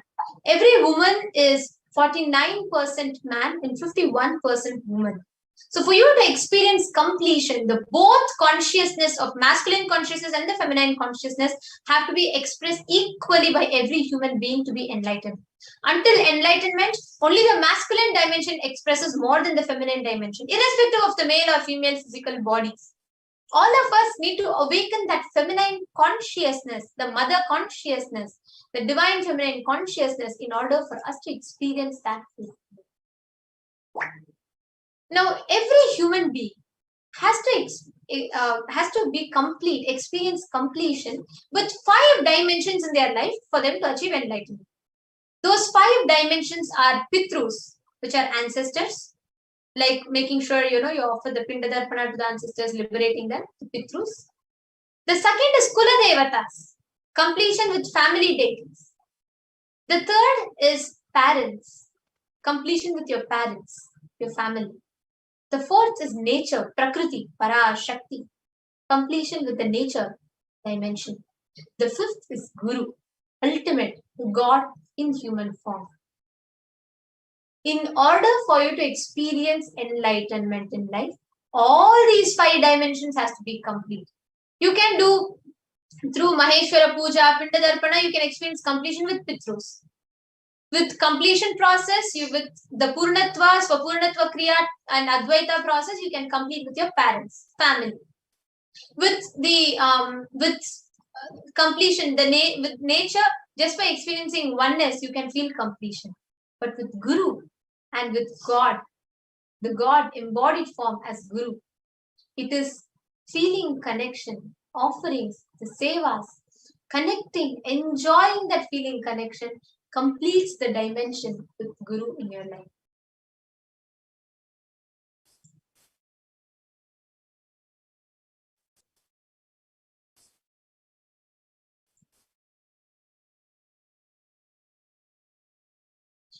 Now, all our incompletion, the life negative and adharmic cognitions in these 5 dimensions with Guru, with nature, with family, with Kuladevata and ancestors, Pitrus. In these 5 dimensions, any incompletion leads to misconstrued Karana and Karya, the cause and effect, the karma, which further leads to calamities, suffering, and individual person and collective global levels. Now, being sensitive to it is being aware in gratitude to life. Everything from the air you breathe, the place you sit, the energy you feel, that you exist, energy to celebrate your existence, all of them, being sensitive to that, being complete, having this face of gratitude, make you experience that connection. See, 43 energies constitute our human body. When all these 43 are integrated to dharma, one becomes enlightened. The dharma is cosmic motherly completion and sensitivity from the level of Panchabhutas, which is the core principle of the cosmos.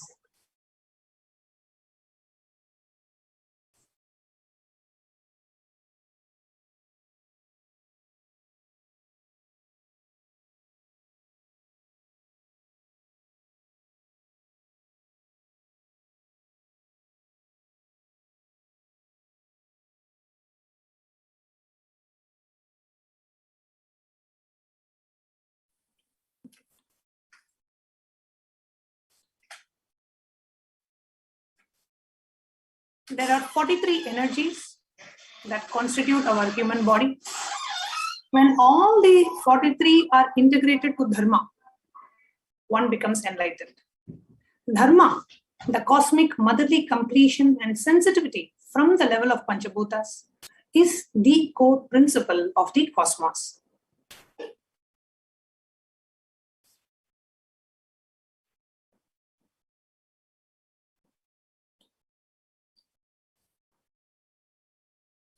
Awakening the sacred feminine is key to enlightenment. When awakened man expresses the sacred feminine consciousness, he becomes a great revered leader. When awakened woman expresses the sacred feminine consciousness, she becomes Devi, Devi Parashakti, the cosmic mother expressing the powers. So when we all are blessed with the Bhava Samadhi darshan of Devi Parashakti, what happens in us? The divine sacred feminine consciousness gets awakened in us. Whether you are in the male body or a female body, that sacred consciousness is there in each and every one of us. And by having the darshan of Devi Parashakti herself is awakening that divine sacred feminine in each and every one of us, which is nothing but experiencing the state of Paramashiva, the space of Paramashiva, the powers, the superconsciousness, and the being of Paramashiva.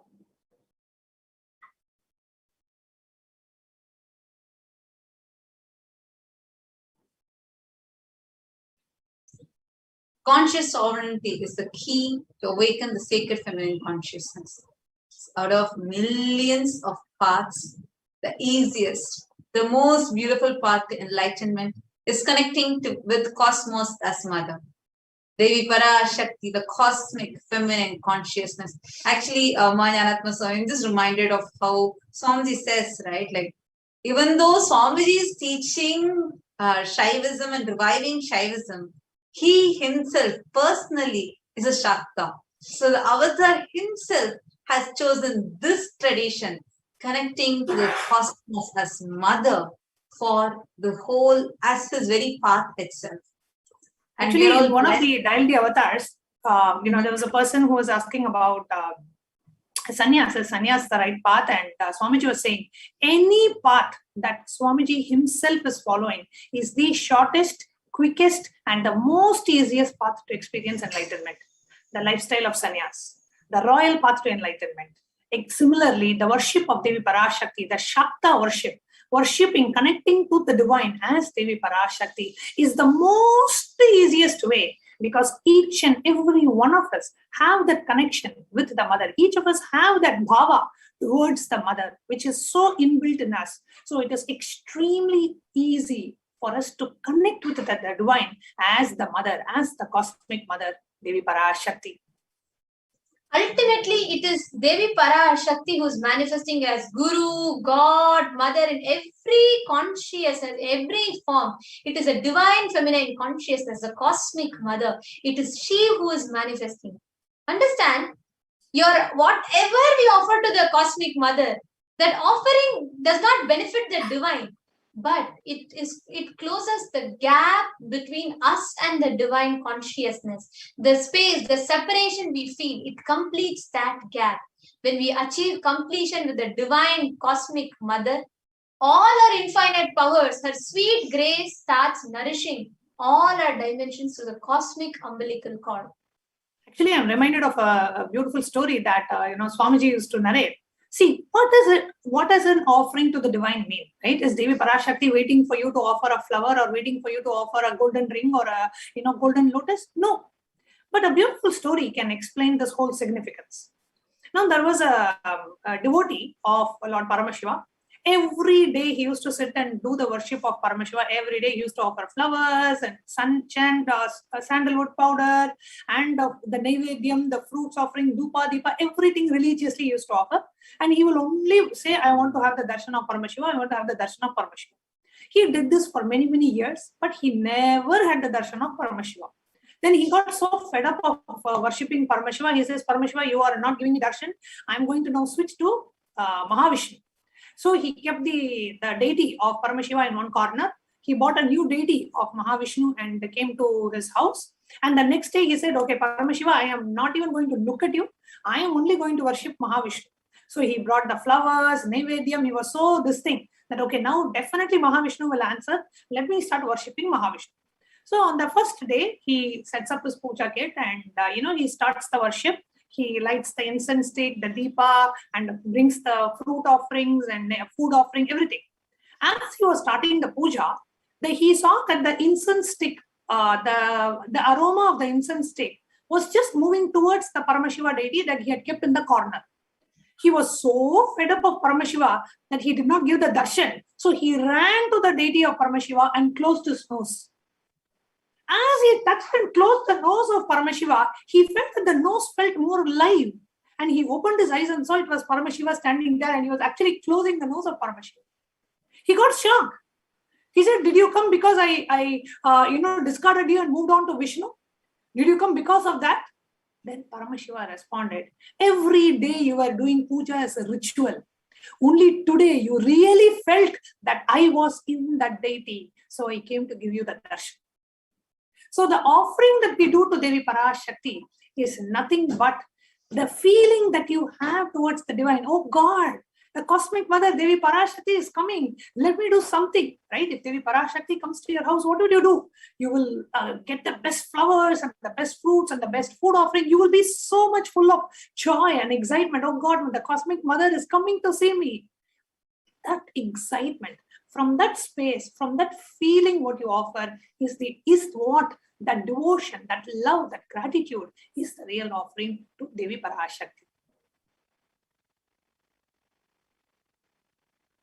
Now, in our Vedas and Agamas, many enlightened beings and rishis have clearly stated the techniques to connect with the sacred feminine consciousness, to awaken the same qualities in us. One can connect with Paramashiva through oneness, but with Divine Cosmic Mother, it is only by worshipping her feet with devotion. Only that devotion and love will just bring you, just the Cosmic Mother will run and come towards you.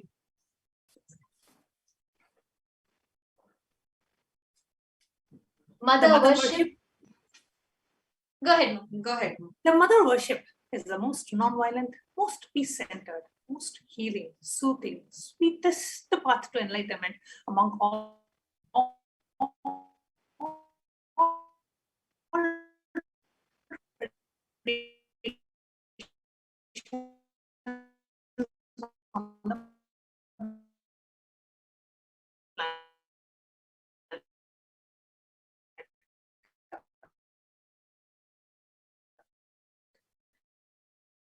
Worshipping includes contemplating, meditating through the sacred offerings of the mantras, oblations at her feet.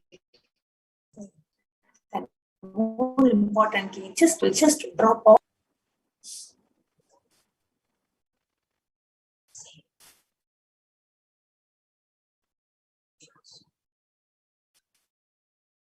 Now, why the divine feminine consciousness? Because she is the ultimate. There's a very beautiful verse from the Devi Suktam. Om aham rudre bhirvasu bhischara ahama adityaruta vishwadevaihi aham mitra varuno bhabibharmyaham indragni aham ashvino bha. So beautifully, Devi Parashakti reveals about herself in the Devi Suktam, saying, I walk as the 11 Rudras, I walk as the Vasus, I walk as Vishnu and other Adityas, and all the divine forms of Vishwadevas. And I hold aloft Mitra, Varuna, even as Indra and Agni I do, and the Ashwina twins too. Wow, the Cosmic Mother beautifully declares, she says, the Ekadasha Rudras, Maharudras, Ashtavasus, Dvadasha Adityas, Vishwe Devata, all of them are my retinue.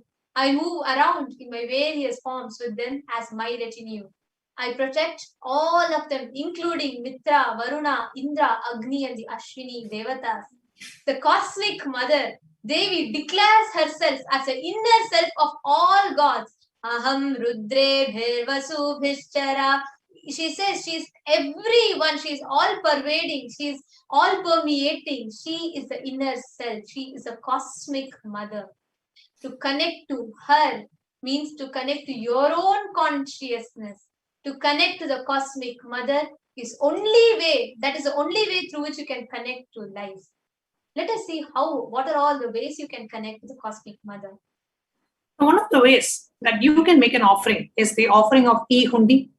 Now, if you are from the the Hindu background or Hindu religion, like whenever we go to a temple, your parents should have told you to offer some amount in the hundi of the temple, which is your way to show your gratitude and support that ecosystem, and also to contribute to keeping that whole enlightenment ecosystem alive. So e-hundi is an offering of gratitude to Devi Parashakti for happening in your life, and you say, oh God, I have been blessed so much. Let me do something to contribute. Let me do some offering to you. That is the offering of e-hundi, and you can offer any amount.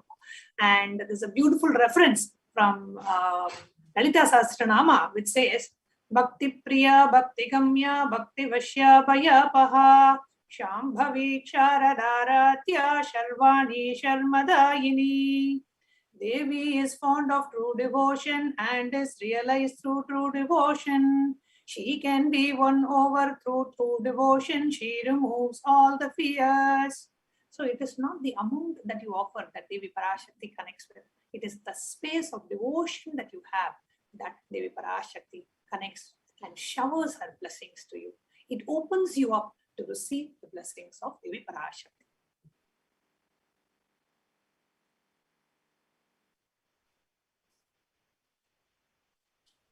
The next offering that we have is the offering of Sankalpa. What is Sankalpa? A conscious resolution.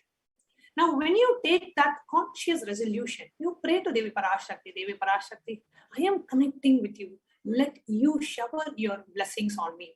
So asking blessings to manifest whatever you want and creating that strong intention. Every thought you have has a power.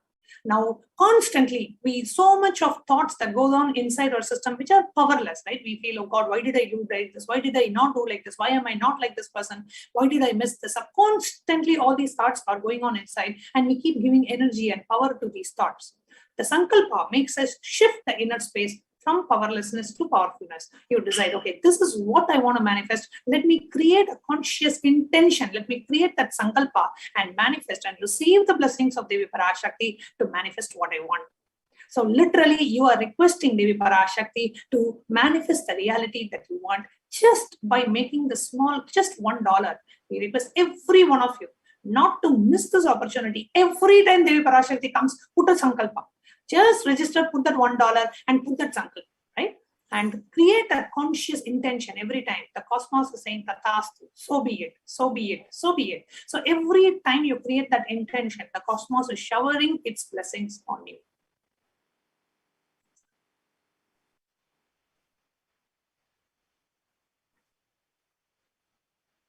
The next offering is Devi Sahasranama Swaranakasa, where we can awaken the different attributes of the feminine consciousness and powers inside us. Nama Parayana Prita Devi is extolled as the one who celebrates. The word Nama here is not about her name, but her dimension of her. So the one who celebrates her own dimensions being celebrated. See what happens every time you cherish someone, that part of you gets strengthened more and more. When you enjoy the compassion dimension of the cosmic mother, that compassion dimension in you starts getting cherished and slowly starts growing, developing inside you. So any dimension, whether you want to be radiating like her as a cosmic mother, or whatever dimension, the attribute of her that you want to manifest, just by offering this, you are offering your respects, your gratitude to that dimension, celebrating that dimension even inside of you. This is the Devi Sahasranama Swaranakasa, the gold coin of with the Devi's name inscribed on it. The next is the Mukta Anguti. So the Mukta Anguti, the offering of Mukta Anguti, the Shastra Pramana from the Devi Suktam, I'll read out the translation. Let the goddess who brings good fortune, who is praised by the gods, who is served by the Devas and Devendras, and who's praised by the Devas, troubled by the Asuras, who's praised and remembered by the devotion to her, solves all, who is the source of all good in the world. Let her goodness destroy all the obstacles. And the verse, sorry, I would just like to chant the verse also. Yes, the meaning of the verse that she had just read out. The verse is the 30th verse of Devi Suktam. Ya sampratam chodhata daityata pitair asmabhir ishacha surai namasyathe yacha smrita takshanameva hanti naha sarvapadho bhakti vinamra murti bihi. This is the 30th verse of Devi Suktam.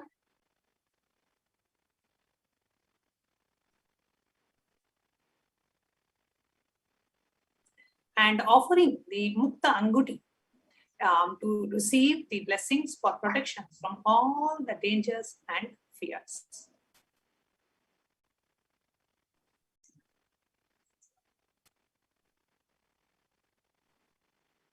The next is the Swarna Padma Pushpam, the offering of the golden lotus.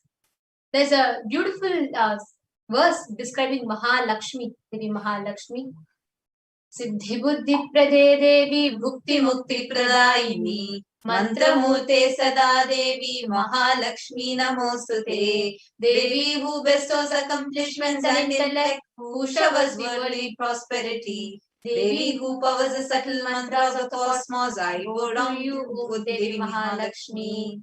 The Swarna Padma Pushpam bestows you with the blessing for attracting positive relationships in personal and business dimension. Any relationships, anything, it awakens that gratitude. It blesses you to attract the positive relationships in personal and business dimensions. The next offering we have is that of the Swarna Meti. And there is a beautiful reference from the Saundarya Lagari. I'll read out the meaning of this verse. So beautifully it says, Lord Brahma, the creator, selects dust from your feet and creates the world. The great Adisesha with his 1,000 heads, Adisesha is the snake, the serpent bed of Mahavishnu. The great Adisesha with his 1,000 heads somehow carries a dust of your feet with great effort. And the great Lord Rudra takes it and powders it nice and uses it as the holy ash. Just the dust of the feet of Devi Parashakti can do wonders in the world. And you get to offer the Swarna Meti, the golden Meti, to the divine lotus feet of Devi Parashakti, and it is only $750 US.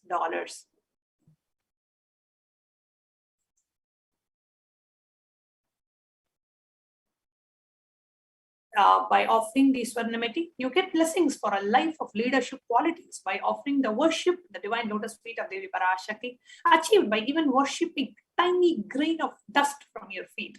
Meti is a golden toe ring to worship by adorning Devi Parashakti's divine lotus feet.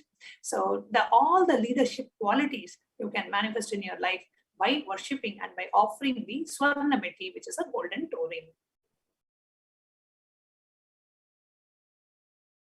The Mang Tika is a beautiful offering. The Mang Tika is offering of jewel on the forehead of Devi Parashakti. And in the 106th verse of Lalita Sahasranamam, it says, Sudasara Bhivarshini, means she is the one who makes the nectar of flow from the Sahasrara, the crown center, to our third eye, the Agnya, and she penetrates through all the 72,000 nadis, energy centers, to give us the blessings, experience of the cosmos, the ultimate.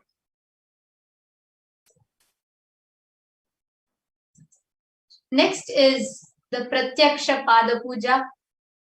Pratyaksha Pada Puja is one of the most, see, you can connect to God in any form. You can visualize Devi Parashakti, you can visualize Paramashiva, 25 heads, and you can visualize Ganapati, Subramanya, anyone, however you want. Ultimately, the only way, the best way to enjoy God is in his embodied form as Guru. Out of his extreme compassion, he comes down for us to literally touch and feel God, for us to literally talk and walk with God, for us to literally experience, interact with God, having God in the human form. That's why even the great incarnation of Paramashiva, Adi Shankaracharya, sings about Guru.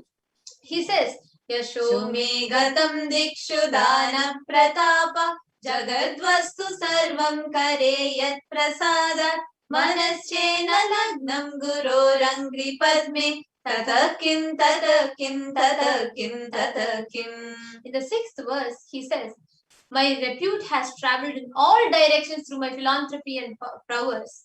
All the things of this world are in my hands as rewards for my virtues. Yet, if one's mind is not to be centered upon the lotus feet of the Guru, what then? What then?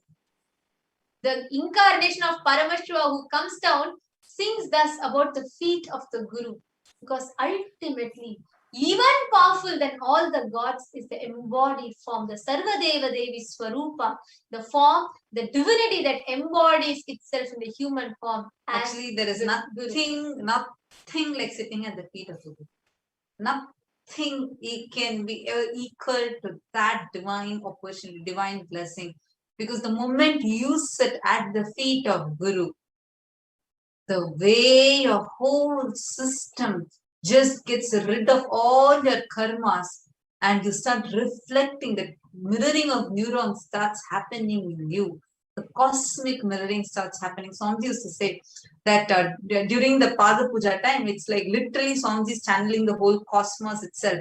The way how you will see Swamiji in Satsang will be very different from what you will experience Swamiji during Pada Puja. And you literally, the way, the energy, the very presence, it will be so intense.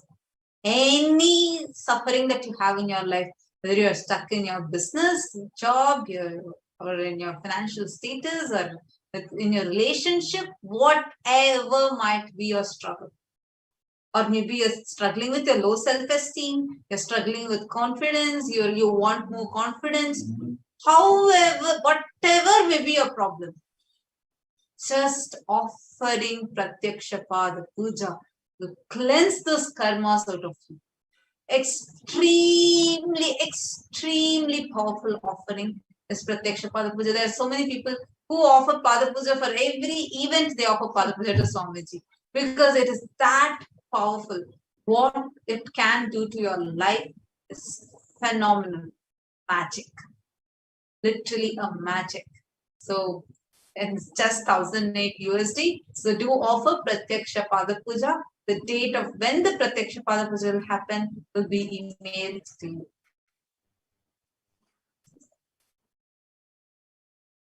The next is the Vastra Seva.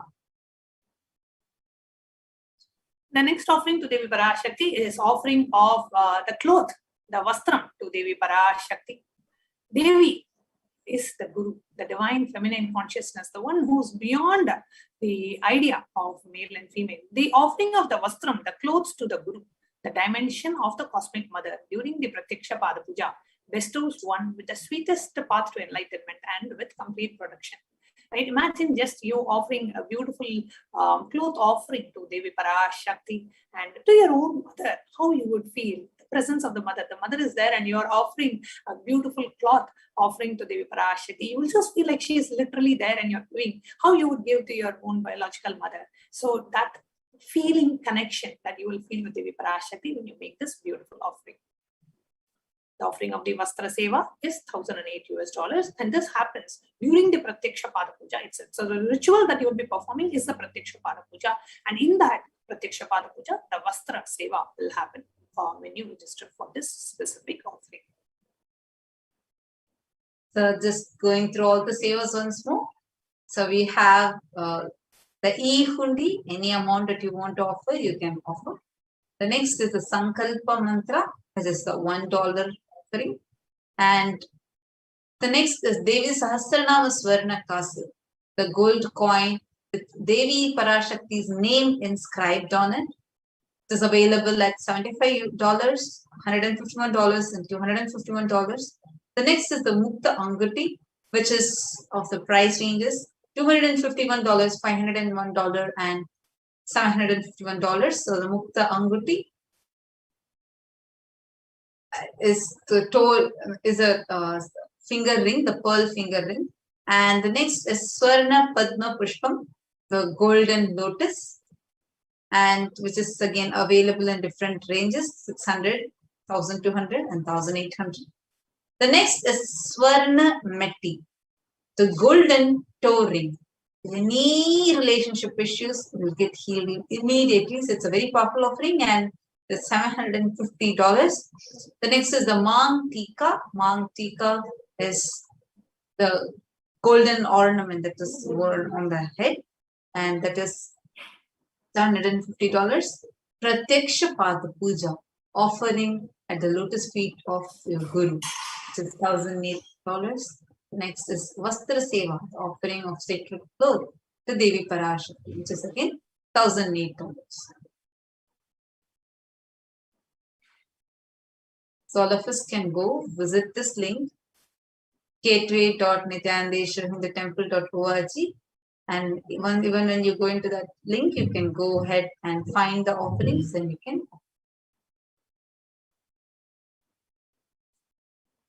Now, the moment you visit the link, so for those of you that are watching, yes, you can all go to the link that was projected, and the moment you visit the link, you will see the window opening up in front of you. It will open up to this screen, and this is the offerings of Devi Parashakti. And the moment you go to this, you can click on the Save As. You can click on the chosen option, and you will have the drop-down list of options coming, and along with their costs. So you can see here, yes, and you can choose any offering from here. And you can enter the quantity also just right below. So once you choose the offering, you can enter the quantity. And next, it will take you to your card. So basically, you can add the offerings to your card, and it will take you to the card. And once you do that, you can go there, and you will be able to see all the offerings that you have chosen, and you can just check them once, and you can click Proceed to Checkout. And here it will take you to the page for you to add your billing details. Once you have filled your billing details, your email address and your order, etc., you can go ahead and click Place the Order, and your offering will be registered. After filling this, please ensure you also fill the tiny.cc/Sankalpa 2021. That's very important for you to fill that form after you make the payment, so that your names and the names of your family members can be chanted in front of Devi Parashakti.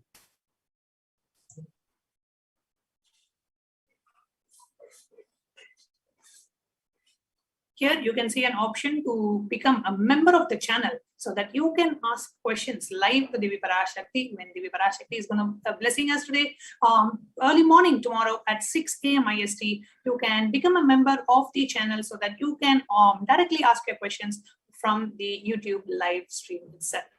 So here is how you can join the channel. Any video that you're watching on the HDH Nithyananda YouTube channel, you will see an option of join, and you can join to become a member of the channel. If you do not see this option, it means you are already a member of the channel, and you will not see that option if you are already a member.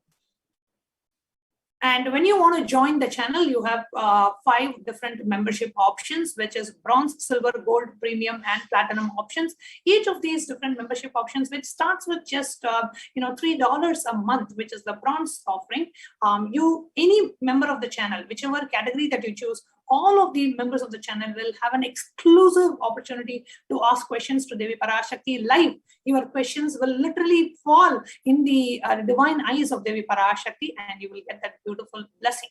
And different membership options have different privileges. You have access to exclusive contents, exclusive events, exclusive videos, sessions, and you can avail that. So you can choose which of the membership options you would like to, and you can join that specific membership category. And if you choose any of the membership categories, the next page that you will see is an option to go ahead and pay. You can choose based on the country of residence. The payment options may change, may vary. It can be PayPal, credit card. You can use any such options to go ahead and make your payment.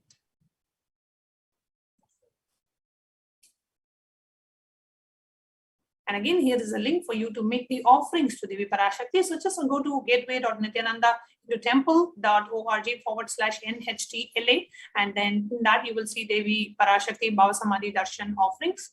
You can just click that and choose any offering that you would like to do. Once again, the link is gateway.nithyanandeshwarahindutemple.org/NHTLA. So just go ahead and go to this link.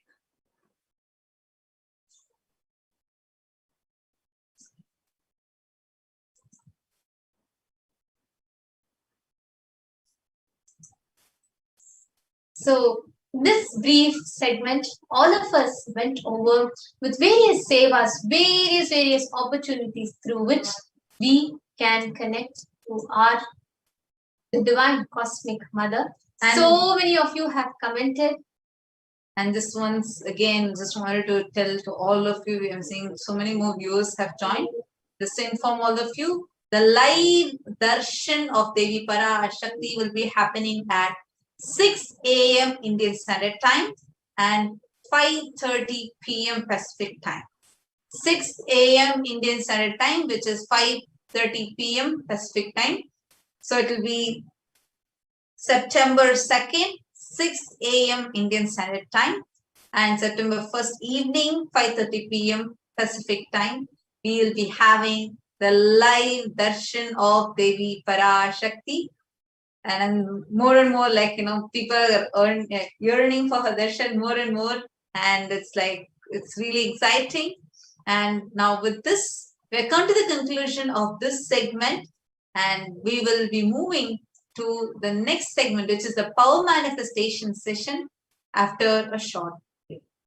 So now we'll be concluding this segment with the Purnamanta. Om Purnamada Purnamidam Purnat Purnamudachyate Purnasya Purnamadaya Purnameva Vasishyate Om Shanti Shanti Shanti Harihi Om Tat Sat Sarvam Bhagavat Shri Nithyananda Paramashivam Padukarpanamastu Om Nithyanandam.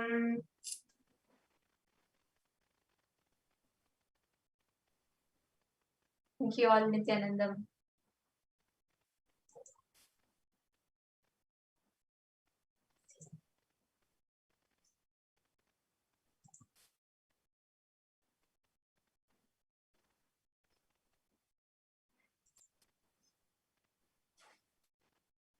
Shivoham. Om Nithyananda Paramashivoham. Om Nithyananda Paramashivoham. Om Nithyananda Paramashivoham. Om Nithyananda Paramashivoham. Om Nithyananda Paramashivoham. Om Nithyananda Paramashivoham. Om Nithyananda.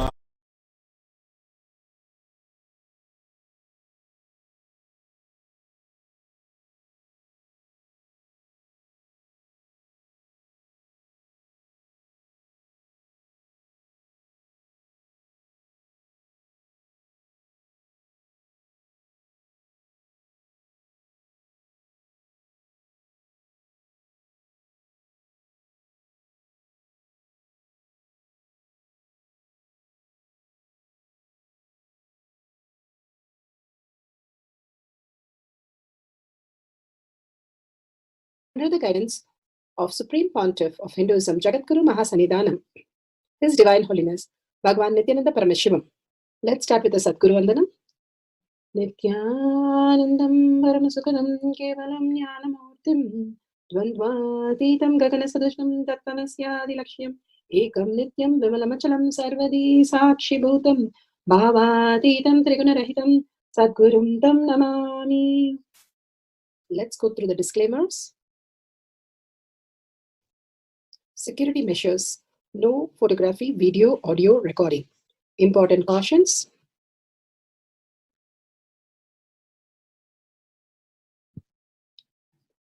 Please be aware of the important cautions.